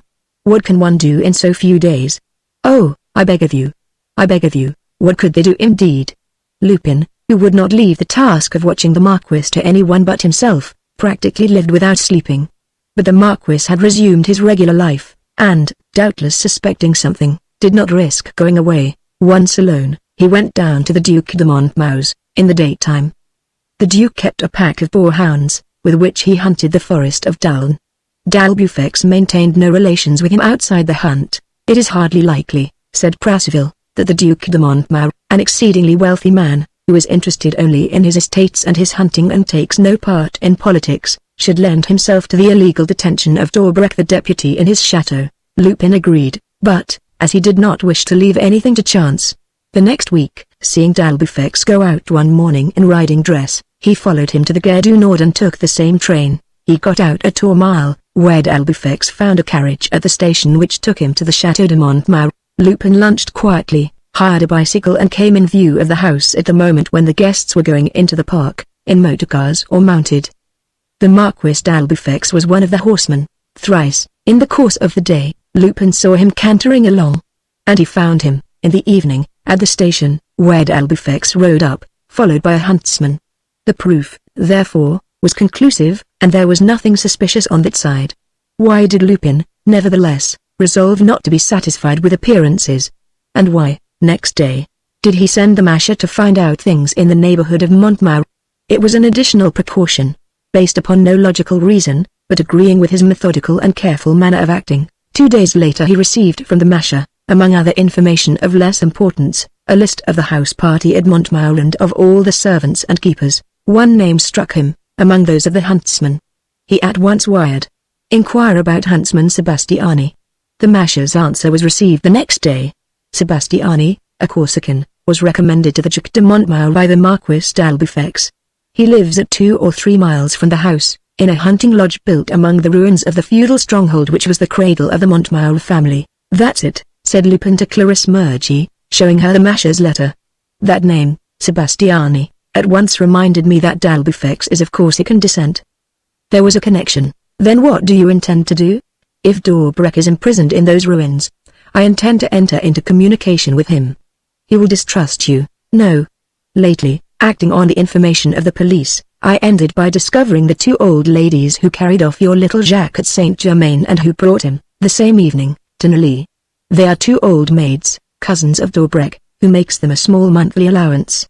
I have been to call on those demoiselles Rousselot, remember the name and the address, 134 bis, Rue du Bac. I inspired them with confidence, promised them to find their cousin and benefactor, and the elder sister, Euphrasie Rousselot, gave me a letter in which she begs D'Albufex to trust M. Nicole entirely. So you see, I have taken every precaution. I shall leave tonight. We, you mean, said Clarisse, can I go on living like this, in feverish inaction? And she whispered, I am no longer counting the days, the 38 or 40 days that remain to us, I am counting the hours. Lupin felt that her resolution was too strong for him to try to combat it. They both started at 5 o'clock in the morning, by motorcar. The Growler went with them, so as not to arouse suspicion. Lupin chose a large town as his headquarters. At Amiens, where he installed Clarisse, he was only 18 miles from Montmartre. At 8 o'clock he met the Masher not far from the old fortress, which was known in the neighborhood by the name of Mortepierre, and he examined the locality under his guidance. On the confines of the forest, the little river Ligier, which has dug itself a deep valley at this spot, forms a loop which is overhung by the enormous cliff of Mortepierre. Nothing to be done on this side, said Lupin. The cliff is steep, over 200 feet high, and the river hugs it all round. Not far away they found a bridge that led to the foot of a path which wound, through the oaks and pines, up to a little esplanade, where stood a massive, iron-bound gate, studded with nails and flanked on either side by a large tower. Is this where Sebastiani the huntsman lives? Asked Lupin. Yes, said the Masher, with his wife, in a lodge standing in the midst of the ruins. I also learned that he has 3 tall sons and that all the 4 were supposed to be away for a holiday on the day when D'Albufex was carried off. Oh, said Lupin. The coincidence is worth remembering. It seems likely enough that the business was done by those chaps and their father. Toward the end of the afternoon Lupin availed himself of a breach to the right of the towers to scale the curtain. From there he was able to see the huntsman's lodge and the few remains of the old fortress. Here, a bit of wall, suggesting the mantle of a chimney; further away, a water tank; on this side, the arches of a chapel; on the other, a heap of fallen stones. A patrol path edged the cliff in front, and, at one of the ends of this patrol path, there were the remains of a formidable donjon keep raised almost level with the ground. Lupin returned to Clarisse Mergy in the evening. And from that time he went backward and forward between Amiens and Mortepierre, leaving the Growler and the Masher permanently on the watch. And 6 days passed. Sebastiani's habits seemed to be subject solely to the duties of his post. He used to go up to the Château de Montmartre, walk about in the forest, note the tracks of the game and go his rounds at night. But, on the 7th day, learning that there was to be a meet and that a carriage had been sent to Aumale station in the morning, Lupin took up his post in a cluster of box and laurels which surrounded the little esplanade in front of the gate. At 2 o'clock he heard the pack give tongue. They approached, accompanied by hunting cries, and then drew farther away. He heard them again, about the middle of the afternoon, not quite so distinctly, and that was all. But suddenly, amid the silence, the sound of galloping horses reached his ears, and, a few minutes later, he saw 2 riders climbing the river path. He recognized the Marquis d'Albufex and Sebastiani. On reaching the esplanade, they both alighted, and a woman, the huntsman's wife, no doubt opened the gate. Sebastiani fastened the horses' bridles to rings fixed on a post at a few yards from Lupin and ran to join the Marquis. The gate closed behind them. Lupin did not hesitate, and, though it was still broad daylight, relying upon the solitude of the place, he hoisted himself to the hollow of the breach. Passing his head through cautiously, he saw the 2 men and Sebastiani's wife hurrying toward the ruins of the keep. The huntsman drew aside a hanging screen of ivy and revealed the entrance to a stairway, which he went down, as did D'Albufex, leaving his wife on guard on the terrace. There was no question of going in after them, and Lupin returned to his hiding place. He did not wait long before the gate opened again. The Marquis d'Albufex seemed in a great rage. He was striking the leg of his boot with his whip and mumbling angry words which Lupin was able to distinguish when the distance became less great. Ah, the hound. I'll make him speak. I'll come back tonight. Tonight, at 10 o'clock, do you hear, Sebastiani? and we shall do what's necessary." "Oh, the brute!" Sebastiani unfastened the horses. D'Albufex turned to the woman. "See that your sons keep a good watch. If anyone attempts to deliver him, so much the worse for him. The trapdoor is there. Can I rely upon them?" "As thoroughly as on myself, Monsieur le Marquis," declared the huntsman. "They know what Monsieur le Marquis has done for me and what he means to do for them. They will shrink at nothing. Let us mount and get back to the hounds," said D'Albufex. So things were going as Lupin had supposed. During these runs, D'Albufex, taking a line of his own, would push off to Mortepierre, without anybody's suspecting his trick. Sebastiani, who was devoted to him body and soul, for reasons connected with the past into which it was not worthwhile to inquire, accompanied him, and together they went to see the captive, who was closely watched by the huntsman's wife and his 3 sons. "That's where we stand," said Lupin to Clarisse Mergy, when he joined her at a neighboring inn. "This evening the Marquis will put D'Aubrac to the question a little brutally, but indispensably as I intended to do myself, and D'Aubrac will give up his secret," said Clarisse, already quite upset. "I'm afraid so, then. I am hesitating between 2 plans," said Lupin, who seemed very calm. "Either to prevent the interview." "How?" "By forestalling D'Albufex. At 9 o'clock, the Growler, the Masher and I climb the ramparts, burst into the fortress, attack the keep, disarm the garrison. And the thing's done. D'Aubrac is ours, unless Sebastiani's sons fling him through the trapdoor to which the Marquis alluded." "For that reason," said Lupin, "I intend to risk that violent measure only as a last resort and in case my other plan should not be practicable." "What is the other plan?" "To witness the interview. If D'Aubrac does not speak, it will give us the time to prepare to carry him off under more favorable conditions. If he speaks, if they compel him to reveal the place where the list of the 27 is hidden, I shall know the truth at the same time as D'Albufex, and I swear to God that I shall turn it to account before he does." "Yes, yes," said Clarisse. "But how do you propose to be present?" "I don't know yet," Lupin confessed. "It depends on certain particulars which the Masher is to bring me and on some which I shall find out for myself." He left the inn and did not return until an hour later as night was falling. The Masher joined him. "Have you the little book?" asked Lupin. "Yes, Governor. It was what I saw at the All-Mile newspaper shop. I got it for 10 sous. Give it me." The Masher handed him an old, soiled, torn pamphlet, entitled, on the cover, "A Visit to Mortepierre, 1824, with plans and illustrations." Lupin at once looked for the plan of the donjon keep. "That's it," he said. Above the ground were 3 stories, which have been raised, and below the ground, dug out of the rock, 2 stories, one of which was blocked up by the rubbish, while the other. That's where our friend D'Aubrac lies. The name is significant. The torture chamber. Poor, dear friend. Between the staircase and the torture chamber, 2 doors. Between those 2 doors, a recess in which the 3 brothers obviously sit, gun in hand, so it is impossible for you to get in that way without being seen. Impossible. Unless I come from above, by the story that was fallen in, and look for a means of entrance through the ceiling. But that is very risky." He continued to turn the pages of the book. Clarisse asked, "Is there no window to the room?" "Yes," he said. "From below, from the river I have just been there you can see a little opening, which is also marked on the plan. But it is 50 yards up, sheer, and even then the rock overhangs the water. So that again is out of the question." He glanced through a few pages of the book. The title of one chapter struck him, "The Lovers' Towers." He read the opening lines. In the old days, the donjon was known to the people of the neighborhood as the Lovers' Tower, in memory of a fatal tragedy that marked it in the Middle Ages. The Comte de Mortepierre, having received proofs of his wife's faithlessness, imprisoned her in the torture chamber, where she spent 20 years. One night, her lover, the Sire de Dancarville, with reckless courage, set up a ladder in the river and then clambered up the face of the cliff till he came to the window of the room.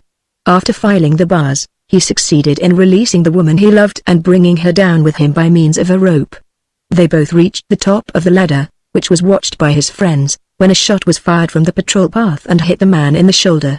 The 2 lovers were hurled into space. There was a pause, after he had read this, a long pause during which each of them drew a mental picture of the tragic escape.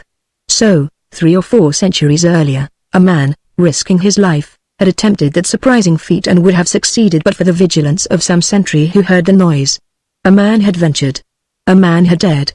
A man done it. Lupin raised his eyes to Clarisse. She was looking at him with such a desperate, such a beseeching look. the look of a mother who demanded the impossible and who would have sacrificed anything to save her son. "Masha," he said, "get a strong rope, but very slender, so that I can roll it round my waist, and very long, 50 or 60 yards. You, Growler, go and look for 3 or 4 ladders and fasten them end to end." "Why, what are you thinking of, Governor?" cried the 2 accomplices. "What, you mean to? But it's madness." "Madness? Why? What another has done I can do, but it's 100 chances to 1 that you break your neck." "Well, you see, Masha, there's 1 chance that I don't, but, Governor, that's enough, my friends.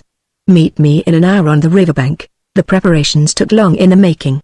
It was difficult to find the material for a 50-foot ladder that would reach the first ledge of the cliff, and it required an endless effort and care to join the different sections. At last, a little after 9 o'clock, it was set up in the middle of the river and held in position by a boat, the bows of which were wedged between 2 of the rungs, while the stern was rammed into the bank. The road through the river valley was little used, and nobody came to interrupt the work.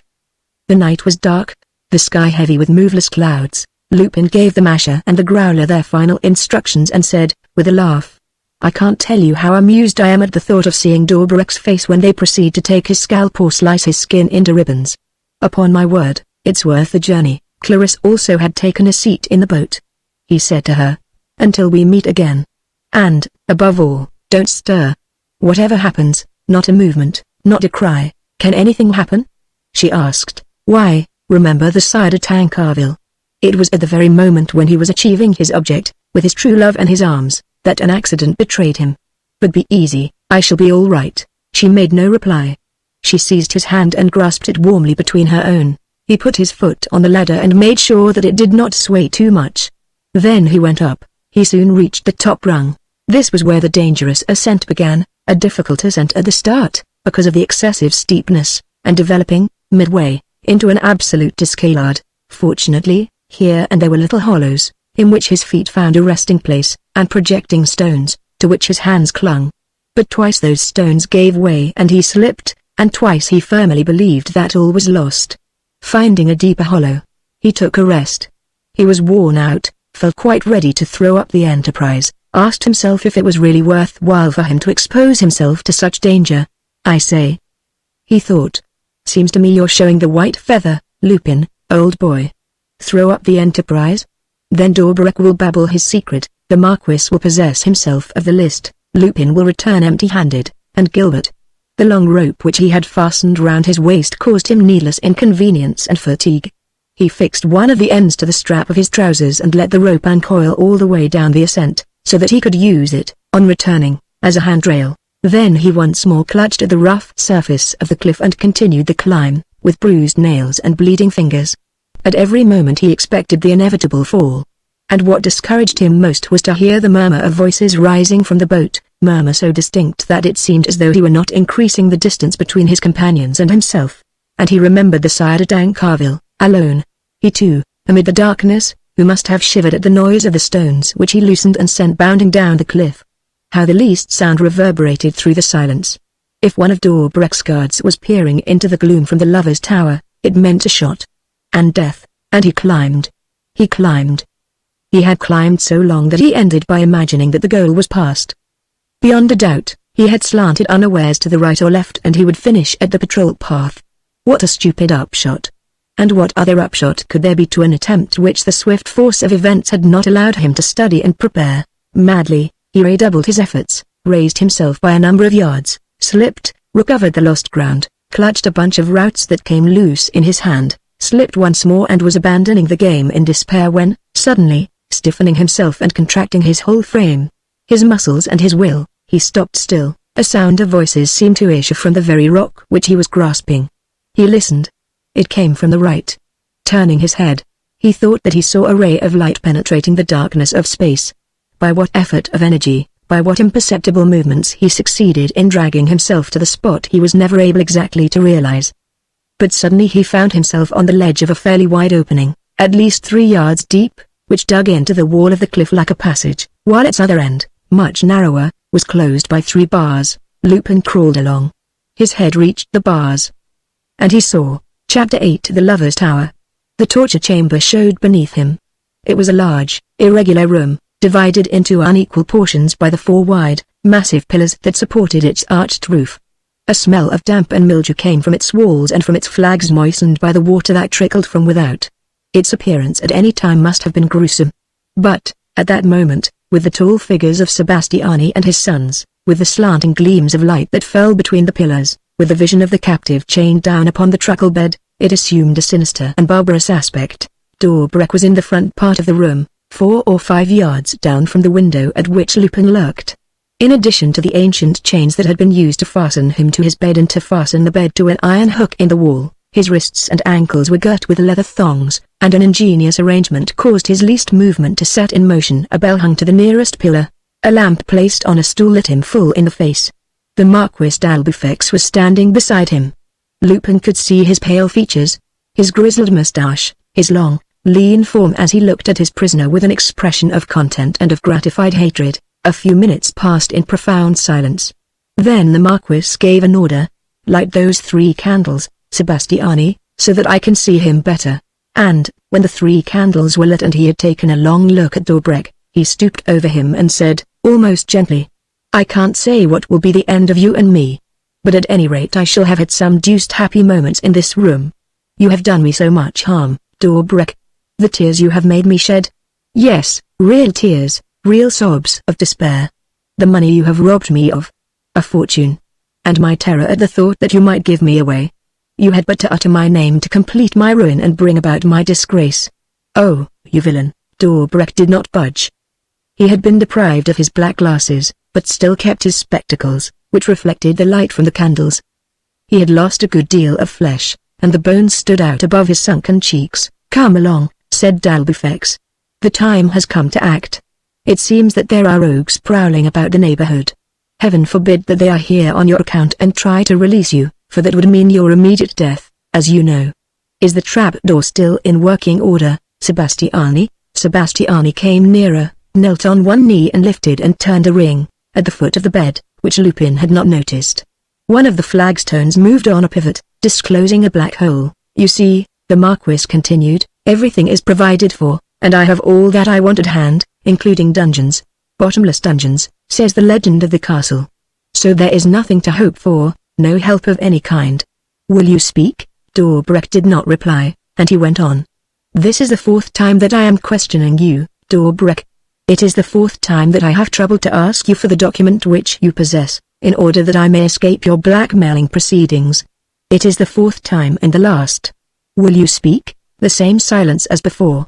D'Albufex made a sign to Sebastiani. The huntsman stepped forward, followed by 2 of his sons.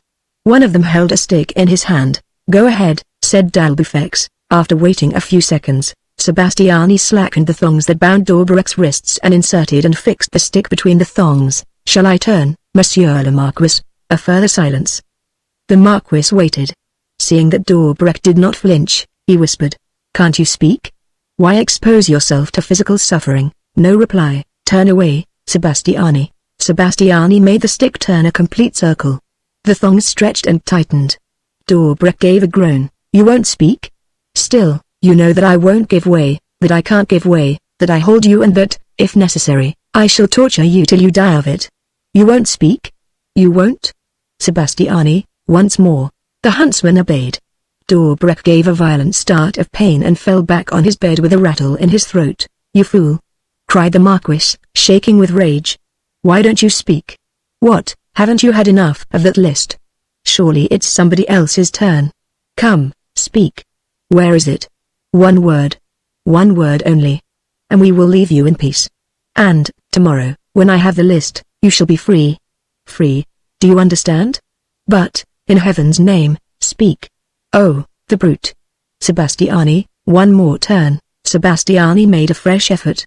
The bones cracked. "Help! Help!" cried Dorbrek, in a hoarse voice, vainly struggling to release himself. And, in a spluttering whisper, "Mercy! Mercy!" It was a dreadful sight. The faces of the 3 sons were horror-struck. Lupin shuddered, sick at heart, and realized that he himself could never have accomplished that abominable thing. He listened for the words that were bound to come.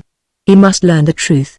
Dorbrek's secret was about to be expressed in syllables, in words wrung from him by pain. And Lupin began to think of his retreat, of the car which was waiting for him, of the wild rush to Paris, of the victory at hand. "Speak," whispered d'Albufex. "Speak and it will be over." "Yes. Yes," gasped Dobrik. "Well, later. Tomorrow." "Oh, you're mad. What are you talking about, tomorrow?" "Sebastiani, another turn." "No, no," yelled Dobrik. "Stop, speak." "Well, then. The paper.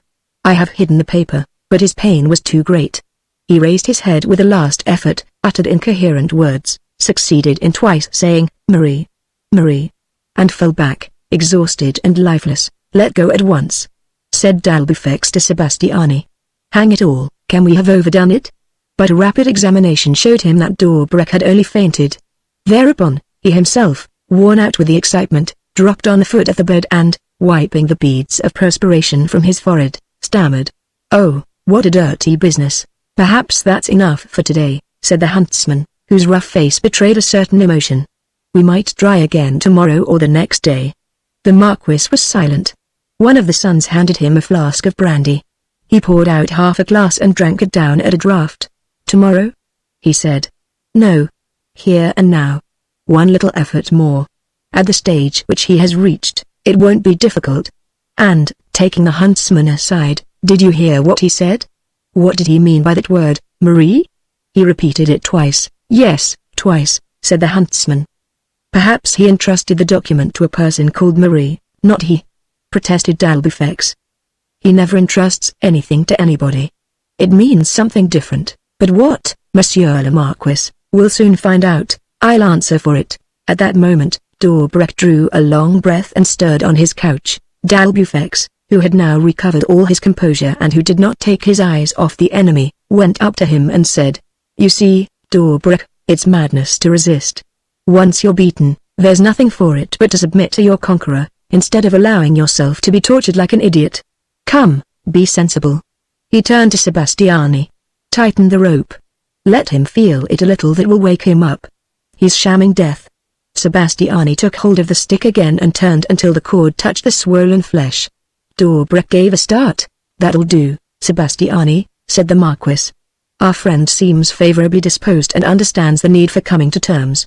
"That's so, Dobrik, is it not? You prefer to have done with it? And you're quite right."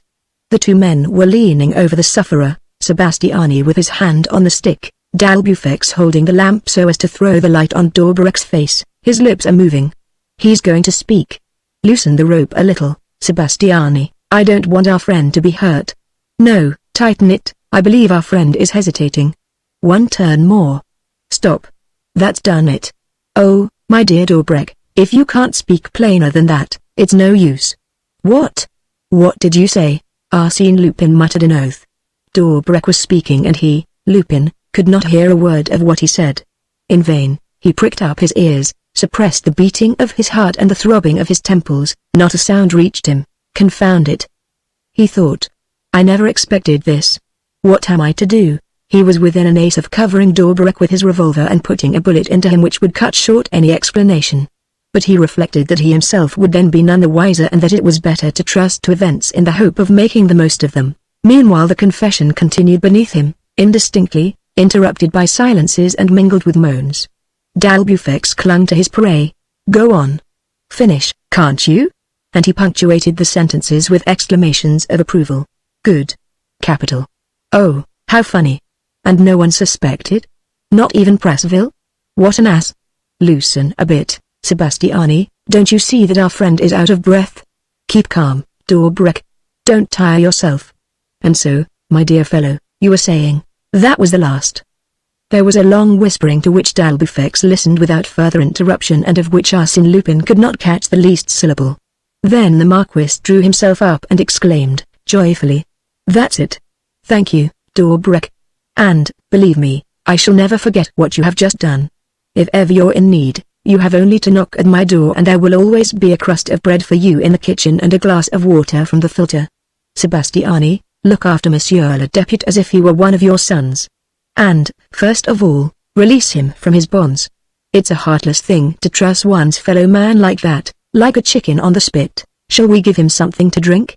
suggested the huntsman. "Yes, that's it, give him a drink. Sebastiani and his sons undid the leather straps, rubbed the bruised wrists, dressed them with an ointment and bandaged them. Then Dorbarek swallowed a few drops of brandy. "Feeling better?" said the Marquis. "Pooh, it's nothing much. In a few hours, it won't show, and you'll be able to boast of having been tortured, as in the good old days of the Inquisition. You lucky dog." He took out his watch. "Enough said. Sebastiani, let your sons watch him in turns. You, take me to the station for the last train. Then are we to leave him like that, Monsieur le Marquis, free to move as he pleases? Why not? You don't imagine that we are going to keep him here to the day of his death?" "No, Dorbarek, sleep quietly. I shall go to your place tomorrow afternoon, and, if the document is where you told me, a telegram shall be sent off at once and you shall be set free. You haven't told me a lie, I suppose?" He went back to Dorbarek and, stooping over him again. "No humbug, eh? That would be very silly of you. I should lose a day, that's all. Whereas you would lose all the days that remain to you to live. But no, the hiding place is too good. A fellow doesn't invent a thing like that for fun. Come on, Sebastiani. You shall have the telegram tomorrow. And suppose they don't let you into the house, Monsieur le Marquis, why shouldn't they? The house in the Square Lamartine is occupied by Prasville's men. Don't worry, Sebastiani. I shall get in. If they don't open the door, there's always the window. And, if the window won't open, I shall arrange with one of Prasville's men. It's a question of money, that's all. And, thank goodness, I shan't be short of that, henceforth. Good night, Dorbarek." He went out, accompanied by Sebastiani, and the heavy door closed after them. Lupin at once effected his retreat, in accordance with the plan which he had worked out during this scene. The plan was simple enough: to scramble, by means of his rope, to the bottom of the cliff, take his friends with him, jump into the motor car and attack D'Albufex and Sebastiani on the deserted road that leads to Aumale Station. There could be no doubt about the issue of the contest. With D'Albufex and Sebastiani prisoners, it would be an easy matter to make one of them speak. D'Albufex had shown him how to set about it, and Clarisse Mergy would be inflexible where it was a question of saving her son. He took the rope with which he had provided himself and groped about to find a jagged piece of rock around which to pass it, so as to leave 2 equal lengths hanging, by which he could let himself down. But, when he found what he wanted, instead of acting swiftly for the business was urgent, he stood motionless, thinking. His scheme failed to satisfy him at the last moment. "It's absurd, what I'm proposing," he said to himself. "Absurd and illogical. How can I tell that D'Albufex and Sebastiani will not escape me? How can I even tell that, once they are in my power, they will speak? No, I shall stay. There are better things to try. Much better things. It's not those two I must be at, but Dorbarek. He's done for, he has not a kick left in him. If he has told the Marquis his secret, there is no reason why he shouldn't tell it to Clarisse and me, when we employ the same methods. That's settled. We'll kidnap the Dorbarek bird." And he continued, "Besides, what do I risk? If the scheme miscarries, Clarisse and I will rush off to Paris and, together with Prasville, organize a careful watch in the Square Lamartine to prevent D'Albufex from benefiting by Dorbarek's revelations. The great thing is for Prasville to be warned of the danger. He shall be." The church clock in a neighboring village struck 12. That gave Lupin 6 or 7 hours to put his new plan into execution. He set to work forthwith. When moving away from the embrasure which had the window at the bottom of it, he had come upon a clump of small shrubs in one of the hollows of the cliff. He cut away a dozen of these, with his knife, and whittled them all down to the same size. Then he cut off 2 equal lengths from his rope. These were the uprights of the ladder. He fastened the 12 little sticks between the uprights and thus contrived a rope ladder about 6 yards long. When he returned to this post, there was only one of the 3 sons beside Dorbarek's bed in the torture chamber. He was smoking his pipe by the lamp. Dorbarek was asleep. Hang it, thought Lupin. Is the fellow going to sit there all night? In that case, there's nothing for me to do but to slip off. The idea that D'Albufex was in possession of the secret vexed him mightily. The interview at which he had assisted had left the clear impression in his mind that the Marquis was working on his own and that, in securing the list, he intended not only to escape Dorbarek's activity, but also to gain Dorbarek's power and build up his fortune anew by the identical means which Dorbarek had employed. That would have meant, for Lupin, a fresh battle to wage against a fresh enemy. The rapid march of events did not allow the contemplation of such a possibility. He must at all costs spike the Marquis D'Albufex guns by warning Prasville. However, Lupin remained held back by the stubborn hope of some incident that would give him the opportunity of acting. The clock struck 12:30. It struck 1. The waiting became terrible, all the more so as an icy mist rose from the valley and Lupin felt the cold penetrate to his very marrow. He heard the trot of a horse in the distance. Sebastiani returning from the station, he thought, but the son who was watching in the torture chamber, having finished his packet of tobacco, opened the door and asked his brothers if they had a pipeful for him. They made some reply, and he went out to go to the lodge, and Lupin was astounded. No sooner was the door closed than Dobreck, who had been so sound asleep, sat up on his couch, listened, put one foot to the ground, followed by the other, and, standing up, tottering a little, but firmer on his legs than one would have expected, tried his strength. "Well," said Lupin, "the beggar doesn't take long recovering. He can very well help in his own escape. There's just one point that ruffles me. Will he allow himself to be convinced? Will he consent to go with me? Will he not think that this miraculous assistance which comes to him straight from heaven is a trap laid by the Marquis?" But suddenly Lupin remembered the letter which he had made Dobreck's old cousins write, the letter of recommendation, so to speak, which the elder of the two sisters Rouslot had signed with her Christian name, Euphrasie. It was in his pocket. He took it and listened. Not a sound, except the faint noise of Dobreck's footsteps on the flagstones. Lupin considered that the moment had come. He thrust his arm through the bars and threw the letter in. Dobreck seemed thunderstruck. The letter had fluttered through the room and lay on the floor, at 3 steps from him. Where did it come from? He raised his head toward the window and tried to pierce the darkness that hid all the upper part of the room from his eyes.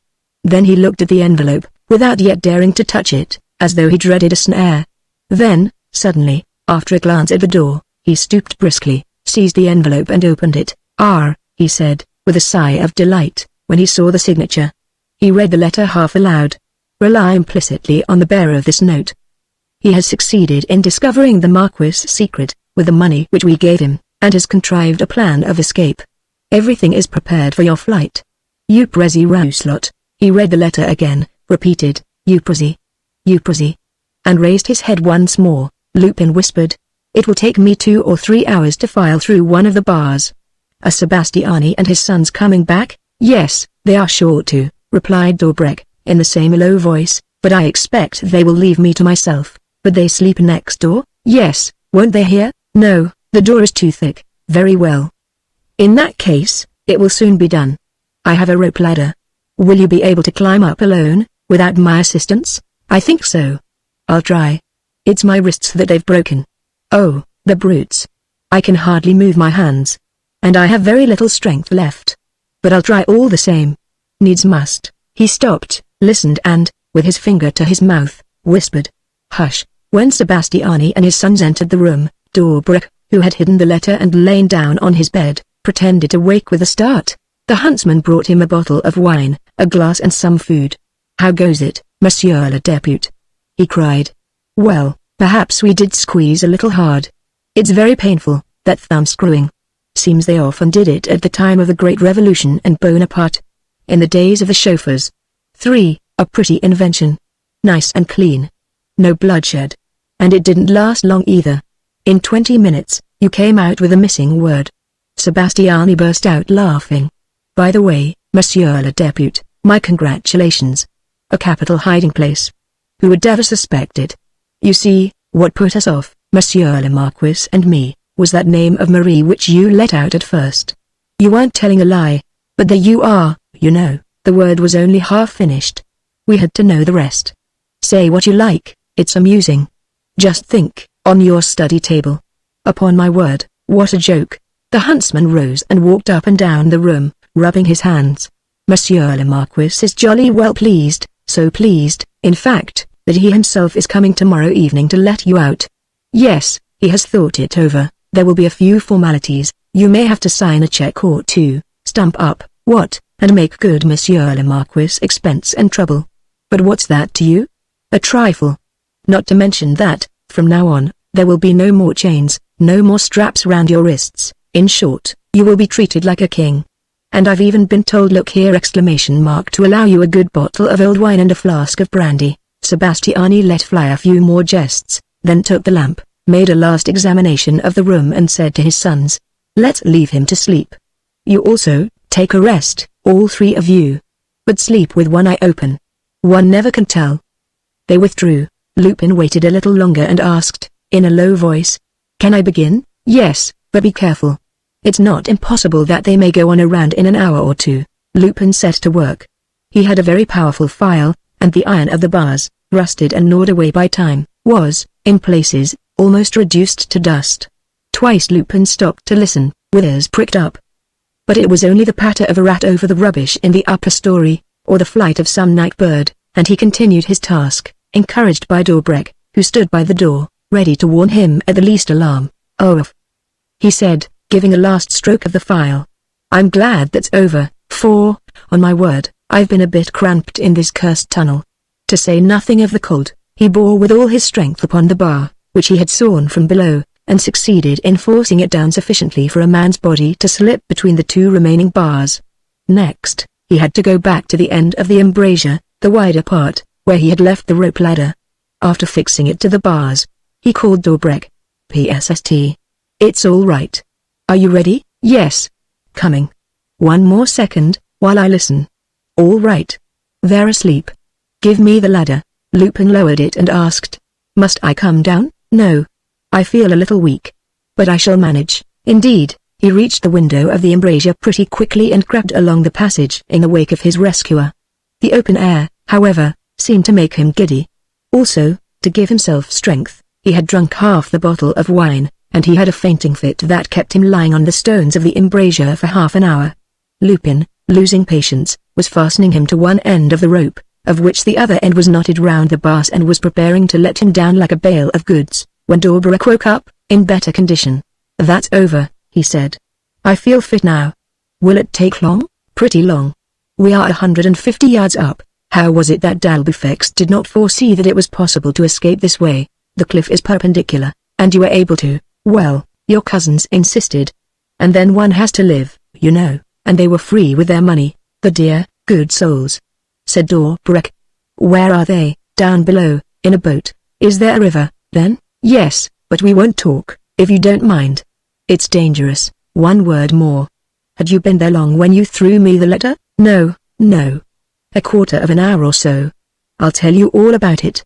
Meanwhile, we must hurry." Lupin went first, after recommending Dobreck to hold tight to the rope and to come down backward. He would give him a hand at the difficult places. It took them over 40 minutes to reach the platform of the ledge formed by the cliff, and Lupin had several times to help his companion, whose wrists, still bruised from the torture, had lost all their strength and suppleness. Over and over again, he groaned. "Oh, the swine, they've done for me. The swine. Ah, Dalbufex, I'll make you pay dear for this." "SSH," said Lupin. "What's the matter?" A noise. Up above, standing motionless on the platform. They listened. Lupin thought of the Sidertank Carvel and the sentry who had killed him with a shot from his harquebus. He shivered, feeling all the anguish of the silence and the darkness. "No," he said, "I was mistaken. Besides, it's absurd. They can't hit us here. Who would hit us? No one. No one. It was a silly notion." He groped about till he found the uprights of the ladder, then he said, Here's the ladder. It is fixed in the bed of the river. A friend of mine is looking after it, as well as your cousins." He whistled. "Here I am," he said, in a low voice. "Hold the ladder fast. And, to Dobreck, I'll go first." Dobreck objected. "Perhaps it would be better for me to go down first." "Why? I am very tired. You can tie your rope round my waist and hold me. Otherwise, there is a danger that I might." "Yes, you are right," said Lupin. "Come nearer." Dobreck came nearer and knelt down on the rock. Lupin fastened the rope to him and then, stooping over, grasped one of the uprights in both hands to keep the ladder from shaking. "Off you go," he said. At the same moment, he felt a violent pain in the shoulder. "Blast it," he said, sinking to the ground. Dobreck had stabbed him with a knife below the nape of the neck, a little to the right. "You blackguard. You blackguard." He half saw Dobreck, in the dark, ridding himself of his rope, and heard him whisper, "You're a bit of a fool, you know. You bring me a letter from my Rouslock cousins, in which I recognized the writing of the elder, Adelaide, but which that sly puss of an Adelaide, suspecting something and meaning to put me on my guard, if necessary, took care to sign with the name of the younger sister, Eupresi Rouslot. You see, I tumbled to it. So, with a little reflection. You are Master Arsène Lupin, are you not? Clarissa's protector, Gilbert's savior. Poor Lupin, I fear you're in a bad way. I don't use the knife often, but, when I do, I use it with a vengeance. He bent over the wounded man and felt in his pockets. Give me your revolver, can't you? You see, your friends will know at once that it is not their governor, and they will try to secure me. And, as I have not much strength left, a bullet or two. Goodbye, Lupin. We shall meet in the next world, eh? Book me a nice flat, with all the latest conveniences. Goodbye, Lupin. And my best thanks. For really I don't know what I should have done without you. By Jove, D'Albufex was hitting me hard. It'll be a joke to meet the beggar again. D'Albrecht had completed his preparations. He whistled once more. A reply came from the boat. Here I am, he said. With a last effort, Lupin put out his arm to stop him. But his hand touched nothing but space. He tried to call out, to warn his accomplices. His voice choked in his throat. He felt a terrible numbness creep over his whole being. His temples buzzed. Suddenly, shouts below. Then a shot. Then another, followed by a triumphant chuckle. And a woman's wail and moans. And, soon after, 2 more shots. Lupin thought of Clarisse, wounded, dead perhaps, of D'Albrecht, fleeing victoriously, of D'Albufex, of the crystal stopper, which one or other of the 2 adversaries would recover unresisted. Then a sudden vision showed him the cider tank Carvel falling with a woman he loved. Then he murmured, time after time, Clarisse, Clarisse, Gilbert. A great silence overcame him, an infinite peace entered into him, and, without the least revolt, he received the impression that his exhausted body, with nothing now to hold it back, was rolling to the very edge of the rock, toward the abyss. Chapter 9 In the dark. An hotel bedroom at Amiens. Lupin was recovering a little consciousness for the first time. Clarisse and the Masher were seated by his bedside. Both were talking, and Lupin listened to them, without opening his eyes. He learned that they had feared for his life, but that all danger was now removed. Next, in the course of the conversation, he caught certain words that revealed to him what had happened in the tragic night at Mortepierre, D'Albrecht's descent, the dismay of the accomplices, when they saw that it was not the governor, then the short struggle, Clarisse flinging herself on D'Albrecht and receiving a wound in the shoulder, D'Albrecht leaping to the bank, the Growler firing 2 revolver shots and darting off in pursuit of him. The Masher clambering up the ladder and finding the governor in a swoon. True as I live, said the Masher, I can't make out even now how he did not roll over. There was a sort of hollow at that place, but it was a sloping hollow, and, half dead as he was, he must have hung on with his 10 fingers. Crikey, it was time I came. Lupin listened in despair. He collected his strength to grasp and understand the words. But suddenly a terrible sentence was uttered. Clarisse, weeping, spoke of the 18 days that had elapsed, 18 more days lost to Gilbert's safety, 18 days. The figure terrified Lupin. He felt that all was over, that he would never be able to recover his strength and resume the struggle, and that Gilbert and Voucher were doomed. His brain slipped away from him. The fever returned and the delirium. And more days came and went. It was perhaps the time of his life of which Lupin speaks with the greatest horror. He retained just enough consciousness and had sufficiently lucid moments to realize the position exactly. But he was not able to coordinate his ideas, to follow a line of argument, nor to instruct or forbid his friends to adopt this or that line of conduct. Often, when he emerged from his torpor, he found his hand in Clarisse's and, in that half-slumbering condition in which a fever keeps you, he would address strange words to her, words of love and passion, imploring her and thanking her and blessing her for all the light and joy which she had brought into his darkness. Then, growing calmer and not fully understanding what he had said, he tried to jest. I have been delirious, have I not? What a heap of nonsense I must have talked. But Lupin felt by Clarisse's silence that he could safely talk as much nonsense as ever his fever suggested to him. She did not hear. The care and attention which she lavished on the patient, her devotion, her vigilance, her alarm at the least relapse, all this was meant not for him, but for the possible savior of Gilbert. She anxiously watched the progress of his convalescence. How soon would he be fit to resume the campaign? Was it not madness to linger by his side, when every day carried away a little hope? Lupin never ceased repeating to himself, with the inward belief that, by so doing, he could influence the course of his illness. I will get well. I will get well, and he lay for days on end without moving, so as not to disturb the dressing of his wound nor increase the excitement of his nerves in the smallest degree. He also strove not to think of D'Albrecht. But the image of his dire adversary haunted him, and he reconstituted the various phases of the escape, the descent of the cliff. One day, struck by a terrible memory, he exclaimed. The list. The list of the 27. Dorbrek must have it by now. Or else Dalbufex. It was on the table, Clarisse reassured him. No one can have taken it, she declared. The Growler was in Paris that same day, with a note from me for Prasseville, entreating him to redouble his watch in the Square Lamartine, so that no one should enter, especially Dalbufex, but Dorbrek. He is wounded. He cannot have gone home. Well, he said, that's all right. But you too were wounded, a mere scratch on the shoulder. Lupin was easier in his mind after these revelations. Nevertheless, he was pursued by stubborn notions which he was unable either to drive from his brain or to put into words. Above all, he thought incessantly of that name of Marie which Dorbrek's sufferings had drawn from him. What did the name refer to? Was it the title of one of the books on the shelves, or a part of the title? Would the book in question supply the key to the mystery? Or was it the combination word of a safe? Was it a series of letters written somewhere, on a wall, on a paper, on a wooden panel, on the mount of a drawing, on an invoice? These questions, to which he was unable to find a reply, obsessed and exhausted him. One morning Arsène Lupin woke feeling a great deal better. The wound was closed. The temperature almost normal. The doctor, a personal friend, who came every day from Paris, promised that he might get up 2 days later.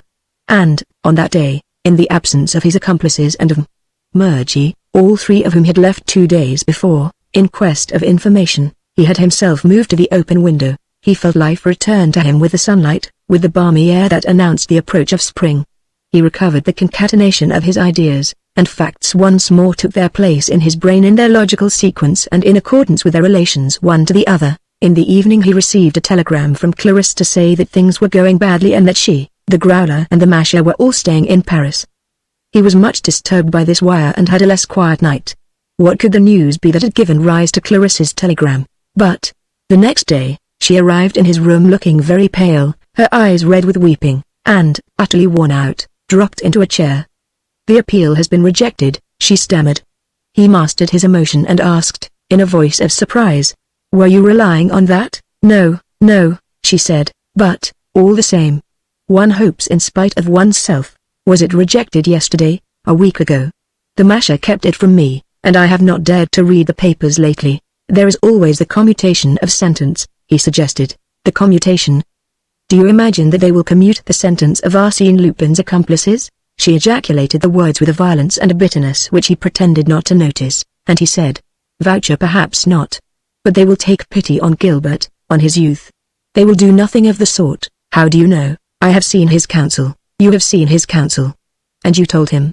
"I told him that I was Gilbert's mother and I asked him whether, by proclaiming my son's identity, we could not influence the result. Or at least delay it." "You would do that?" he whispered.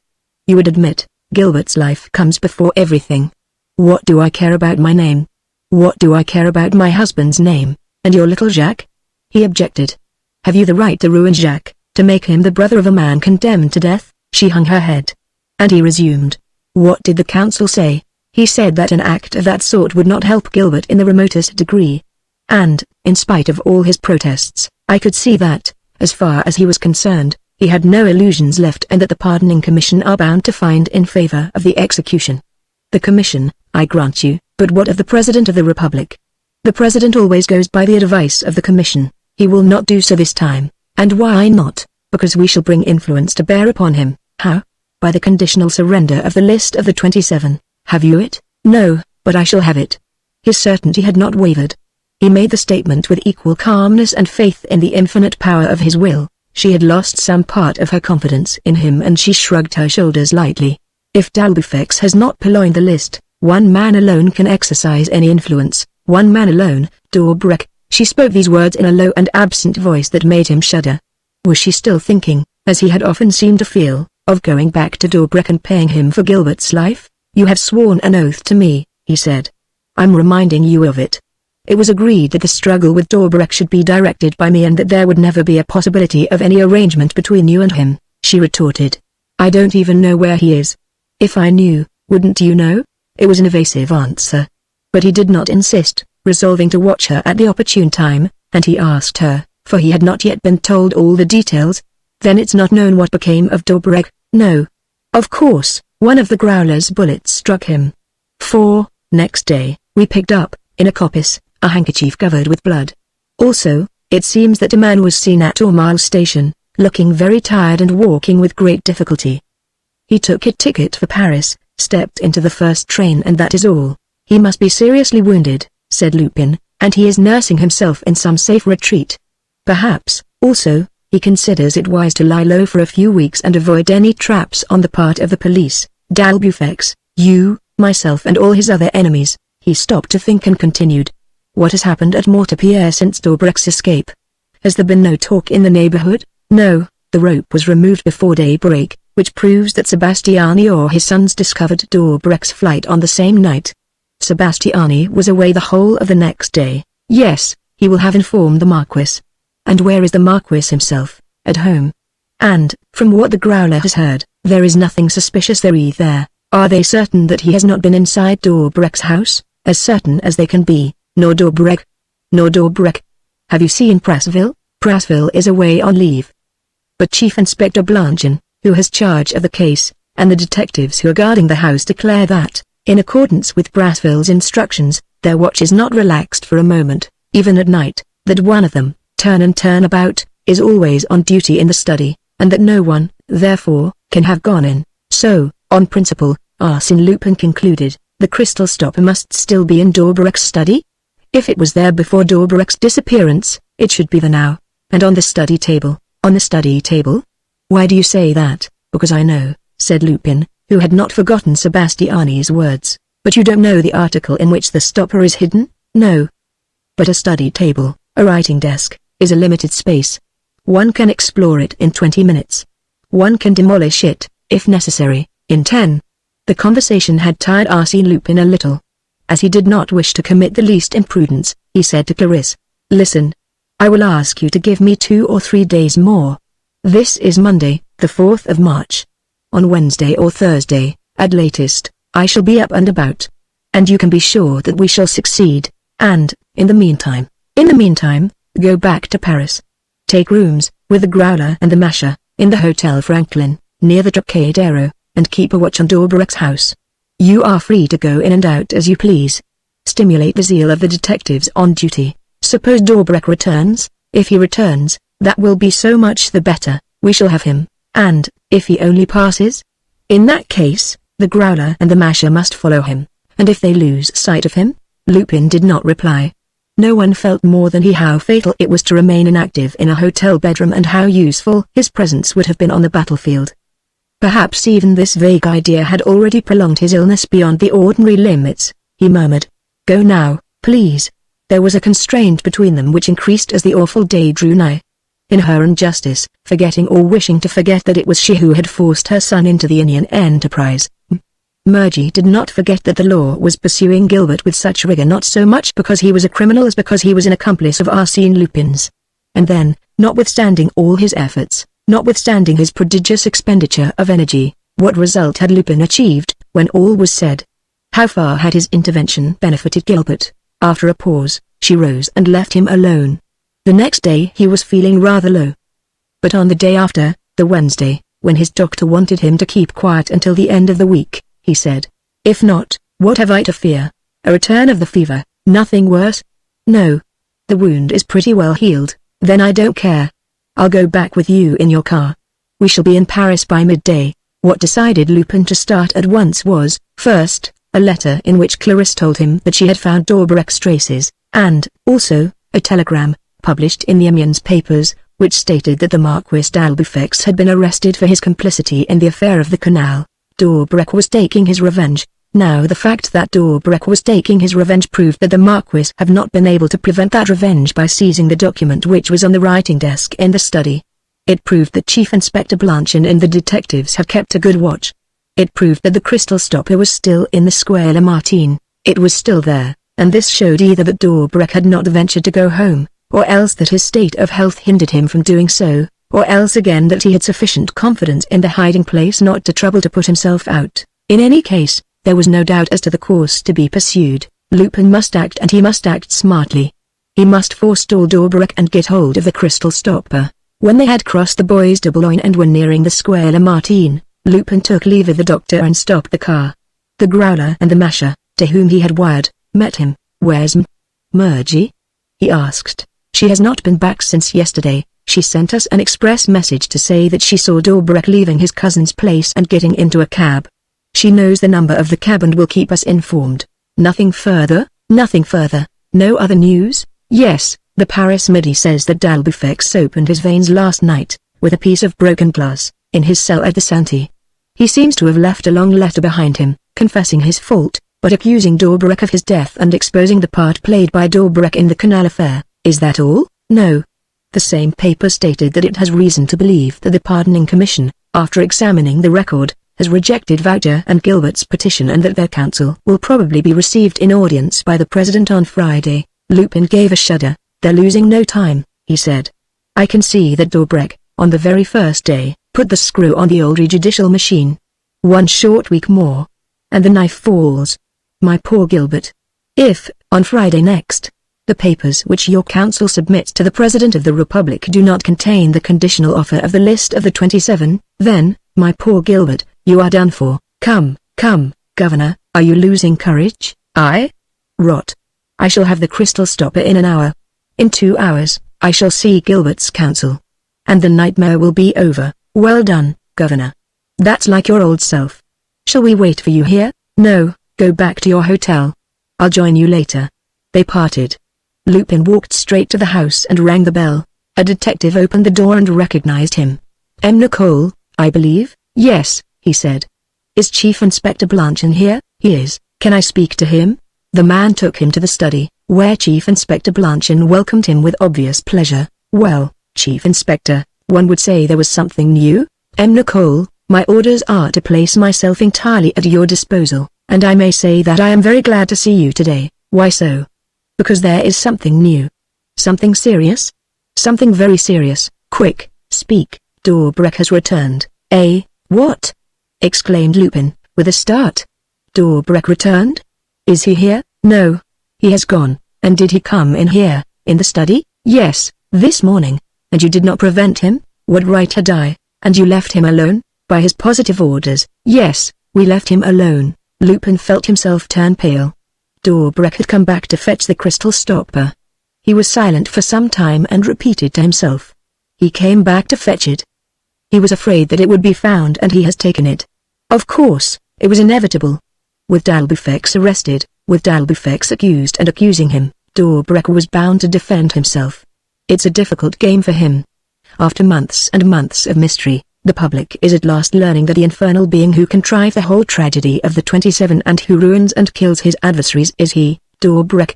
What would become of him if, by a miracle, his talisman did not protect him?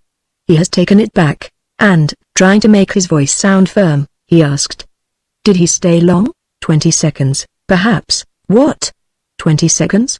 No longer, no longer." "What time was it?" 10 o'clock. "Could he have known of the Marquis d'Albufex suicide by then?" "Yes. I saw the special edition of the Paris Midi in his pocket." That's it, said Lupin. And he asked, "Did Empressville give you no special instructions in case Dobrak should return?" "No." "So, in M. Brassville's absence, I telephoned to the police office and I am waiting." The disappearance of Dobrak the deputy caused a great stir, as you know, and our presence here has a reason, in the eyes of the public, as long as that disappearance continues. But, now that Dobrak has returned, now that we have proofs that he is neither under restraint nor dead, how can we stay in the house? "It doesn't matter," said Lupin, absently. "It doesn't matter whether the house is guarded or not.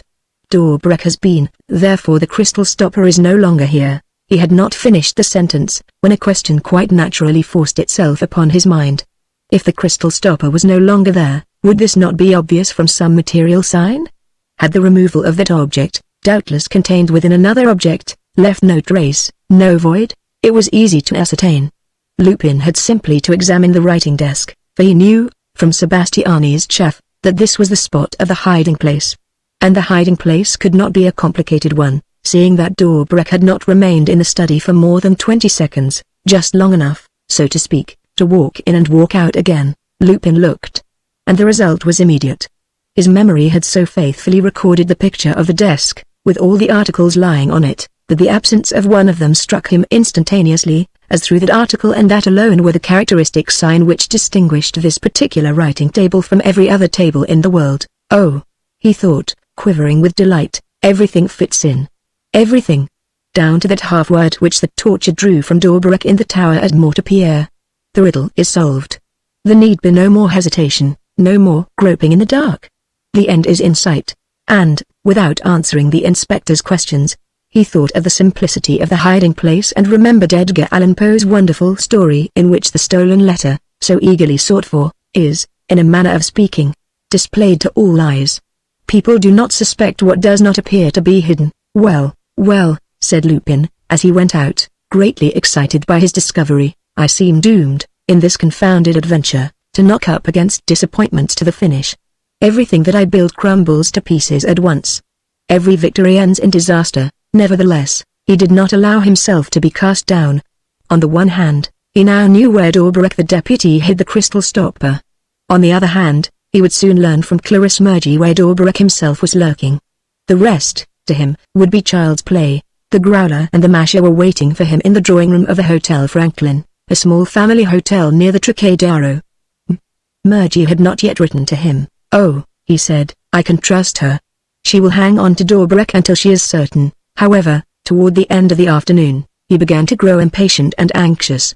He was fighting one of those battles, the last, he hoped, in which the least delay might jeopardize everything.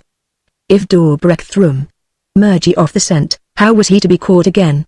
They no longer had weeks or days, but only a few hours, a terribly limited number of hours, in which to repair any mistakes that they might commit. He saw the proprietor of the hotel and asked him, Are you sure that there is no express letter for my two friends? Quite sure, sir. Nor for me, M. Nicole? No, sir. That's curious, said Lupin. We were certain that we should hear from Audran. Audran was the name under which Clarisse was staying at the hotel, but the lady has been, said the proprietor. What's that? She came some time ago and, as the gentlemen were not there, left a letter in her room. Didn't the porter tell you? Lupin and his friends hurried upstairs. There was a letter on the table. Hello, said Lupin. It's been opened. How is that? And why has it been cut about with scissors? The letter contained the following lines. D'Orbreck has spent the week at the Hotel Central. This morning he had his luggage taken to the Gare, and telephoned to reserve a berth in the sleeping car, for dash. I do not know when the train starts. But I shall be at the station all the afternoon. Come as soon as you can, all three of you. We will arrange to kidnap him. What next? Said the Masher. At which station? And where's the sleeping car for? She has cut out just the words we wanted. Yes, said the Growler. 2 snips with the scissors in each place, and the words which we most want are gone. Whoever saw such a thing? Has Mergy lost her head? Lupin did not move. A rush of blood was beating at his temples with such violence that he glued his fists to them and pressed with all his might. His fever returned, burning and riotous, and his will, incensed to the verge of physical suffering, concentrated itself upon that stealthy enemy, which must be controlled then and there, if he himself did not wish to be irretrievably beaten. He muttered, very calmly, D'Orbreck has been here. D'Orbreck, we can't suppose that Mergy has been amusing herself by cutting out those 2 words. D'Orbreck has been here. Mergy thought that she was watching him. He was watching her instead. How? Doubtless through that hall porter who did not tell us that Mergy had been to the hotel, but who must have told D'Orbreck. He came. He read the letter. And, by way of getting at us, he contented himself with cutting out the essential words. We can find out. We can ask, what's the good? What's the use of finding out how he came, when we know that he did come? He examined the letter for some time, turned it over and over, then stood up and said, Come along. Where to? Gare de Lyon. Are you sure? I am sure of nothing with D'Orbreck. But, as we have to choose, according to the contents of the letter, between the Gare de l'Est and the Gare de Lyon, for, I am presuming that his business, his pleasure and his health are more likely to take D'Orbreck in the direction of Marseille and the Riviera than to the Gare de l'Est. It was past 7 when Lupin and his companions left the Hotel Franklin. A motor car took them across Paris at full speed, but they soon saw that Clarisse Mergy was not outside the station, nor in the waiting rooms, nor on any of the platforms. Still, muttered Lupin, whose agitation grew as the obstacles increased, still, if D'Orbreck booked a berth in a sleeping car, it can only have been in an evening train. And it is barely 7:30. A train was starting. The night express. They had time to rush along the corridor. Nobody. Neither them. Murgy nor Dobrik, but, as they were all three going, a porter accosted them near the refreshment room. "Is one of you gentlemen looking for a lady?" "Yes, yes. I am," said Lupin. "Quick, what is it?" "Oh, it's you, sir. The lady told me there might be 3 of you or 2 of you. And I didn't know, but, in heaven's name, speak, man." "What lady?" "The lady who spent the whole day on the pavement, with the luggage, waiting." "Well, out with it. Has she taken a train?" "Yes, the train deluxe, at 6:30. She made up her mind at the last moment, she told me to say. And I was also to say that the gentleman was in the same train and that they were going to Monte Carlo." "Damn it," muttered Lupin. "We ought to have taken the express just now. There's nothing left but the evening trains, and they crawl. We've lost over 3 hours." The wait seemed interminable. They booked their seats. They telephoned to the proprietor of the Hotel Franklin to send on their letters to Monte Carlo. They dined. They read the papers. At last, at 9:30, the train started, and so, by a really tragic series of circumstances, at the most critical moment of the contest, Lupin was turning his back on the battlefield and going away, at haphazard, to seek, he knew not where, and beat, he knew not how, the most formidable and elusive enemy that he had ever fought. And this was happening 4 days, 5 days at most, before the inevitable execution of Gilbert and Voucher. It was a bad and painful night for Lupin. The more he studied the situation, the more terrible it appeared to him. On every side he was faced with uncertainty, darkness, confusion, helplessness. True, he knew the secret of the crystal stopper. But how was he to know that Dobrik would not change or had not already changed his tactics? How was he to know that the list of the 27 was still inside that crystal stopper, or that the crystal stopper was still inside the object where Dobrik had first hidden it? And there was a further serious reason for alarm in the fact that Clarisse Murgy thought that she was shadowing and watching Dobrik at a time when, on the contrary, Dobrik was watching her, having her shadowed and dragging her, with diabolical cleverness, toward the places selected by himself, far from all help or hope of help. Oh, Dobrik's game was clear as daylight. Did not Lupin know the unhappy woman's hesitations? Did he not know, and the Growler and the Masher confirmed it most positively, that Clarisse looked upon the infamous bargain planned by Dobrik in the light of a possible, an acceptable thing? In that case, how could he, Lupin, succeed? The logic of events, so powerfully molded by Dobrik, led to a fatal result. The mother must sacrifice herself and, to save her son, throw her scruples, her repugnance, her very honor, to the winds. "Oh, you scoundrel!" snarled Lupin, in a fit of rage. "If I get hold of you, I'll make you dance to a pretty tune. I wouldn't be in your shoes for a great deal." When it happens, they reached Monte Carlo at 3 o'clock in the afternoon. Lupin was at once disappointed not to see Clarisse on the platform at the station. He waited. No messenger came up to him. He asked the porters and ticket collectors if they had noticed, among the crowd, 2 travelers answering to the description of Dobrik and Clarisse. They had not.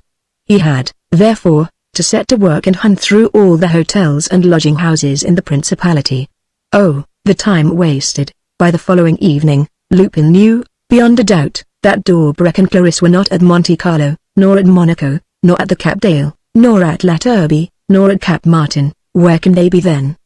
He wondered, trembling with rage. At last, on the Saturday, he received, at the Poste Restante, a telegram which had been readdressed from the Hotel Franklin and which said, "He got out at Cannes and is going on to San Remo, Hotel Palace des Ambassadors." Clarisse. The telegram was dated the day before. "Hang it!" exclaimed Lupin. "They passed through Monte Carlo. One of us ought to have remained at the station. I did think of it, but, in the midst of all that bustle, Lupin and his friends took the first train for Italy. They crossed the frontier at 12 o'clock. The train entered the station at San Remo at 12:40. They at once saw an hotel porter, with Ambassador's Palace on his braided cap, who seemed to be looking for someone among the arrivals. Lupin went up to him. "Are you looking for M. Nicole?" "Yes, M. Nicole and 2 gentlemen." "From a lady?" "Yes, Murgy." "Is she staying at your hotel?" "No. She did not get out. She beckoned to me, described you 3 gentlemen and told me to say that she was going on to Genoa, to the Hotel Continental." "Was she by herself?" "Yes." Lupin tipped the man, dismissed him and turned to his friends. "This is Saturday. If the execution takes place on Monday, there's nothing to be done." "But Monday is not a likely day." What I have to do is to lay hands on Dobrecht tonight and to be in Paris on Monday, with the document. It's our last chance. Let's take it." The Growler went to the booking office and returned with 3 tickets for Genoa. The engine whistled. Lupin had a last hesitation. "No, really, it's too childish. What are we doing? We ought to be in Paris, not here. Just think." He was on the point of opening the door and jumping out on the permanent way. But his companions held him back. The train started. He sat down again, and they continued their mad pursuit, traveling at random, toward the unknown. And this happened 2 days before the inevitable execution of Gilbert and Voucher. Chapter 10 Extra DRY.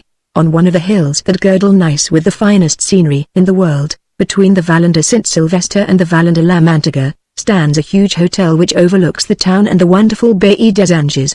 A crowd flocks to it from all parts, forming a medley of every class and nation. On the evening of the same Saturday when Lupin, the Growler and the Masher were plunging into Italy, Clarisse Mergy entered this hotel, asked for a bedroom facing south and selected number 130, on the second floor, a room which had been vacant since that morning. The room was separated from number 129 by 2 partition doors. As soon as she was alone, Clarisse pulled back the curtain that concealed the first door, noiselessly drew the bolt and put her ear to the second door. "He is here," she thought. "He is dressing to go to the club."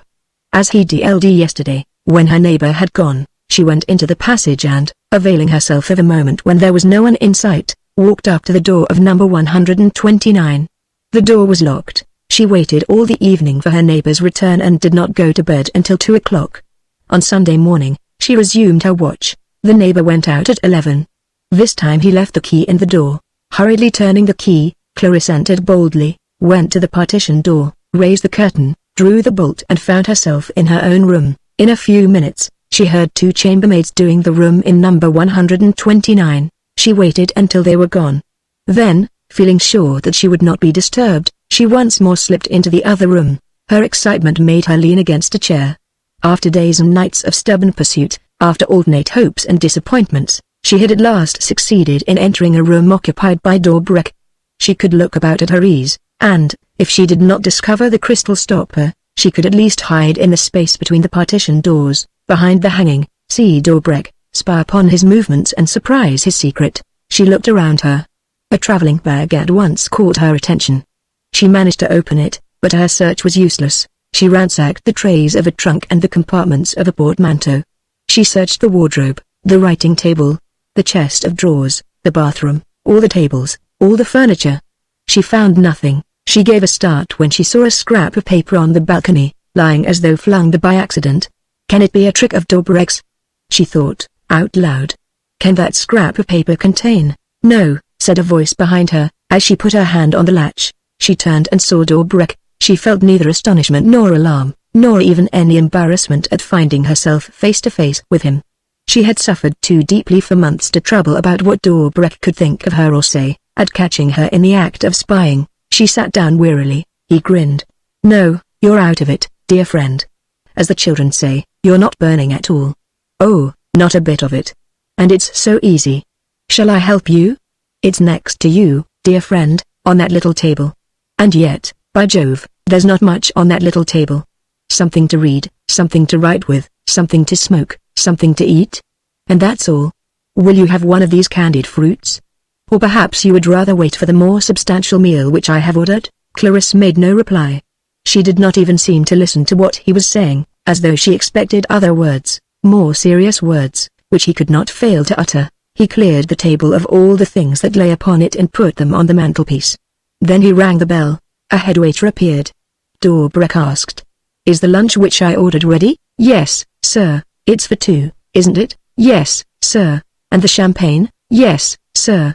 "Extra dry?" "Yes, sir." Another waiter brought a tray and laid 2 covers on the table, a cold lunch, some fruit and a bottle of champagne in an ice pail. Then the 2 waiters withdrew. "Sit down, dear lady. As you see, I was thinking of you and your cover is laid." And, without seeming to observe that Clarisse was not at all prepared to do honor to his invitation, he sat down, began to eat and continued. "Yes, upon my word, I hope that you would end by consenting to this little private meeting. During the past week, while you were keeping so assiduous a watch upon me, I did nothing but say to myself, I wonder which she prefers, sweet champagne, Dry champagne, or extra dry? I was really puzzled. Especially after our departure from Paris. I had lost your tracks, that is to say, I feared that you had lost mine and abandoned the pursuit which was so gratifying to me. When I went for a walk, I missed your beautiful dark eyes, gleaming with hatred under your hair just touched with grey. But, this morning, I understood. The room next to mine was empty at last, and my friend Clarisse was able to take up her quarters, so to speak, by my bedside. From that moment I was reassured. I felt certain that, on coming back instead of lunching in the restaurant as usual, I should find you arranging my things to your convenience and suiting your own taste. That was why I ordered 2 covers, one for your humble servant, the other for his fair friend. She was listening to him now and in the greatest terror. Sir Dorbrek knew that he was spied upon. For a whole week he had seen through her and all her schemes. In a low voice, anxious-eyed, she asked, "You did it on purpose, did you not? You only went away to drag me with you?" "Yes," he said. "But why? Why? Do you mean to say that you don't know?" retorted Dorbrek, laughing with a little cluck of delight. She half rose from her chair and, bending toward him, thought, as she thought each time, of the murder which she could commit, of the murder which she would commit. One revolver shot and the odious brute was done for. Slowly her hand glided to the weapon concealed in her bodice. Dorbrek said, "1 second, dear friend. You can shoot presently, but I beg you first to read this wire which I have just received." She hesitated, not knowing what trap he was laying for her, but he went on, as he produced a telegram. "It's about your son, Gilbert?" she asked, greatly concerned. "Yes, Gilbert. Here, read it." She gave a yell of dismay.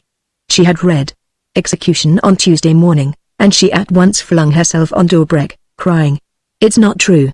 It's a lie. To madden me. Oh, I know you. You are capable of anything. Confess. It won't be on Tuesday, will it?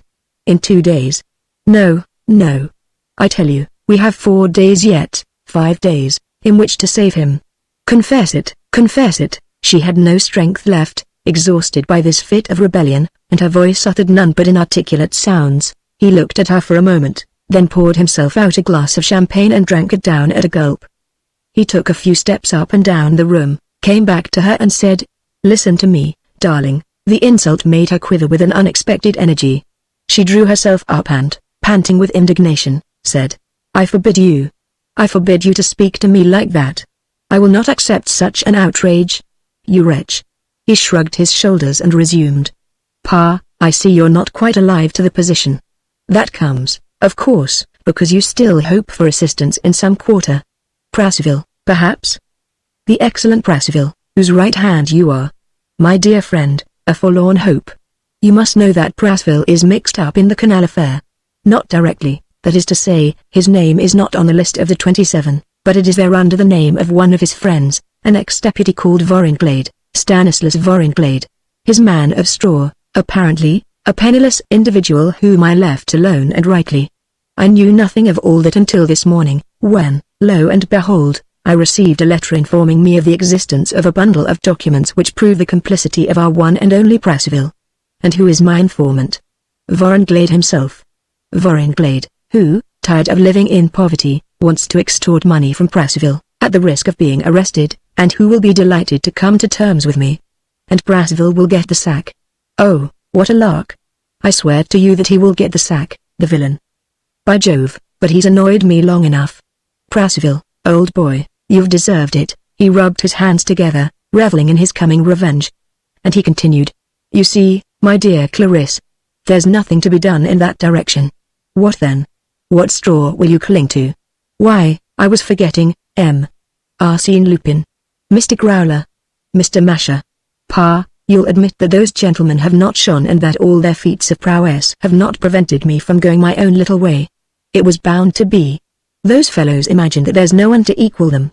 When they meet an adversary like myself, one who is not to be bounced, it upsets them and they make blunder after blunder, while still believing that they are hoodwinking him like mad. Schoolboys, that's what they are. However, as you seem to have some illusions left about the aforesaid Lupin, as you are counting on that poor devil to crush me and to work a miracle in favor of your innocent Gilbert, come, let's dispel that illusion. Oh, Lupin. Lord above, she believes in Lupin. She places her last hopes in Lupin. Lupin. Just wait till I prick you, my illustrious windbag.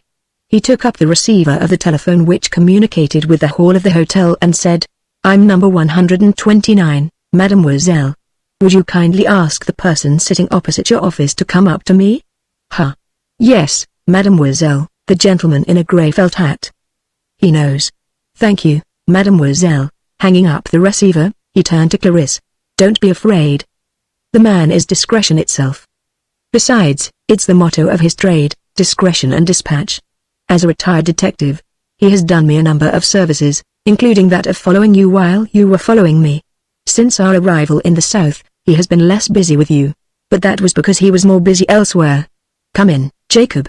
He himself opened the door, and a short, thin man, with a red moustache, entered the room. "Please tell this lady, Jacob, in a few brief words, what you have done since Wednesday evening, when, after letting her get into the train deluxe which was taking me from the Gare de Lyon to the south, you yourself remained on the platform at the station. Of course, I am not asking how you spent your time, except insofar as concerns the lady and the business with which I entrusted you." Jacob dived into the inside pocket of his jacket and produced a little notebook of which he turned over the pages and read them aloud in the voice of a man reading a report. "Wednesday evening, 8:15. Gare de Lyon. Wait for 2 gents, Growler and Masher. They come with another whom I don't know yet, but who can only be M. Nicole. Give a porter 10 francs for the loan of his cap and blouse. Accost the gents and tell them, from a lady, that they were gone to Monte Carlo. Next, telephone to the porter at the Hotel Franklin. All telegrams sent to his boss and dispatched by said boss will be read by said hotel porter and, if necessary, intercepted, Thursday. Monte Carlo. The 3 gents search the hotels, Friday. Flying visits to La Turbie, the Cap Dale, Cap Martin. M. Dorbrek rings me up. Thinks it wiser to send the gents to Italy. Make the porter of the Hotel Franklin send them a telegram appointing a meeting at San Remo, Saturday. San Remo. Station platform. Give the porter of the Ambassador's Palace 10 francs for the loan of his cap. The 3 gents arrive.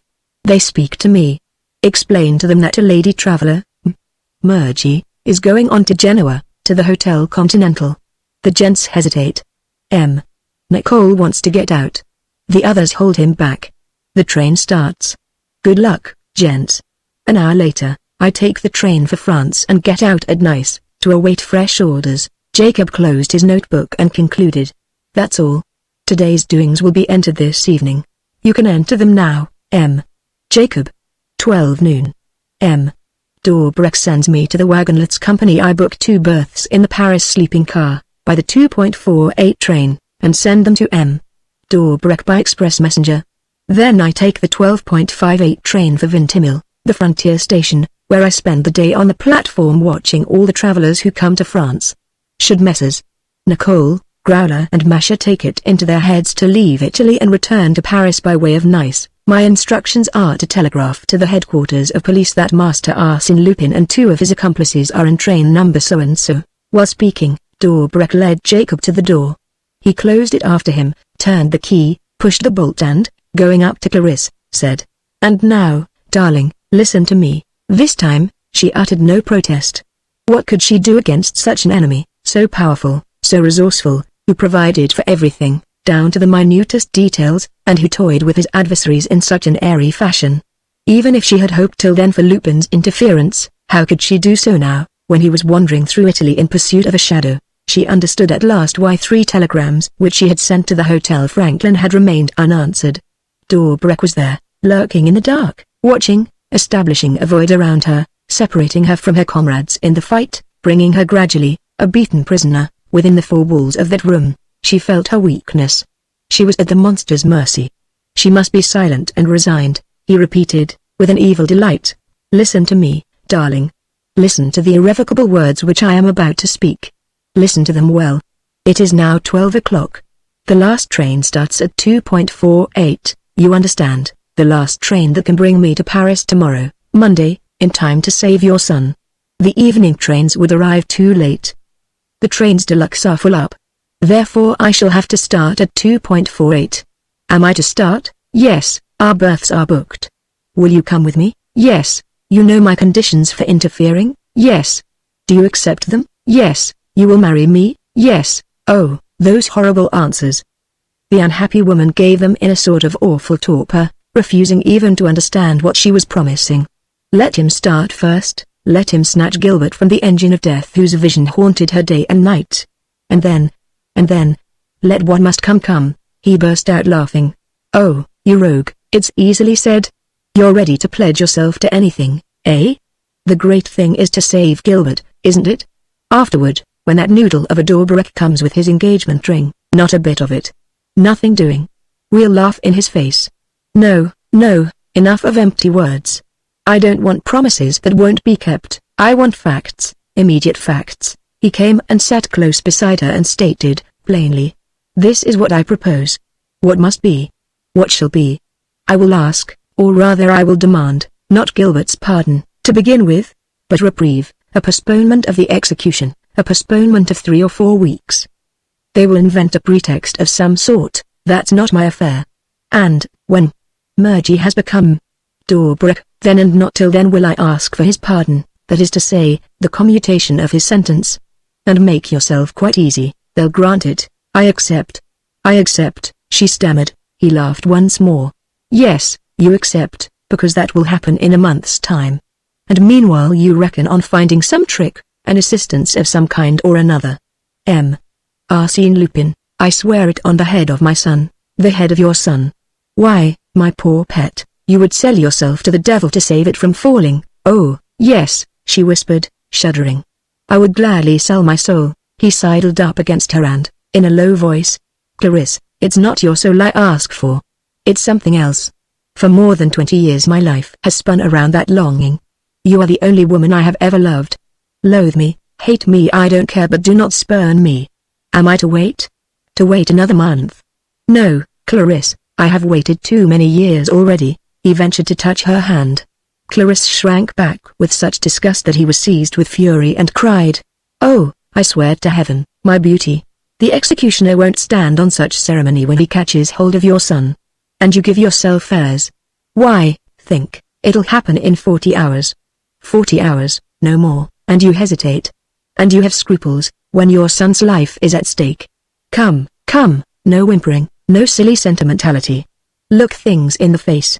By your own oath, you are my wife, you are my bride from this moment. Clarisse, give me your lips. Half fainting, she had hardly the strength to put out her arm and push him away, and, with a cynicism in which all his abominable nature stood revealed, Dorbarek, mingling words of cruelty and words of passion, continued. Save your son. Think of the last morning, the preparations for the scaffold, when they snip away his shirt and cut his hair. Clarisse, I will save him. Be sure of it. All my life shall be yours. Clarisse, she no longer resisted. It was over. The loathsome brute's lips were about to touch hers, and it had to be, and nothing could prevent it. It was her duty to obey the decree of fate. She had long known it. She understood it, and, closing her eyes, so as not to see the foul face that was slowly raised to hers, she repeated to herself, My son. My poor son. A few seconds passed, 10, 20 perhaps. Dorbarek did not move. Dorbarek did not speak. And she was astounded at that great silence and that sudden quiet. Did the monster, at the last moment, feel a scruple of remorse? She raised her eyelids, the sight which she beheld struck her with stupefaction. Instead of the grinning features which she expected to see, she saw a motionless, unrecognizable face, contorted by an expression of unspeakable terror, and the eyes, invisible under the double impediment of the spectacles, seemed to be staring above her head, above the chair in which she lay prostrate. Clarisse turned her face. 2 revolver barrels, pointed at Dorbarek, showed on the right, a little above the chair. She saw only that, those 2 huge, formidable revolvers, gripped in 2 clenched hands. She saw only that, and also Dorbarek's face, which fear was discoloring little by little, until it turned livid. And, almost at the same time, someone slipped behind Dorbarek, sprang up fiercely, flung one of his arms round Dorbarek's neck, threw him to the ground with incredible violence and applied a pad of cotton wool to his face. A sudden smell of chloroform filled the room. Clarisse had recognized him. Nicole, come along, Growler. He cried. Come along, Masha. Drop your shooters, I've got him. He's a limprag. Tie him up. Dorbarek, in fact, was bending into and falling on his knees like a disjointed doll. Under the action of the chloroform, the fearsome brute sank into impotence, became harmless and grotesque. The growler and the masher rolled him in one of the blankets of the bed and tied him up securely. "That's it! That's it!" shouted Lupin, leaping to his feet. And, in a sudden reaction of mad delight, he began to dance a wild gig in the middle of the room, a jig mingled with bits of can-can and the contortions of the cakewalk and the whirls of a dancing dervish and the acrobatic movements of a clown and the lurching steps of a drunken man. And he announced, as though they were the numbers in a music hall performance: "The prisoner's dance. The captive's hornpipe. A fantasia on the corpse of a representative of the people. The chloroform polka. The two-step of the conquered goggles. Oh! Oh! The blackmailer's fandango. Hoot! Hoot! The McDarberex fling. The turkey trot. And the bunny hug. And the grizzly bear. The Tyrolean dance, tra-la-la-ty. Allen's, enfant de la party. Zing, boom, boom. Zing, boom, boom. All his street Arab nature, all his instincts of gaiety, so long suppressed by his constant anxiety and disappointment, came out and betrayed themselves in roars of laughter, bursts of animal spirits and a picturesque need of childlike exuberance and riot. He gave a last high kick, turned a series of cartwheels round the room and ended by standing with his hands on his hips and one foot on Dobrek's lifeless body, an allegorical tableau. He announced, "The angel of virtue destroying the hydra of vice." And the humor of the scene was twice as great because Lupin was appearing under the aspect of M. Nicole, in the clothes and figure that wizened, awkward, nervous private tutor. A sad smile flickered across Margie's face, her first smile for many a long month. But, at once returning to the reality of things, she besought him. "Please, please. Think of Gilbert." He ran up to her, caught her in his arms and, obeying a spontaneous impulse, so frank that she could but laugh at it, gave her a resounding kiss on either cheek. "There, lady, that's the kiss of a decent man. Instead of Dobrek, it's I kissing you. Another word and I'll do it again. And I'll call you darling next. Be angry with me, if you dare. Oh, how happy I am." He knelt before her on one knee. "And, respectfully, I beg your pardon, madame. The fit is over." And, getting up again, resuming his whimsical manner, he continued, while Clarisse wondered what he was driving at. "What's the next article, madam? Your son's pardon, perhaps?" "Certainly. Madame, I have the honor to grant you the pardon of your son, the commutation of his sentence to penal servitude for life and, to wind up with, his early escape. It's settled, eh, Growler?" "Settled, Masher. What?" "You'll both go with the boy to New Caledonia and arrange for everything. Oh, my dear Dobrek, we owe you a great debt. But I'm not forgetting you, believe me. What would you like? A last pipe?" "Coming, coming." He took one of the pipes from the mantelpiece, stooped over the prisoner, shifted his pad and thrust the amber mouthpiece between his teeth. "Draw, old chap, draw. Lord, how funny you look, with your plug over your nose and your cutty in your mouth. Come, puff away. By Jove, I forgot to fill your pipe.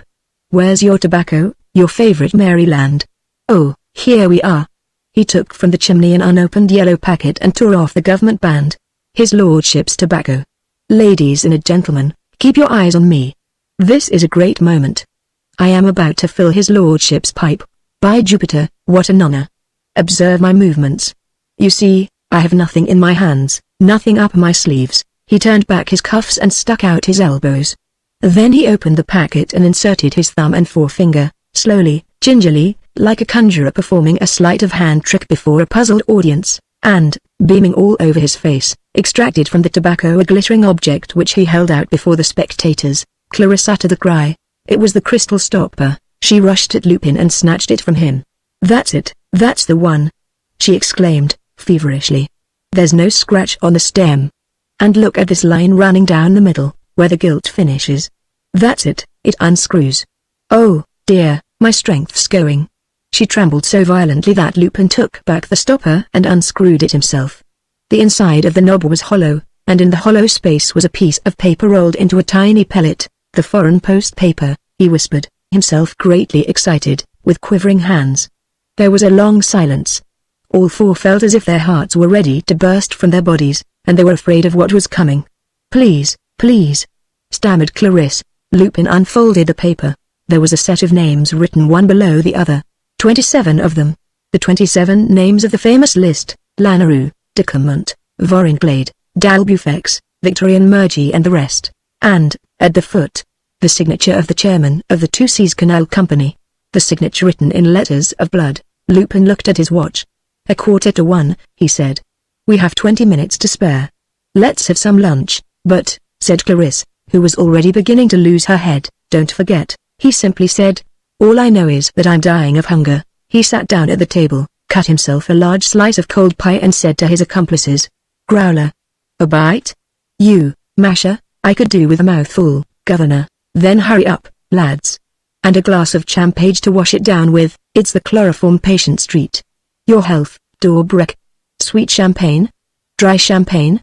Extra dry? Chapter 11 The Cross of Lorraine. The moment Lupin had finished lunch, he at once and, so to speak, without transition, recovered all his mastery and authority. The time for joking was past, and he must no longer yield to his love of astonishing people with claptrap and conjuring tricks. Now that he had discovered the crystal stopper in the hiding place which he had guessed with absolute certainty, now that he possessed the list of the 27, it became a question of playing off the last game of the rubber without delay. It was child's play, no doubt, and what remained to be done presented no difficulty.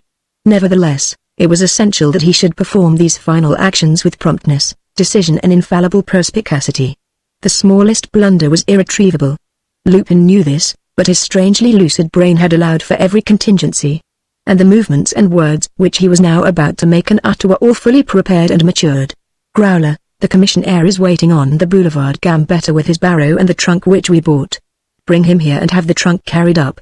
If the people of the hotel ask any questions, say it's for the lady in number 130. Then, addressing his other companion. Masher, go back to the station and take over the limousine. The price is arranged, 10,000 francs. Buy a chauffeur's cap and overcoat and bring the car to the hotel. The money, Governor. Lupin opened a pocketbook which had been removed from Dorbrek's jacket and produced a huge bundle of banknotes. He separated 10 of them. Here you are. Our friend appears to have been doing well at the club. Off with you, Masher. The two men went out through Clarisse's room. Lupin availed himself of a moment when Clarisse Murgy was not looking to stow away the pocketbook with the greatest satisfaction. I shall have done a fair stroke of business, he said to himself. When all the expenses are paid, I shall still be well to the good, and it's not over yet. Then turning to Clarisse Murgy, he asked. Have you a bag? Yes, I bought one when I reached Nice, with some linen and a few necessaries, for I left Paris unprepared. Get all that ready. Then go down to the office. Say that you are expecting a trunk which a commissionaire is bringing from the station cloakroom and that you will want to unpack and pack it again in your room, and tell them that you are leaving. When alone, Lupin examined Dorbrek carefully, felt in all his pockets and appropriated everything that seemed to present any sort of interest. The Growler was the first to return. The trunk, a large wicker hamper covered with black moleskin, was taken into Clarisse's room.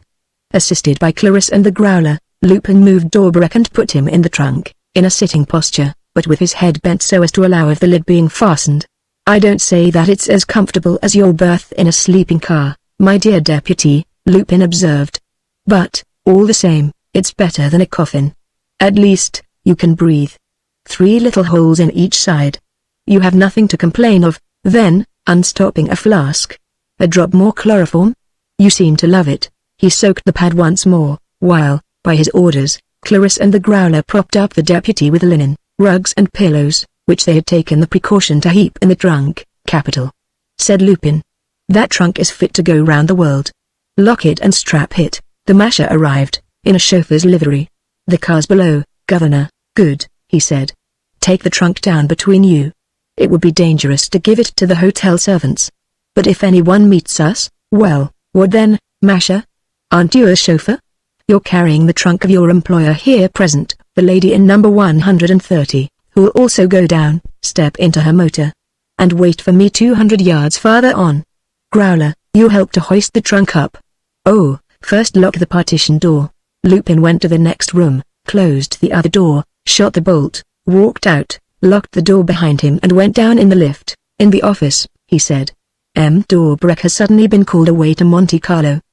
He asked me to say that he would not be back until Tuesday and that you were to keep his room for him. His things are all there. Here is the key. He walked away quietly and went after the car, where he found Clarisse lamenting.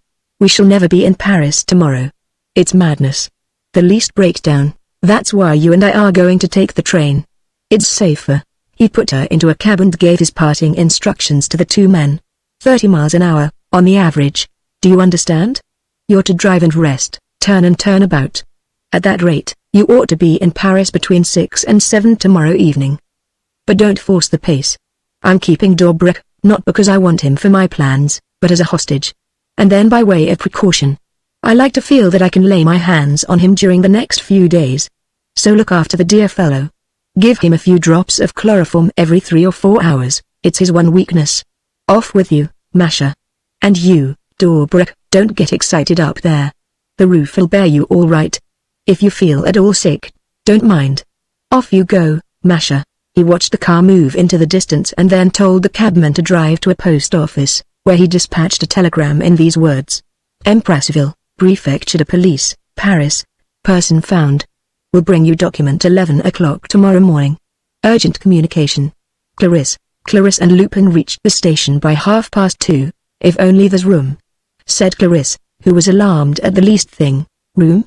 Why, our berths are booked. By whom? By Jacob. By Dobrik. How? Why, at the office of the hotel they gave me a letter which had come for Dobrik by express. It was the 2 berths which Jacob had sent him. Also, I have his deputy's pass. So we shall travel under the name of M. and Dobrik, and we shall receive all the attention due to our rank and station. You see, my dear madam, that everything's arranged. The journey, this time, seemed short to Lupin. Clarisse told him what she had done during the past few days. He himself explained the miracle of his sudden appearance in Dobrik's bedroom at the moment when his adversary believed him in Italy. A miracle, no, he said.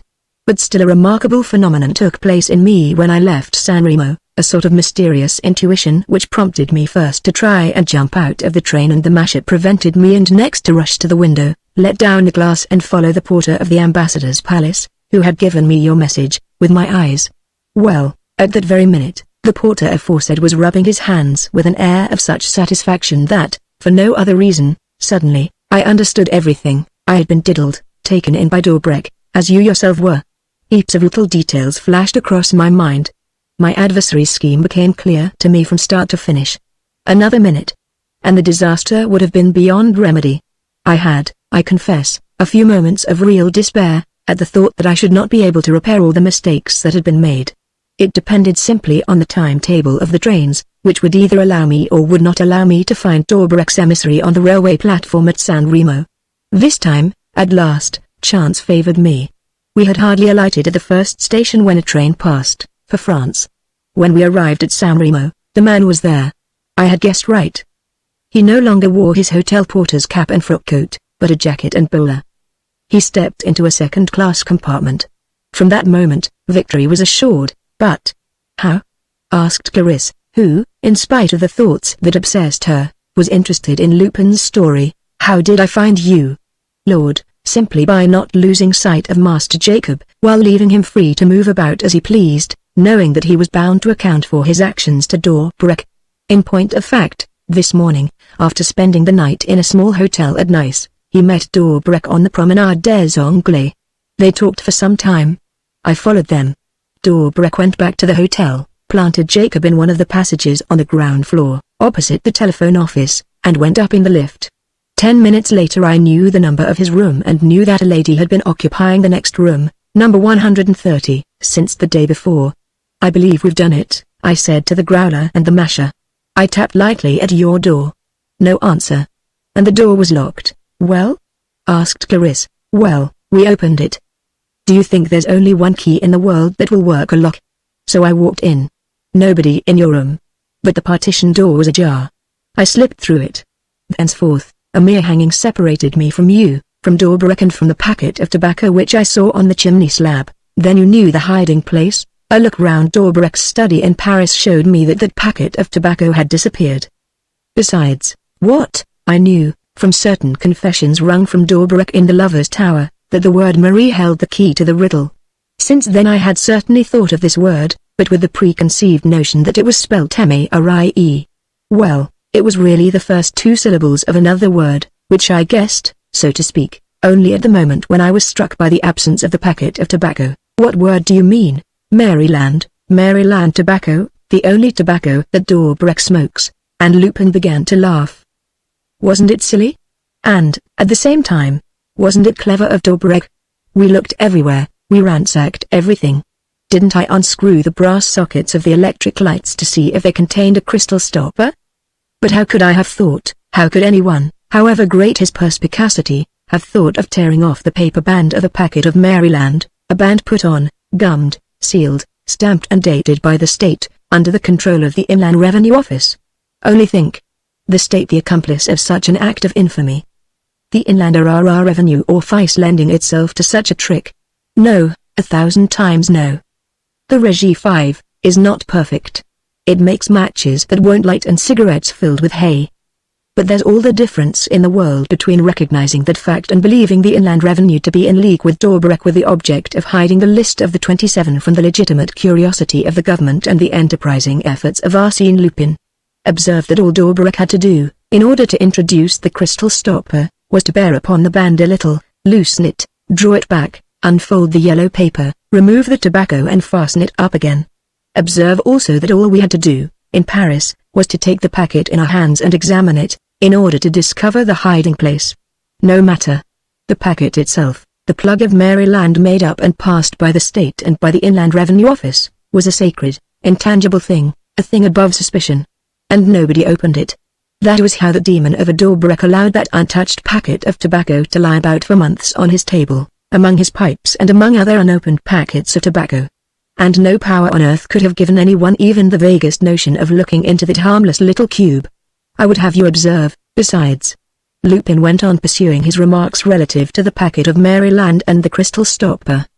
His adversary's ingenuity and shrewdness interested him all the more inasmuch as Lupin had ended by getting the better of him. But to Clarisse these topics mattered much less than did her anxiety as to the acts which must be performed to save her son, and she sat trapped in her own thoughts and hardly listened to him. Are you sure, she kept on repeating, that you will succeed? Absolutely sure. But Prasville is not in Paris. If he's not there, he's at the Havre. I saw it in the paper yesterday. In any case, a telegram will bring him to Paris at once. And do you think that he has enough influence to obtain the pardon of Voucher and Gilbert personally? No. If he had, we should have set him to work before now. But he is intelligent enough to understand the value of what we are bringing him and to act without a moment's delay. But, to be accurate, are you not deceived as to that value? Was Dorbrek deceived? Was Dorbrek not in a better position than any of us to know the full power of that paper? Did he not have 20 proofs of it, each more convincing than the last? Think of all that he was able to do, for the sole reason that people knew him to possess the list. They knew it, and that was all. He did not use the list, but he had it. And, having it, he killed your husband. He built up his fortune on the ruin and the disgrace of the 27. Only last week, one of the gamest of the lot, D'Albufex, cut his throat in a prison. No, take it from me, as the price of handing over that LLST, we could ask for anything we pleased. And we are asking for what? Almost nothing. Less than nothing. The pardon of a child of 20. In other words, they will take us for idiots. What? We have in our hands. He stopped.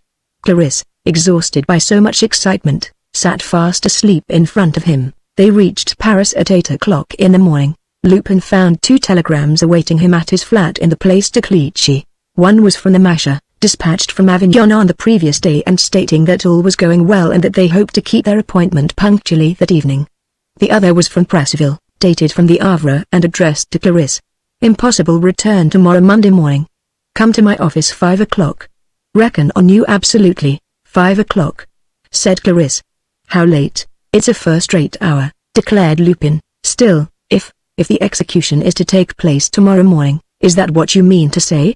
Don't be afraid to speak out, for the execution will not take place. The newspapers. You haven't read the newspapers and you are not to read them. Nothing that they can say matters in the least. One thing alone matters, our interview with Prasville.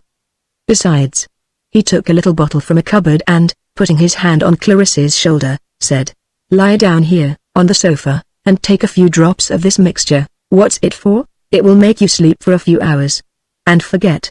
That's always so much gained. No, no, protested Clarisse, I don't want to. Gilbert is not asleep. He is not forgetting. Drink it, said Lupin, with gentle insistence. She yielded all of a sudden, from cowardice, from excessive suffering, and did as she was told and lay on the sofa and closed her eyes. In a few minutes she was asleep. Lupin rang for his servant. "The newspapers. Quick. Have you bought them?" "Here they are, Governor." Lupin opened one of them and at once read the following lines. "Arsène Lupin's accomplices. We know from a positive source that Arsène Lupin's accomplices, Gilbert and Voucher, will be executed tomorrow, Tuesday, morning. M. D'Herblay has inspected the scaffold. Everything is ready." He raised his head with a defiant look. "Arsène Lupin's accomplices. The execution of Arsène Lupin's accomplices. What a fine spectacle. And what a crowd there will be to witness it. Sorry, gentlemen, but the curtain will not rise. Theatre closed by order of the authorities. And the authorities are myself." He struck his chest violently, with an arrogant gesture. "The authorities are myself." At 12 o'clock Lupin received a telegram which the Masher had sent from Lyon. "All well. Goods will arrive without damage." At 3 o'clock Clarisse woke. Her first words were, "Is it to be tomorrow?" He did not answer. But she saw him look so calm and smiling that she felt herself permeated with an immense sense of peace and received the impression that everything was finished, disentangled, settled according to her companion's will. They left the house at 10 minutes past 4. Brassville's secretary, who had received his chief's instructions by telephone, showed them into the office and asked them to wait. It was 4:45. Brassville came running in at 5:00 exactly and, at once, cried, "Have you the list?" "Yes, give it me." He put out his hand. Clarisse, who had risen from her chair, did not stir. Brassville looked at her for a moment, hesitated and sat down. He understood. In pursuing Daubrecq, Clarisse Mergy had not acted only from hatred and the desire for revenge. Another motive prompted her. The paper would not be handed over except upon conditions. "Sit down, please," he said, thus showing that he accepted the discussion. Clarisse resumed her seat and, when she remained silent, Brassville said, "Speak, my friend, and speak quite frankly." "I do not scruple to say that we wish to have that paper, if it is only a wish," remarked Clarisse, whom Lupin had coached in her part down to the least detail. "If it is only a wish, I fear that we shall not be able to come to an arrangement." Brassville smiled. "The wish, obviously, would lead us to make certain sacrifices." "Every sacrifice," said Mergy, correcting him, "every sacrifice. Provided, of course, that we keep within the bounds of acceptable requirements, and even if we go beyond those bounds," said Clarisse, inflexibly. Brassville began to lose patience. "Come, what is it all about? Explain yourself." "Forgive me, my friend, but I wanted above all to mark the great importance which you attach to that paper and, in view of the immediate transaction which we are about to conclude, to specify what shall I say ? The value of my share in it. That value, which has no limits, must, I repeat, be exchanged for an unlimited value." "Agreed," said Brassville, querulously. "I presume, therefore, that it is unnecessary for me to trace the whole story of the business or to enumerate, on the one hand, the disasters which the possession of that paper would have allowed you to avert and, on the other hand, the incalculable advantages which you will be able to derive from its possession." Brassville had to make an effort to contain himself and to answer in a tone that was civil, or nearly so. "I admit everything." "Is that enough?" "I beg your pardon, but we cannot explain ourselves too plainly. And there is one point that remains to be cleared up. Are you in a position to treat, personally?" "How do you mean?" "I want to know not, of course, if you are empowered to settle this business here and now, but if, in dealing with me, you represent the views of those who know the business and who are qualified to settle it." "Yes," declared Brassville, forcibly, "so that I can have your answer within an hour after I have told you my conditions." "Yes." "Will the answer be that of the government?" "Yes." Clarisse bent forward and, sinking her voice. "Will the answer be that of the Élysée?" Brassville appeared surprised.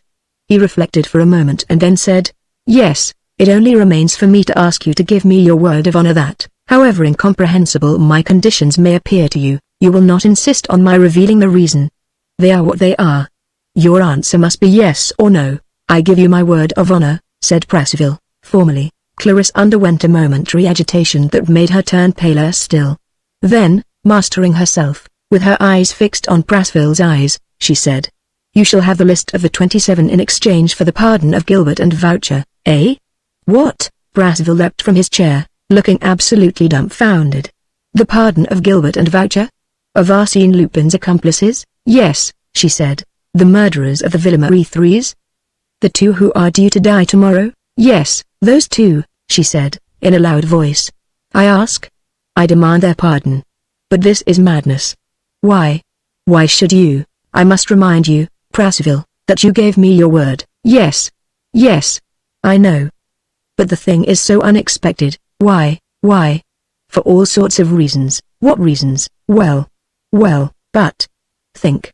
Gilbert and Voucher have been sentenced to death. Send them to penal servitude, that's all you have to do. Impossible. The case has created an enormous sensation. They are Arsène Lupin's accomplices. The whole world knows about the verdict. Well, we cannot go against the decrees of justice. You are not asked to do that. You are asked for a commutation of punishment as an act of mercy. Mercy is a legal thing. The Pardoning Commission has given its finding, true, but there remains the President of the Republic. He has refused. He can reconsider his refusal. Impossible. Why? There's no excuse for it. He needs no excuse. The right of mercy is absolute.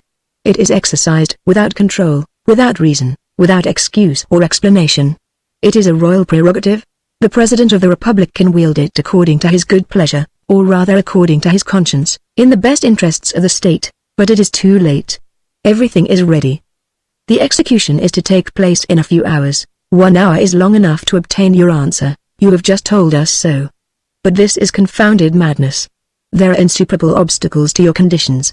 I tell you again, it's impossible, physically impossible. Then the answer is no, no, no. 1,000 times no. In that case, there is nothing left for us to do but to go. She moved toward the door. Nicole followed her. Prasville bounded across the room and barred their way. Where are you going? Well, my friend, it seems to me that our conversation is at an end. As you appear to think, in fact, you are certain that the President of the Republic will not consider the famous list of the 27 to be worth. Stay where you are, said Prasville. He turned the key in the door and began to pace the room, with his hands behind his back and his eyes fixed on the floor, and Lupin, who had not breathed a word during the whole of this scene and who had prudently contented himself with playing a colorless part, said to himself, what a fuss. What a lot of affectation to arrive at the inevitable result. As though Prasville, who is not a genius, but not an absolute blockhead either, would be likely to lose the chance of revenging himself on his mortal enemy. There, what did I say? The idea of hurling Dorbarek into the bottomless pit appeals to him. Come, we've won the rubber. Prasville was opening a small inner door which led to the office of his private secretary. He gave an order aloud.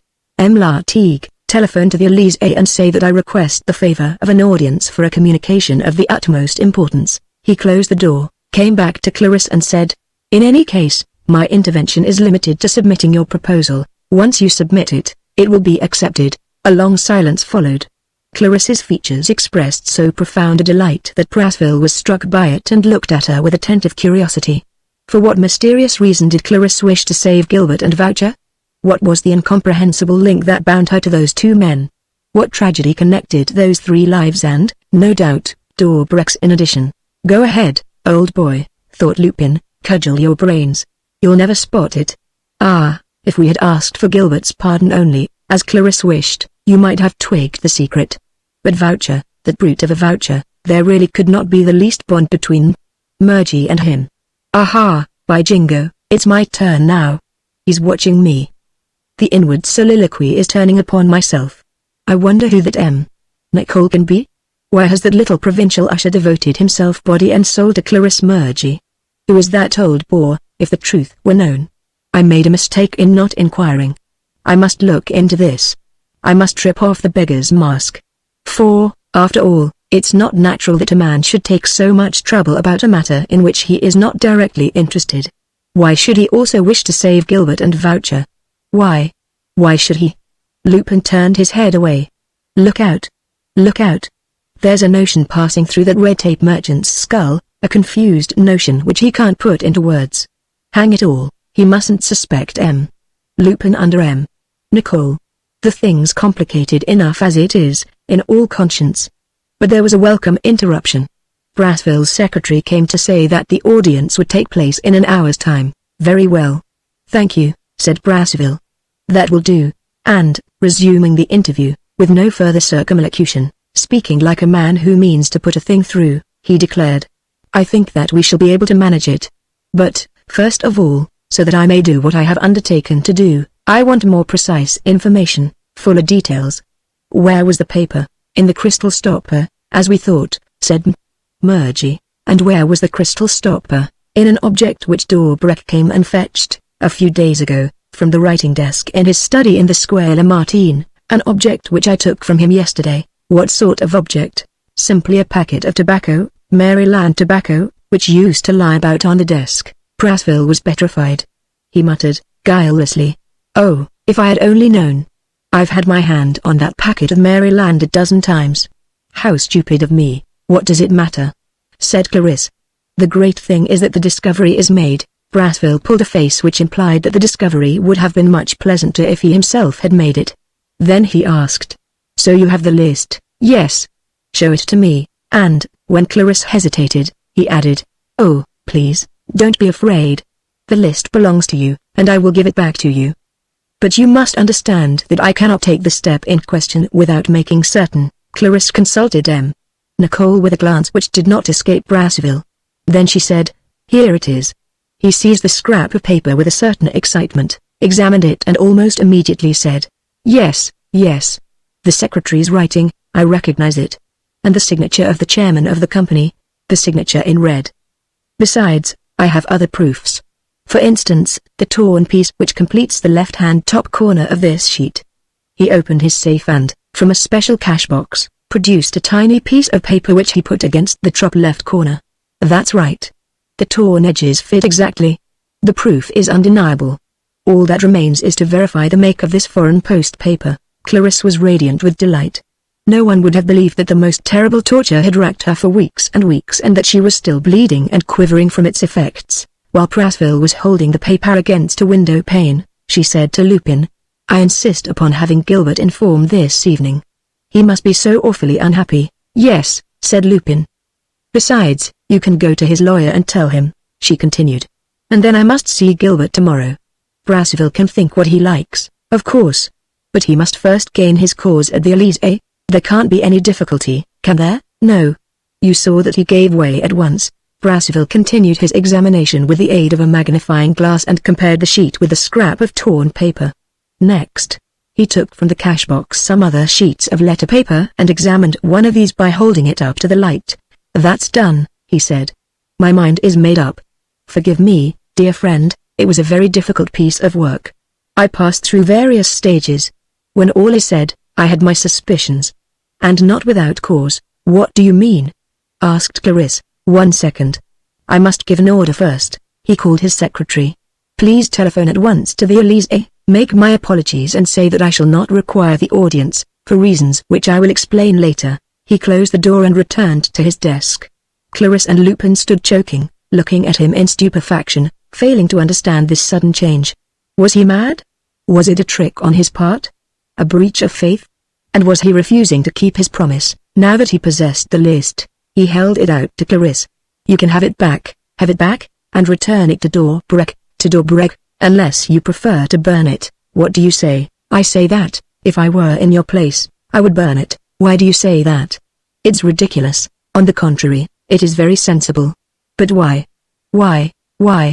I will tell you.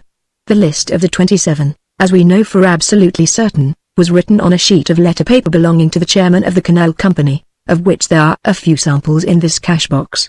Now all these samples have as a watermark a little cross of Lorraine which is almost invisible, but which can just be seen in the thickness of the paper when you hold it up to the light. The sheet which you have brought me does not contain that little cross of Lorraine. 6. Lupin felt a nervous trembling shake him from head to foot and he dared not turn his eyes on Clarisse, realizing what a terrible blow this was to her. He heard her stammer. "Then are we to suppose that Dobrik was taken in?" "Not a bit of it," exclaimed Prasville. "It is you who have been taken in, my poor friend. Dobrik has the real list, the list which he stole from the dying man's safe, but this one is a forgery." "A forgery?" "An undoubted forgery. It was an admirable piece of cunning on Dobrik's part. Dazzled by the crystal stopper which he flashed before your eyes, you did nothing but look for that stopper in which he had stowed away no matter what, the first bit of paper that came to hand, while he quietly kept." Prasville interrupted himself. Clarisse was walking up to him with short, stiff steps, like an automaton. She said. Then what, dear friend, you refuse? Certainly, I am obliged to, I have no choice. You refuse to take that step? Look here, how can I do what you ask? It's not possible, on the strength of a valueless document. You won't do it? You won't do it? And, tomorrow morning? In a few hours. Gilbert, she was frightfully pale, her face sunk, like the face of one dying. Her eyes opened wider and wider and her teeth chattered. Lupin, fearing the useless and dangerous words which she was about to utter, seized her by the shoulders and tried to drag her away. But she thrust him back with indomitable strength, took 2 or 3 more steps, staggered, as though on the point of falling, and, suddenly, in a burst of energy and despair, laid hold of Prasville and screamed. You shall go to the Elysee. You shall go at once. You must. You must save Gilbert. Please, please, my dear friend, calm yourself. She gave a strident laugh. Calm myself. When? Tomorrow morning, Gilbert. Ah, no, no, I am terrified. It's appalling. Oh, run, you wretch, run.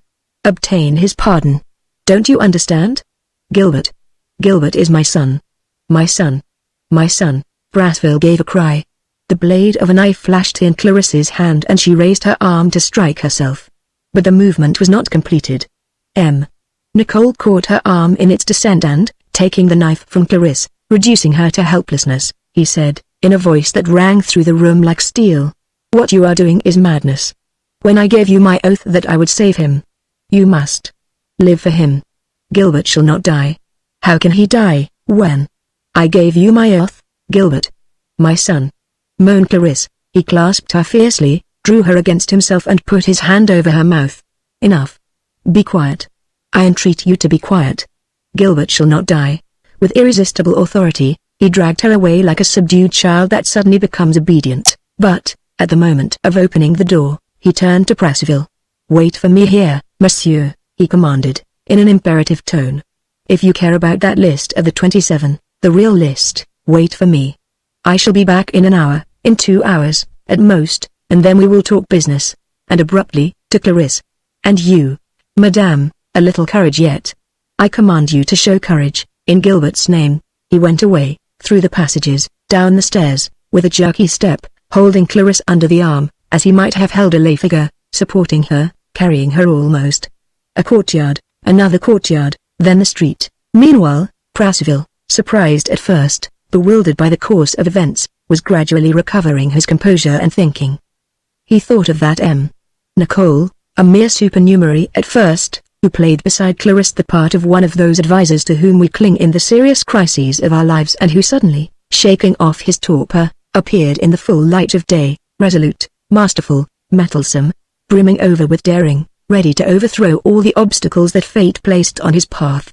Who was that was capable of acting thus? Prasville started. The question had no sooner occurred to his mind than the answer flashed on him, with absolute certainty. All the proofs rose up, each more exact, each more convincing than the last. Hurriedly he rang.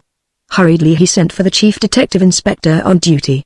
And, feverishly, were you in the waiting room, Chief Inspector? Yes, Monsieur le Secrétaire General.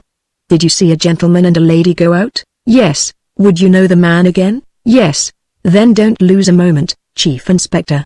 Take 6 inspectors with you. Go to the place to Clichy. Make inquiries about a man called Nicole and watch the house. The Nicole man is on his way back there, and if he comes out, Monsieur le Secrétaire General, arrest him. Here's a warrant. He sat down to his desk and wrote a name on a form. Here you are, Chief Inspector. I will let the chief detective know. The chief inspector seemed staggered. But you spoke to me of a man called Nicole, Monsieur le Secrétaire General. Well, the warrant is in the name of Arsène Lupin. Arsène Lupin and the Nicole man are one and the same individual. Chapter 12 The Scaffold. I will save him, I will save him, Lupin repeated, without ceasing, in the taxi-cab in which he and Clarisse drove away. I swear that I will save him. Clarisse did not listen, sat as though numbed, as though possessed by some great nightmare of death, which left her ignorant of all that was happening outside her. And Lupin set forth his plans, perhaps more to reassure himself than to convince Clarisse. No, no, the game is not lost yet. There is one trump left, a huge trump, in the shape of the letters and documents which Vorenglade, the ex-deputy, is offering to sell to Dobreck and of which Dobreck spoke to you yesterday at Nice. I shall buy those letters and documents or Stanislas Varenglade at whatever price he chooses to name. Then we shall go back to the police office and I shall say to Prasville, go to the Elysée at once. Use the list as though it were genuine, save Gilbert from death and be content to acknowledge tomorrow, when Gilbert is saved, that the list is forged. Be off, quickly. If you refuse, well, if you refuse, the Varenglade letters and documents shall be reproduced tomorrow, Tuesday, morning in one of the leading newspapers. Varenglade will be arrested. And M. Prasville will find himself in prison before night. Lupin rubbed his hands. He'll do as he's told. He'll do as he's told. I felt that at once, when I was with him. The thing appeared to me as a dead certainty. And I found Varenglade's address in Daubrecq's pocketbooks, so. Driver, Boulevard Raspail. They went to the address given. Lupin sprang from the cab, ran up 3 flights of stairs. The servant said that M. Varenglade was away and would not be back until dinner time next evening. And don't you know where he is? M. Varenglade is in London, sir. Lupin did not utter a word on returning to the cab. Clarisse, on her side, did not even ask him any questions, so indifferent had she become to everything, so absolutely did she look upon her son's death as an accomplished fact. They drove to the Place de Siccy. As Lupin entered the house he passed 2 men who were just leaving the porter's box. He was too much engrossed to notice them. They were Prasville's inspectors. No telegram?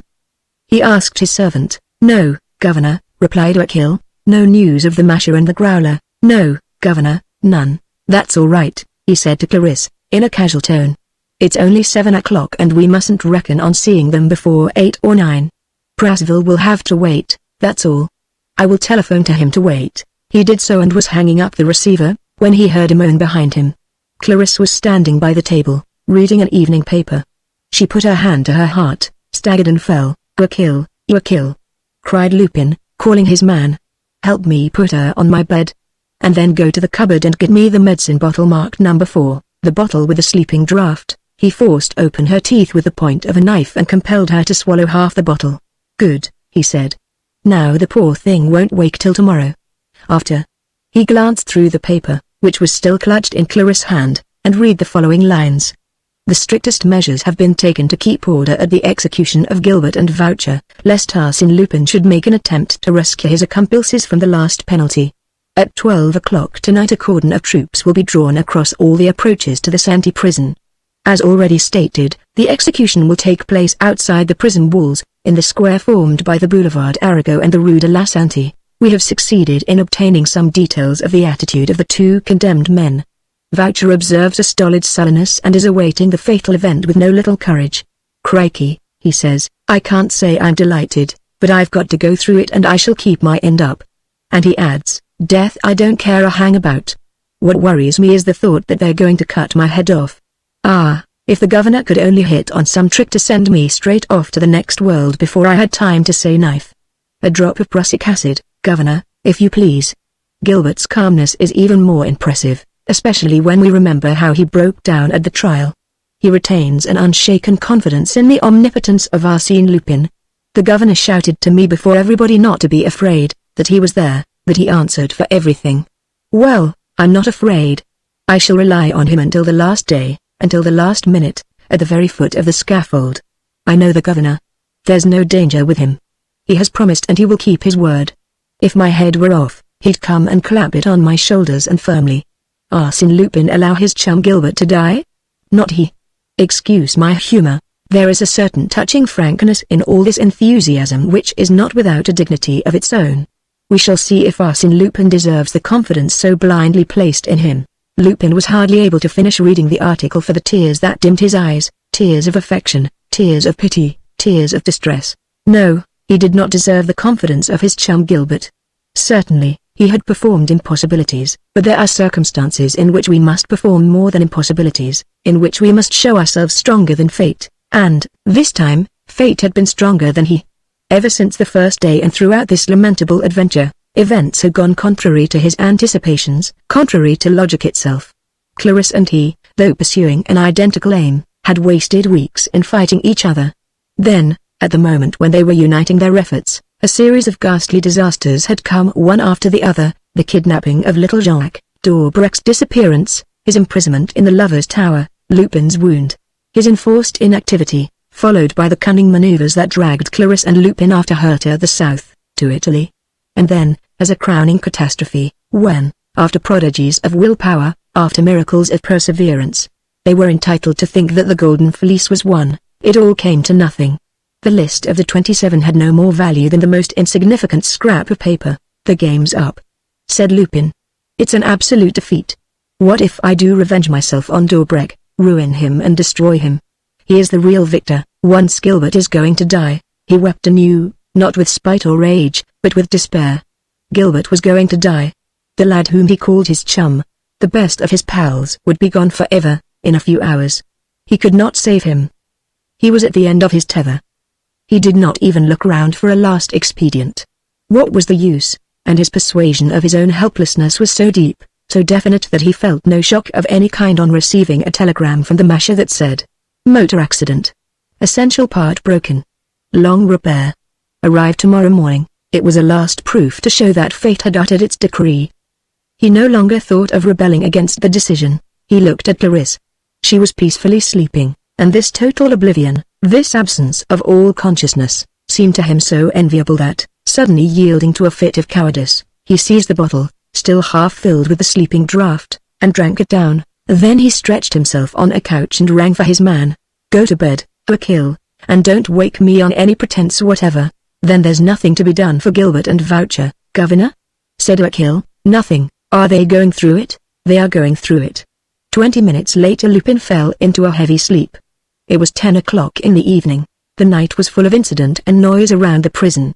At 1 o'clock in the morning the Rue de la Santé, the Boulevard Arago and all the streets abutting on the jail were guarded by police, who allowed no one to pass without a regular cross-examination. For that matter, it was raining in torrents, and it seemed as though the lovers of this sort of show would not be very numerous. The public houses were all closed by special order. At 4 o'clock 3 companies of infantry came and took up their positions along the pavements, while a battalion occupied the Boulevard Arago in case of a surprise. Municipal guards cantered up and down between the lines. A whole staff of police magistrates, officers and functionaries, brought together for the occasion, moved about among the troops. The guillotine was set up in silence, in the middle of the square formed by the boulevard and the street, and the sinister sound of hammering was heard. But, at 5 o'clock, the crowd gathered, notwithstanding the rain, and people began to sing.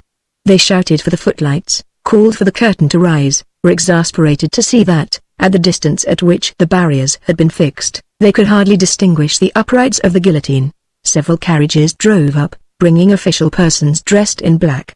There were cheers and hoots, whereupon a troop of mounted municipal guards scattered the groups and cleared the space to a distance of 300 yards from the square. 2 fresh companies of soldiers lined up, and suddenly there was a great silence. A vague white light fell from the dark sky. The rain ceased abruptly. Inside the prison, at the end of the passage containing the condemned cells, the men in black were conversing in low voices. Prasville was talking to the public prosecutor, who expressed his fears. "No, no," declared Prasville, "I assure you, it will pass without an incident of any kind." "Do your reports mention nothing at all suspicious, Monsieur le Secrétaire General?" "Nothing. And they can't mention anything, for the simple reason that we have Lupin." "Do you mean that?" "Yes, we know his hiding place. The house where he lives, on the Place de Clichy, and where he went at 7 o'clock last night, is surrounded. Moreover, I know the scheme which he had contrived to save his 2 accomplices. The scheme miscarried at the last moment. We have nothing to fear, therefore. The law will take its course." Meanwhile, the hour had struck. They took Voucher first, and the governor of the prison ordered the door of his cell to be opened. Voucher leapt out of bed and cast eyes dilated with terror upon the men who entered. "Voucher, we have come to tell you." Stow that," he muttered. "No words. I know all about it. Get on with the business." One would have thought that he was in a hurry for it to be over as fast as possible, so readily did he submit to the usual preparations. But he would not allow any of them to speak to him. "No words," he repeated. "What? Confess to the priest? Not worthwhile. I have shed blood. The law sheds my blood. It's the good old rule. We're quits." Nevertheless, he stopped short for a moment. "I say, is my mate going through it too?" And, when he heard that Gilbert would go to the scaffold at the same time as himself, he had 2 or 3 seconds of hesitation, glanced at the bystanders, seemed about to speak, was silent and, at last, muttered, "It's better so. They'll pull us through together. We'll clink glasses together. Gilbert was not asleep either, when the men entered his cell. Sitting on his bed, he listened to the terrible words, tried to stand up, began to tremble frightfully, from head to foot, like a skeleton when shaken, and then fell back, sobbing. "Oh, my poor mummy, poor mummy," he stammered. They tried to question him about that mother, of whom he had never spoken, but his tears were interrupted by a sudden fit of rebellion and he cried, "I have done no murder. I won't die. I have done no murder, Gilbert," they said. "Show yourself a man." "Yes, yes. But I have done no murder. Why should I die?" His teeth chattered so loudly that words which he uttered became unintelligible. He let the men do their work, made his confession, heard mass and then, growing calmer and almost docile, with the voice of a little child resigning itself, murmured, "Tell my mother that I beg her forgiveness." "Your mother?" "Yes. Put what I say in the papers. She will understand." "And then, what, Gilbert?" "Well, I want the governor to know that I have not lost confidence." He gazed at the bystanders, one after the other, as though he entertained the mad hope that the governor was one of them, disguised beyond recognition and ready to carry him off in his arms. "Yes," he said, gently and with a sort of religious piety, "yes, I still have confidence, even at this moment. Be sure and let him know, won't you? I am positive that he will not let me die." "I am certain of it," they guessed, from the fixed look in his eyes, that he saw Lupin, that he felt Lupin's shadow prowling around and seeking an inlet through which to get to him. And never was anything more touching than the sight of that stripling clad in a straitjacket, with his arms and legs bound, guarded by thousands of men whom the executioner already held in his inexorable hand and who, nevertheless, hoped on. Anguish wrung the hearts of all the beholders. Their eyes were dimmed with tears. "Poor little chap," stammered someone. Prasville, touched like the rest and thinking of Clarisse, repeated, in a whisper, "Poor little chap," but the hour struck, the preparations were finished. They set out, the two processions met in the passage. Vorher, on seeing Gilbert, snapped out, "I say, kiddie, the governor's chucked us," and he added a sentence which nobody, save Prasville, was able to understand. "Expect he prefers to pocket the proceeds of the crystal stopper." They went down the staircases. They crossed the prison yards. An endless, horrible distance, and, suddenly, in the frame of the great doorway, the one light of day, there reigned the street, the outlines of houses, while far-off sounds came through the awful silence. They walked along the wall, to the corner of the boulevard. A few steps farther Voucher started back. He had seen. Gilbert crept along, with lowered head, supported by an executioner's assistant and by the chaplain, who made him kiss the crucifix as he went. There stood the guillotine. "No, no," shouted Gilbert, "I won't. I won't. Help. Help." A last appeal, lost in space. The executioner gave a signal. Voucher was laid hold of, lifted, dragged along, almost at a run, and then came this staggering thing, a shot fired from the other side, from one of the houses opposite. The assistants stopped short. The burden which they were dragging had collapsed in their arms. "What is it? What's happened?" asked everybody. "He's wounded." Blood spurted from Voucher's forehead and covered his face. He spluttered. "That's done it. 1 in 1,000. Thank you, Governor, thank you. Finish him off." "Carry him there," said a voice, amid the general confusion. "But he's dead, get on with it. Finish him off." Tumult was at its height, in the little group of magistrates, officials and policemen. Everyone was giving orders. "Execute him. The law must take its course. We have no right to delay. It would be cowardice. Execute him, but the man's dead, that makes no difference. The law must be obeyed. Execute him." The chaplain protested, while two warders and Prasville kept their eyes on Gilbert. In the meantime, the assistants had taken up the corpse again and were carrying it to the guillotine. "Hurry up!" cried the executioner, scared and hoarse-voiced. "Hurry up! And the other one to follow. Waste no time." He had not finished speaking, when a second report rang out. He spun round on his heels and fell, groaning, "It's nothing. A wound in the shoulder. Go on." The next one's turn, but his assistants were running away, yelling with terror. The space around the guillotine was cleared, and the prefect of police, rallying his men, drove everybody back to the prison, helter-skelter, like a disordered rabble. The magistrates, the officials, the condemned man, the chaplain, all who had passed through the archway 2 or 3 minutes before. In the meanwhile, a squad of policemen, detectives and soldiers were rushing upon the house, a little old-fashioned, 3-storied house, with a ground floor occupied by 2 shops which happened to be empty. Immediately after the first shot, they had seen, vaguely, at one of the windows on the second floor, a man holding a rifle in his hand and surrounded with a cloud of smoke. Revolver shots were fired at him, but missed him. He, standing calmly on a table, took aim a second time, fired from the shoulder, and the crack of the second report was heard. Then he withdrew into the room. Down below, as nobody answered the peal at the bell, the assailants demolished the door, which gave way almost immediately. They made for the staircase, but their onrush was at once stopped, on the first floor, by an accumulation of beds, chairs and other furniture, forming a regular barricade and so close and tangled that it took the aggressors 4 or 5 minutes to clear themselves a passage. Those 4 or 5 minutes lost were enough to render all pursuit hopeless. When they reached the second floor they heard a voice shouting from above, "This way, friends. 18 stairs more. 1,000 apologies for giving you so much trouble." They ran up those 18 stairs and nimbly at that. But, at the top, above the third story, was the garret, which was reached by a ladder and a trap door. And the fugitive had taken away the ladder and bolted the trap door. The reader will not have forgotten the sensation created by this amazing action, the editions of the papers issued in quick succession, the newsboys tearing and shouting through the streets, the whole metropolis on edge with indignation and, we may say, with anxious curiosity. But it was at the headquarters of police that the excitement developed into a paroxysm. Men flung themselves about on every side.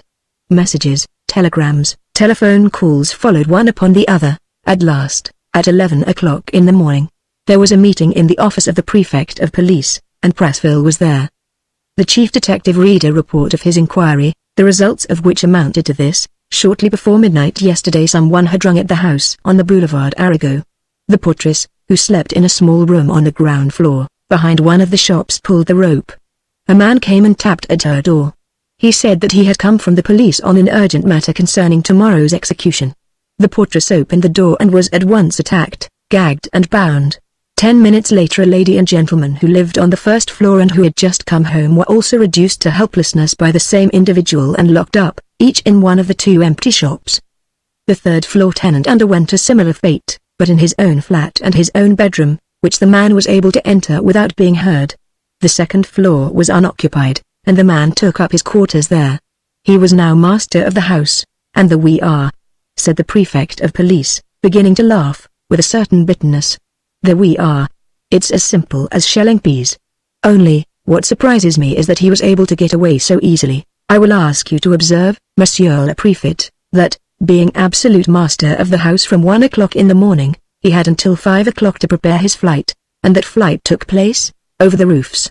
At that spot the houses in the next street, the Rue de la Glacière, are quite near, and there is only one break in the roofs, about 3 yards wide, with a drop of 1 yard in height. Well, our man had taken away the ladder leading to the garret and used it as a footbridge. After crossing to the next block of buildings, all he had to do was to look through the windows until he found an empty attic, enter one of the houses in the Rue de la Glacière and walk out quietly with his hands in his pockets.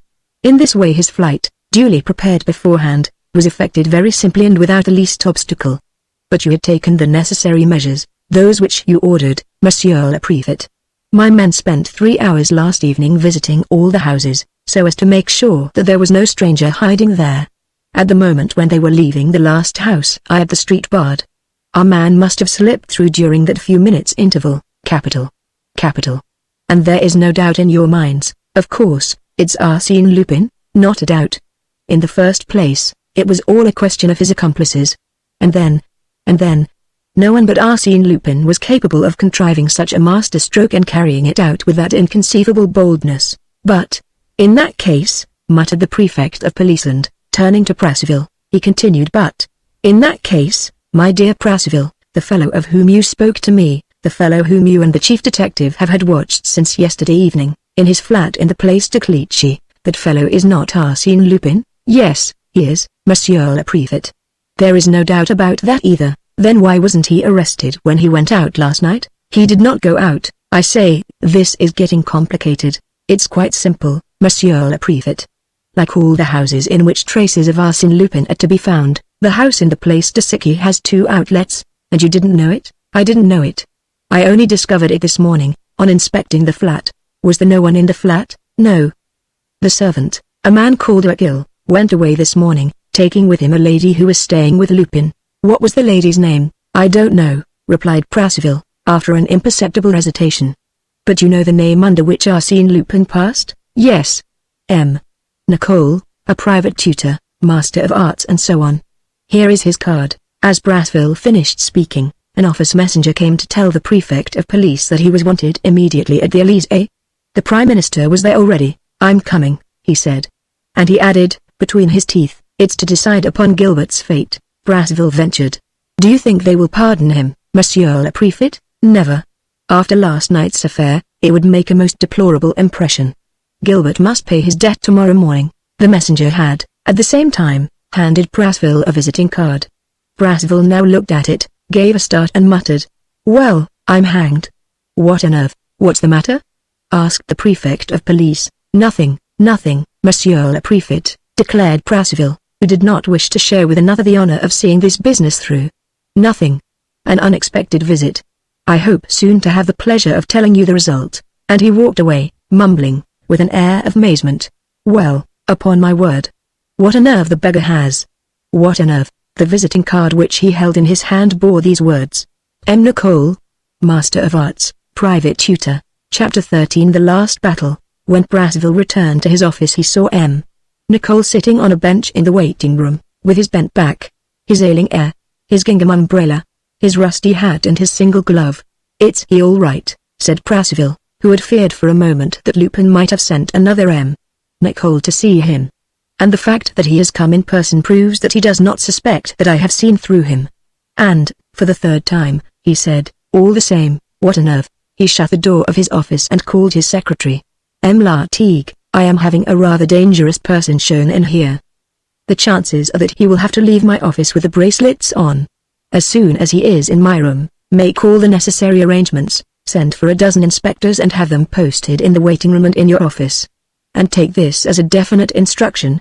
The moment I ring, you are all to come in, revolvers in hand, and surround the fellow. Do you quite understand?" "Yes, Monsieur le Secrétaire General." Above all, no hesitation. A sudden entrance, in a body, revolvers in hand.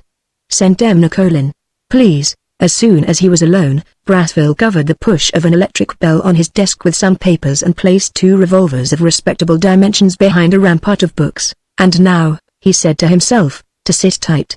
If he has the list, let's collar it. If he hasn't, let's collar him. And, if possible, let's collar both. Lupin and the list of the 27, on the same day, especially after the scandal of this morning, would be a scoop in 1,000. There was a knock at the door. "Come in," said Prasville, and, rising from his seat, "Come in, M. Nicole, come in." M. Nicole crept timidly into the room, sat down on the extreme edge of the chair to which Prasville pointed and said, "I have come to resume our conversation of yesterday. Please excuse the delay, monsieur." "1 second," said Prasville. "Will you allow me?" He stepped briskly to the outer room and, seeing his secretary, "I was forgetting, M. Lartigue. Have the staircases and passages searched. In case of accomplices." He returned, settled himself comfortably, as though for a long and interesting conversation, and began. "You were saying, M. Nicole?" "I was saying, Monsieur le Secrétaire General, that I must apologize for keeping you waiting yesterday evening. I was detained by different matters. First of all, Margie." "Yes, you had to see Margie home." "Just so, and to look after her. You can understand the poor thing's despair. Her son Gilbert so near death. And such a death. At that time we could only hope for a miracle. An impossible miracle. I myself was resigned to the inevitable. You know as well as I do, when fate shows itself implacable, one ends by despairing. But I thought," observed Prasville, "that your intention, on leaving me, was to drag Daubrecq's secret from him at all costs." "Certainly. But Daubrecq was not in Paris." "Oh, no. He was on his way to Paris in a motorcar." "Have you a motorcar, M. Nicole?" "Yes, when I need it, an out-of-date concern, an old tin kettle of sorts." "Well, he was on his way to Paris in a motorcar, or rather on the roof of a motorcar, inside a trunk in which I packed him. But, unfortunately, the motor was unable to reach Paris until after the execution." Thereupon, Prasville stared at M. Nicole with an air of stupefaction. If he had retained the least doubt of the individual's real identity, this manner of dealing with Daubrecq would have removed it. "By Jingo! to pack a man in a trunk and pitch him on the top of a motorcar. No one but Lupin would indulge in such a freak. No one but Lupin would confess it with that ingenuous coolness. Thereupon, echoed Prasville, you decided what? I cast about for another method. What method? Why, surely, Monsieur le Secrétaire General, you know as well as I do. How do you mean? Why, weren't you at the execution? I was. In that case, you saw both Voucher and the executioner hit, one mortally, the other with a slight wound. And you can't fail to see. Oh, exclaimed Prasville, dumbfounded, you confess it? It was you who fired the shots, this morning? Come, Monsieur le Secrétaire General, think. What choice had I? The list of the 27 which you examined was a forgery. D'Aubrac, who possessed the genuine one, would not arrive until a few hours after the execution. There was therefore but one way for me to save Gilbert and obtain his pardon, and that was to delay the execution by a few hours, obviously, well, of course. By killing that infamous brute, that hardened criminal, Voucher, and wounding the executioner, I spread disorder and panic. I made Gilbert's execution physically and morally impossible, and I thus gained the few hours which were indispensable for my purpose. Obviously, repeated Prasville. Well, of course, repeated Lupin, it gives us all the government, the president and myself time to reflect and to see the question in a clearer light. What do you think of it, Monsieur le Secrétaire General? Prasville thought a number of things, especially that this Nicole was giving proof, to use a vulgar phrase, of the most infernal cheek, of a cheek so great that Prasville felt inclined to ask himself if he was really right in identifying Nicole with Lupin and Lupin with Nicole. I think, Nicole, that a man has to be a jolly good shot to kill a person whom he wants to kill, at a distance of 100 yards, and to wound another person whom he only wants to wound. I have had some little practice, said Nicole, with modest air, and I also think that your plan can only be the fruit of a long preparation. Not at all. That's where you're wrong. It was absolutely spontaneous. If my servant, or rather the servant of the friend who lent me his flat in the Place de Clichy, had not shaken me out of my sleep, to tell me that he had once served as a shopman in that little house on the Boulevard Arago, that it did not hold many tenants and that there might be something to be done there, our poor Gilbert would have had his head cut off by now. And Murgy would most likely be dead. Oh, you think so? I am sure of it. And that was why I jumped at that faithful retainer's suggestion. Only, you interfered with my plans, Monsieur le Secrétaire General. I did? Yes. You must needs go and take the three-cornered precaution of posting 12 men at the door of my house. I had to climb 5 flights of back stairs and go out through the servants' corridor and the next house. Such useless fatigue. I am very sorry, Nicole. Another time, it was the same thing at 8 o'clock this morning, when I was waiting for the motor which was bringing D'Aubrac to me in his trunk. I had to march up and down the Place de Clichy, so as to prevent the car from stopping outside the door of my place and your men from interfering in my private affairs. Otherwise, once again, Gilbert and Clarisse Murgy would have been lost. But, said Prasville, those painful events, it seems to me, are only delayed for a day, 2 days, 3 days at most. To avert them for good and all we should want, the real list, I suppose? Exactly. And I dare say you haven't got it. Yes, I have. The genuine list? The genuine, the undoubtedly genuine list. With the cross of Lorraine? With the cross of Lorraine. Prasville was silent. He was laboring under violent emotion, now that the duel was commencing with that adversary of whose terrifying superiority he was well aware, and he shuddered at the idea that Arsène Lupin, the formidable Arsène Lupin, was there, in front of him, calm and placid, pursuing his aims with as much coolness as though he had all the weapons in his hands and were face to face with a disarmed enemy, not yet daring to deliver a frontal attack. Feeling almost intimidated, Prasville said, "So D'Aubrac gave it up to you?" "D'Aubrac gives nothing up. I took it, by main force, therefore." "Oh, dear, no," said Nicole, laughing. "Of course, I was ready to go to all lengths, and, when that worthy D'Aubrac was dug out of the basket in which he had been travelling express, with an occasional dose of chloroform to keep his strength up, I had prepared things so that the fun might begin at once. Oh, no useless tortures. No vain sufferings.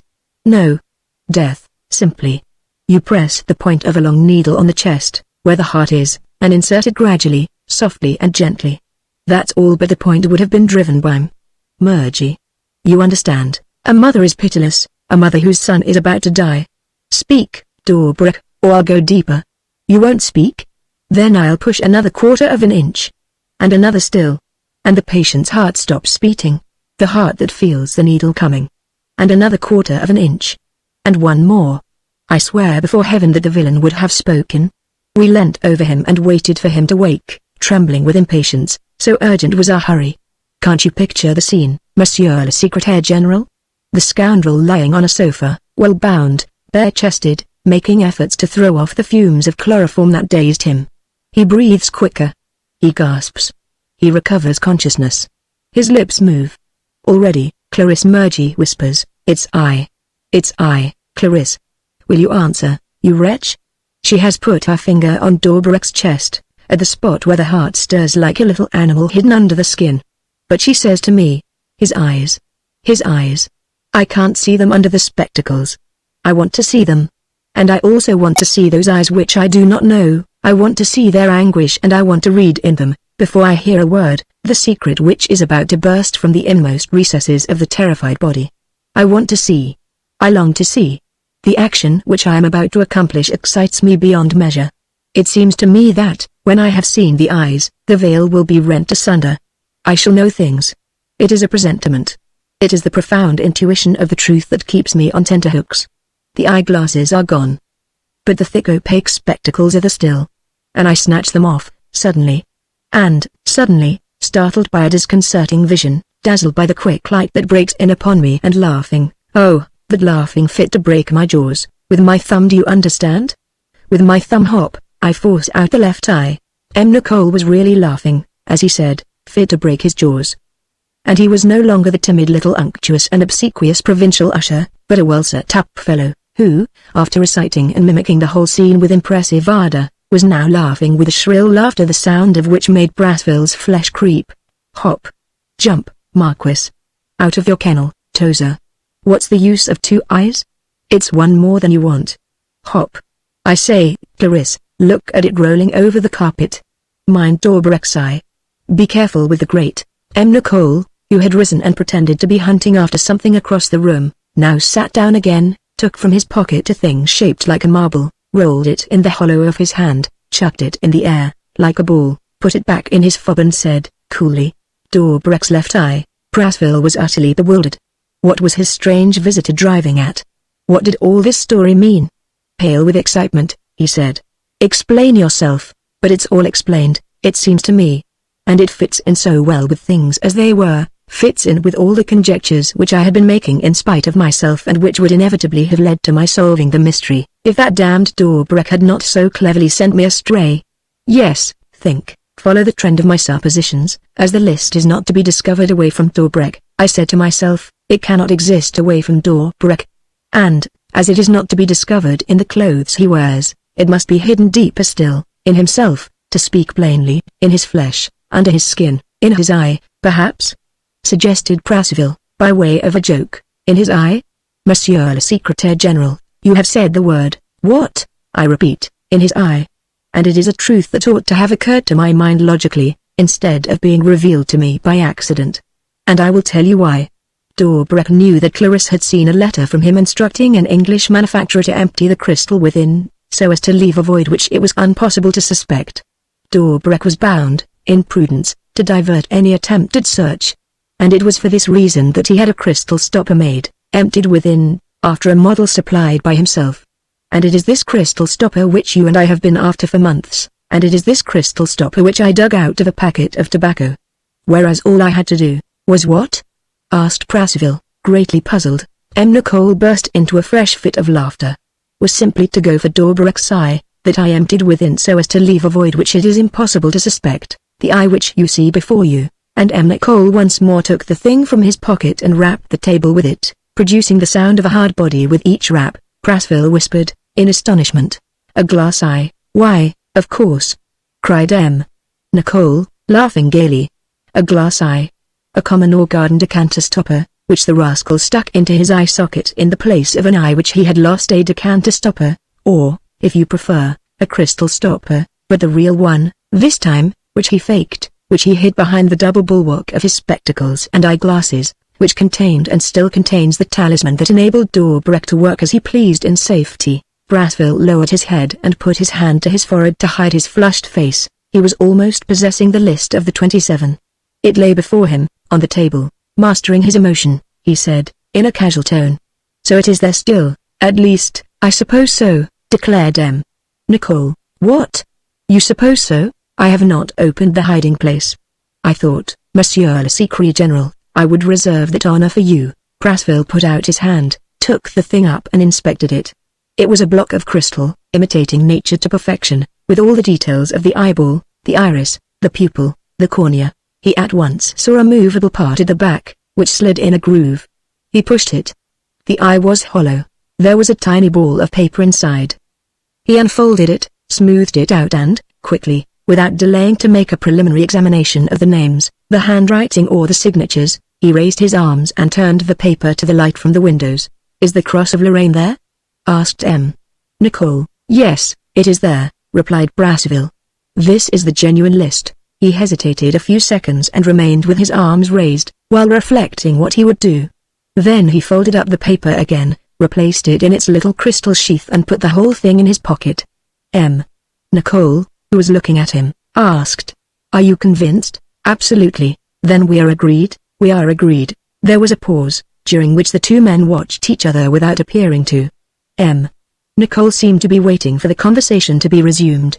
Brasseville, sheltered behind the piles of books on the table, sat with one hand grasping his revolver and the other touching the push of the electric bell. He felt the whole strength of his position with a keen zest. He held the list. He held Lupin. If he moves, he thought, I cover him with my revolver and I ring. If he attacks me, I shoot. And the situation appeared to him so pleasant that he prolonged it, with the exquisite relish of an epicure. In the end, M. Nicole took up the threads. "As we are agreed, Monsieur le Secrétaire General, I think there is nothing left for you to do but to hurry. Is the execution to take place tomorrow?" "Yes, tomorrow." "In that case, I shall wait here." "Wait for what?" "The answer from the Élysée." "Oh, is someone to bring you an answer?" "Yes, you, Monsieur le Secrétaire General." Brasseville shook his head. "You must not count on me, M. Nicole." "Really?" said M. Nicole, with an air of surprise. "May I ask the reason?" "I have changed my mind." "Is that all?" "That's all. I have come to the conclusion that, as things stand, after this last scandal, it is impossible to try to do anything in Gilbert's favor.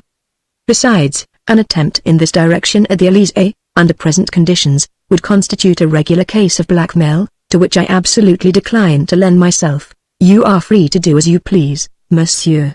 Your scruples do you honor, though they come rather late, for they did not trouble you yesterday.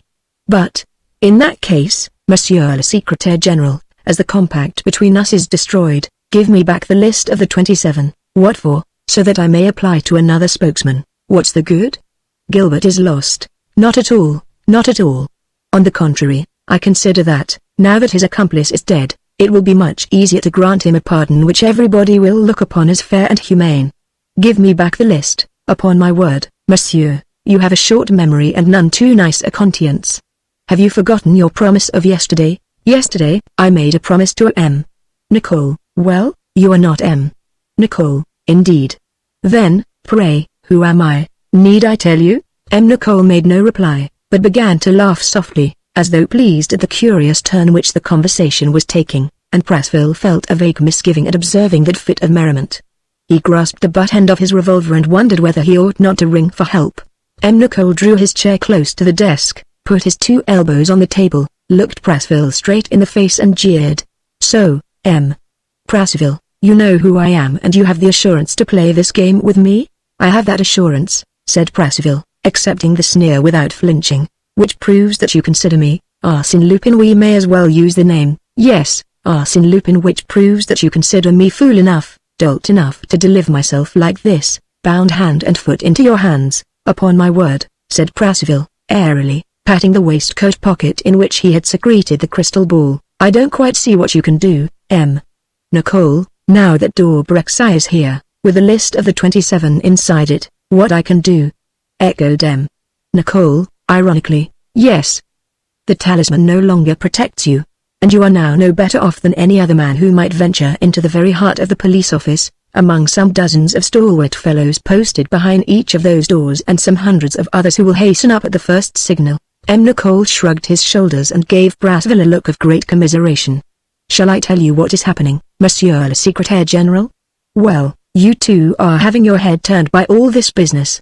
Now that you possess the list, your state of mind has suddenly sunk to that of a Dorbrac or a d'Albufex.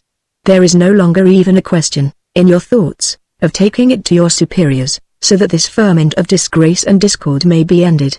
No, no, a sudden temptation has seized upon you and intoxicated you, and, losing your head, you say to yourself, it is here, in my pocket. With its aid, I am omnipotent. It means wealth, absolute, unbounded power. Why not benefit by it? Why not let Gilbert and Clarisse Mergy die? Why not lock up that idiot of a Lupin? Why not seize this unparalleled piece of fortune by the forelock? He bent toward Prasville and, very softly, in a friendly and confidential tone, said, "Don't do that, my dear sir, don't do it, and why not? It is not to your interest, believe me, really, no. Or, if you absolutely insist on doing it, have the kindness first to consult the 27 names on the list of which you have just robbed me and reflect, for a moment, on the name of the third person on it." "Oh? And what is the name of that third person?" "It is the name of a friend of yours." "What friend?" "Stanislas Vorenglade, the ex-deputy." "And then?" said Prasville, who seemed to be losing some of his self-confidence. "Then? Ask yourself if an inquiry, however summary, would not end by discovering, behind that Stanislas Vorenglade, the name of one who shared certain little profits with him, and whose name is, Louis Prasville." M. Nicole banged the table with his fist. "Enough of this humbug, monsieur. For 20 minutes, you and I have been beating about the bush. That will do. Let us understand each other. And, to begin with, drop your pistols. You can't imagine that I am frightened of those playthings. Stand up, sir, stand up, as I am doing, and finish the business. I am in a hurry." He put his hand on Prasville's shoulder and, speaking with great deliberation, said, "If, within an hour from now, you are not back from the Élysée, bringing with you a line to say that the decree of pardon has been signed, if, within 1 hour and 10 minutes, I, Arsène Lupin, do not walk out of this building safe and sound and absolutely free, this evening 4 Paris newspapers will receive 4 letters selected from the correspondence exchanged between Stanislas Vorenglade and yourself, the correspondence which Stanislas Vorenglade sold me this morning. Here's your hat, here's your overcoat, here's your stick. Be off. I will wait for you." Then happened this extraordinary and yet easily understood thing, that Prasville did not raise the slightest protest nor make the least show of fight. He received the sudden, far-reaching, utter conviction of what the personality known as Arsène Lupin meant, in all its breadth and fullness. He did not so much as think of carping, of pretending as he had until then believed that the letters had been destroyed by Vorenglade the deputy or, at any rate, that Vorenglade would not dare to hand them over, because, in so doing, Vorenglade was also working his own destruction. No, Prasville did not speak a word. He felt himself caught in a vice of which no human strength could force the jaws asunder. There was nothing to do but yield. He yielded. "Here, in an hour," repeated M. Nicole. "In an hour," said Prasville, tamely. Nevertheless, in order to know exactly where he stood, he added, "The letters, of course, will be restored to me against Gilbert's pardon?" "No." "How do you mean, no?" "In that case, there is no object in. They will be restored to you, intact, 2 months after the day when my friends and I have brought about Gilbert's escape. Thanks to the very slack watch which will be kept upon him, in accordance with your orders." "Is that all?" "No, there are 2 further conditions. First, the immediate payment of a check for 40,000 francs. 40,000 francs? The sum for which Stanislas Vorenglade sold me the letters. It is only fair. And next, secondly, your resignation, within 6 months, of your present position." "My resignation? But why?" M. Nicole made a very dignified gesture. "Because it is against public morals that one of the highest positions in the police service should be occupied by a man whose hands are not absolutely clean. Make them send you to Parliament or appoint you a minister, a councillor of state, an ambassador, in short, any post which your success in the Dorbrac case entitles you to demand. But not Secretary General of Police, anything but that. The very thought of it disgusts me." Prasville reflected for a moment. He would have rejoiced in the sudden destruction of his adversary and he racked his brain for the means to effect it. But he was helpless. He went to the door and called, "M. Lartigue." And, sinking his voice, but not very low, for he wished M. Nicole to hear, "M. Lartigue, dismiss your men. It's a mistake. And let no one come into my office while I am gone. This gentleman will wait for me here." He came back, took the hat, stick and overcoat which Nicole handed him and went out. "Well done, sir," said Lupin, between his teeth, when the door was closed. "You have behaved like a sportsman and a gentleman. So did I, for that matter. Perhaps with too obvious a touch of contempt. And a little too bluntly. But, tush, this sort of business has to be carried through with a high hand. The enemy's got to be staggered. Besides, when one's own conscience is clear, one can't take up too bullying a tone with that sort of individual. Lift your head, Lupin. You have been the champion of outraged morality. Be proud of your work. And now take a chair, stretch out your legs and have a rest.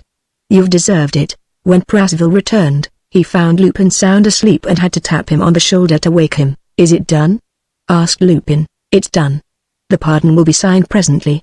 Here is the written promise, the 40,000 francs, here's your check." "Good. It but remains for me to thank you, monsieur. So the correspondence, the Stanislas Vorenglade correspondence will be handed to you on the conditions stated. However, I am glad to be able to give you, here and now, as a sign of my gratitude, the 4 letters which I meant to send to the papers this evening." "Oh, so you had them on you?" said Prasville. "I felt so certain, Monsieur le Secrétaire General, that we should end by coming to an understanding." He took from his hat a fat envelope, sealed with 5 red seals, which was pinned inside the lining, and handed it to Prasville, who thrust it into his pocket. Then he said, "Monsieur le Secrétaire General, I don't know when I shall have the pleasure of seeing you again. If you have the least communication to make to me, 1 line in the agony column of the journal will be sufficient. Just head it, M. Nicole. Good day to you," and he withdrew. Prasville, when he was alone, felt as if he were waking from a nightmare during which he had performed incoherent actions over which his conscious mind had no control. He was almost thinking of ringing and causing a stir in the passages, but, just then, there was a tap at the door and one of the office messengers came hurrying in. "What's the matter?" asked Prasville. "Monsieur le Secrétaire General, it's Monsieur le Député d'Aubrec asking to see you." "On a matter of the highest importance, d'Aubrec?" exclaimed Prasville, in bewilderment. "D'Aubrec here. Show him in." D'Aubrec had not waited for the order.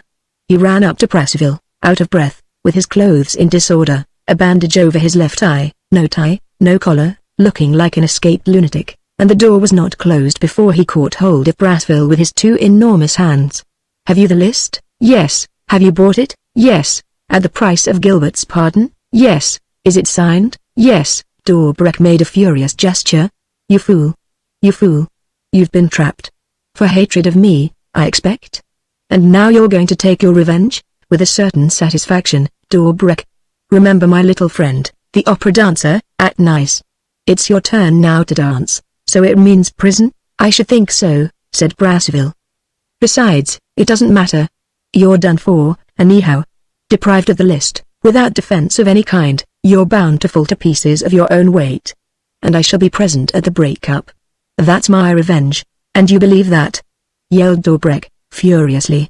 "You believe that they will wring my neck like a chicken's and that I shall not know how to defend myself and that I have no claws left and no teeth to bite with? Well, my boy, if I do come to grief, there's always one who will fall with me and that is Master Prasville, the partner of Stanislas Vorenglade, who is going to hand me every proof in existence against him, so that I may get him sent to jail without delay. Aha, I've got you fixed, old chap. With those letters, you'll go as I please, hang it all, and there will be fine days yet for d'Aubrec the deputy." "What? You're laughing, are you?" "Perhaps those letters don't exist," Prasville shrugged his shoulders. "Yes, they exist. But the Vorenglade no longer has them in his possession." "Since when?" "Since this morning. Vorenglade sold them, 2 hours ago, for the sum of 40,000 francs, and I have bought them back at the same price." D'Aubrec burst into a great roar of laughter. "Lord, how funny. 40,000 francs. You've paid 40,000 francs. To M. Nicole, I suppose, who sold you the list of the 27. Well, would you like me to tell you the real name of M. Nicole? It's Arsène Lupin, I know that, very likely. But what you don't know, you silly ass, is that I have come straight from Stanislas Vorenglade's and that Stanislas Vorenglade left Paris 4 days ago. Oh, what a joke. They've sold you waste paper. And your 40,000 francs. What an ass. What an ass." He walked out of the room, screaming with laughter and leaving Prasville absolutely dumbfounded. So Arsène Lupin possessed no proof at all, and, when he was threatening and commanding and treating Brasseville with that airy insolence, it was all a farce, all bluff. No, no, it's impossible, thought the Secretary General. I have the sealed envelope. It's here. I have only to open it. He dared not open it. He handled it, weighed it, examined it. And doubt made its way so swiftly into his mind that he was not in the least surprised, when he did open it, to find that it contained 4 blank sheets of notepaper. Well, well, he said, I am no match for those rascals. But all is not over yet. And, in point of fact, all was not over. If Lupin had acted so daringly, it showed that the letters existed and that he relied upon buying them from Stanislas Vorenglade. But, as, on the other hand, Vorenglade was not in Paris, Brasseville's business was simply to forestall Lupin's steps with regard to Vorenglade and obtain the restitution of those dangerous letters from Vorenglade at all costs. The first to arrive would be the victor. Brasseville once more took his hat, coat and stick, went downstairs, stepped into a taxi and drove to Vorenglade's flat. Here he was told that the ex-deputy was expected home from London at 6 o'clock that evening. It was 2 o'clock in the afternoon. Brasseville therefore had plenty of time to prepare his plan.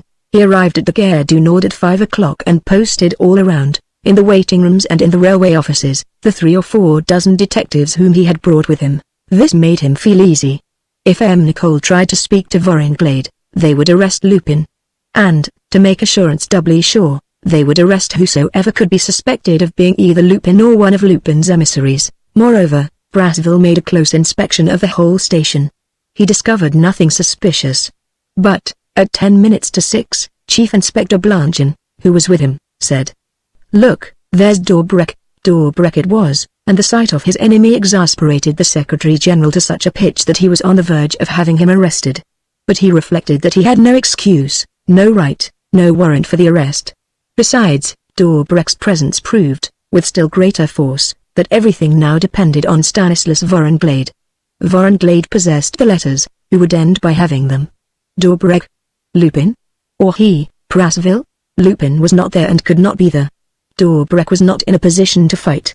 There could be no doubt, therefore, about the result. Brasseville would re-enter into possession of his letters and, through this very fact, would escape Daubrec's threats and Lupin's threats and recover all his freedom of action against them. The train arrived. In accordance with orders, the station master had issued instructions that no one was to be admitted to the platform. Brasseville, therefore, walked on alone, in front of a number of his men, with Chief Inspector Blanchin at their head. The train drew up. Brasseville almost at once saw Stanislas Vorenglade at the window of a first-class compartment, in the middle of the train.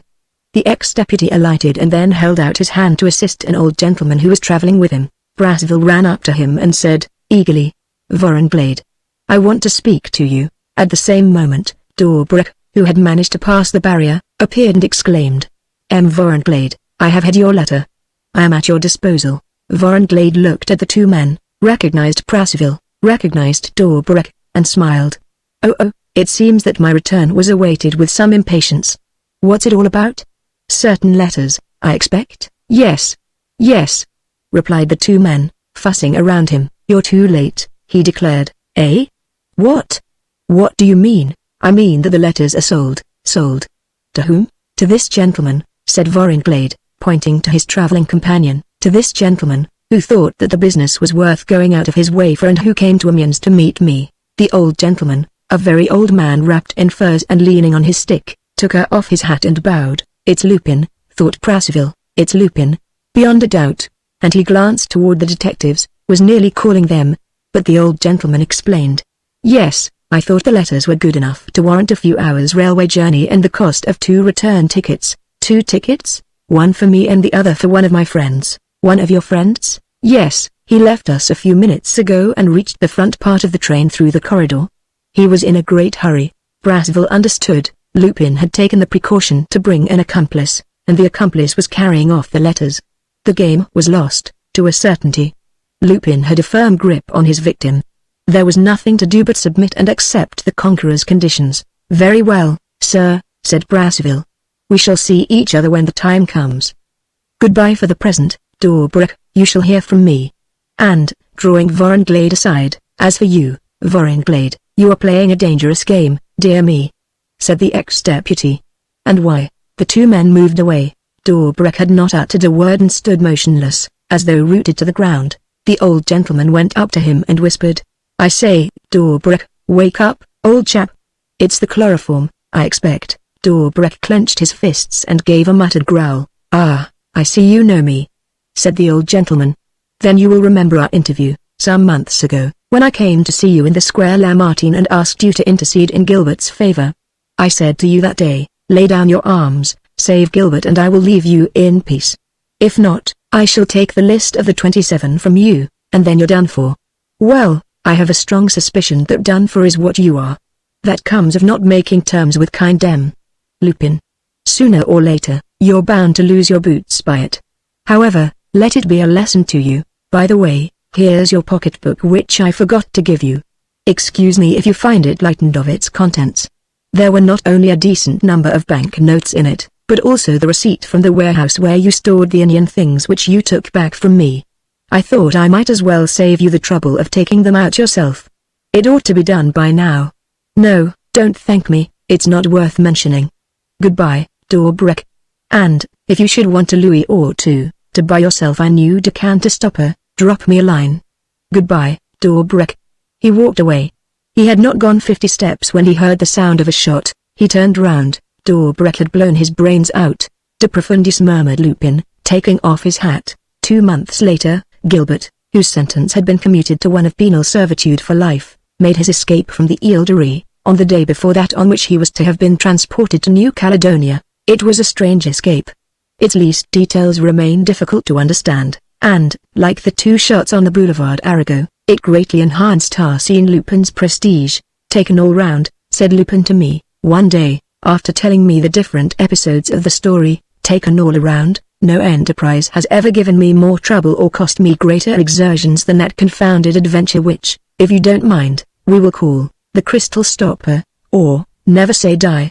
In 12 hours, between 6 o'clock in the morning and 6 o'clock in the evening, I made up for 6 months of bad luck, blunders, gropings in the dark and reverses. I certainly count those 12 hours among the finest and the most glorious of my life." "And Gilbert?" I asked. "What became of him?" "He is farming his own land, way down in Algeria, under his real name, his only name of Antoine Murgy. He is married to an English woman, and they have a son whom he insisted on calling Arsène. I often receive a bright, chatty, warm-hearted letter from him, and Murgy, she and her little Jacques are living with them." "Did you see her again?" "I did not, really." Lupin hesitated for a few moments and then said with a smile, "My dear fellow, I will let you into a secret that will make me seem ridiculous in your eyes. But you know that I have always been as sentimental as a schoolboy and as silly as a goose. Well, on the evening when I went back to Clarisse Murgy and told her the news of the day, part of which, for that matter, she already knew, I felt 2 things very thoroughly. One was that I entertained for her a much deeper feeling than I thought, the other that she, on the contrary, entertained for me a feeling which was not without contempt, not without a rankling grudge nor even a certain aversion." "Nonsense." Why?" "Because Clarisse Murgy is an exceedingly honest woman, and because I am just Arsène Lupin. Oh, dear me, yes, an attractive bandit, a romantic and chivalrous cracksman, anything you please. For all that, in the eyes of a really honest woman, with an upright nature and a well-balanced mind, I am only the merest riffraff." I saw that the wound was sharper than he was willing to admit, and I said, "So you really loved her?" "I even believe," he said, in a jesting tone, "that I asked her to marry me. After all, I had saved her son, had I not? So, I thought. What a rebuff. It produced a coolness between us. Since then, you have forgotten her?" "Oh, certainly. But it required the consolations of 1 Italian, 2 Americans, 3 Russians, a German Grand Duchess and a China woman to do it. And, after that, so as to place an insuperable barrier between myself and her, I got married." "Nonsense. You got married, you, Arsène Lupin, married, wedded, spliced, in the most lawful fashion. One of the greatest names in France. An only daughter? A colossal fortune. What? You don't know the story? Well, it's worth hearing." And, straightway, Lupin, who was in a confidential vein, began to tell me the story of his marriage to Angelique de Sars-Vendôme, Princess de Bourbon, today Sister Marie Auguste, a humble nun in the Visitation Convent. 7. But, after the first few words, he stopped, as though his narrative had suddenly ceased to interest him, and he remained pensive. What's the matter, Lupin? The matter? Nothing. Yes, yes. There. Now you're smiling. Is it Dorbrek's secret receptacle, his glass eye, that's making you laugh? Not at all. What then? Nothing, I tell you. Only a memory, a pleasant memory, yes. Yes, a delightful memory even. It was at night, off the Ile de Ré, on the fishing smack in which Clarisse and I were taking Gilbert away. We were alone, the two of us, in the stern of the boat. And I remember. I talked. I spoke words and more words. I said all that I had on my heart. And then came silence, a perturbing and disarming silence. Well, I swear to you that the woman whom I took in my arms that night and kissed on the lips not for long, a few seconds only, but no matter! I swear before heaven that she was something more than a grateful mother, something more than a friend yielding to a moment of susceptibility, that she was a woman also, a woman quivering with emotion. And he continued, with a bitter laugh, who ran away next day, never to see me again. He was silent once more. Then he whispered, Clarisse, Clarisse, on the day when I am tired and disappointed and weary of life, I will come to you down there, in your little Arab house.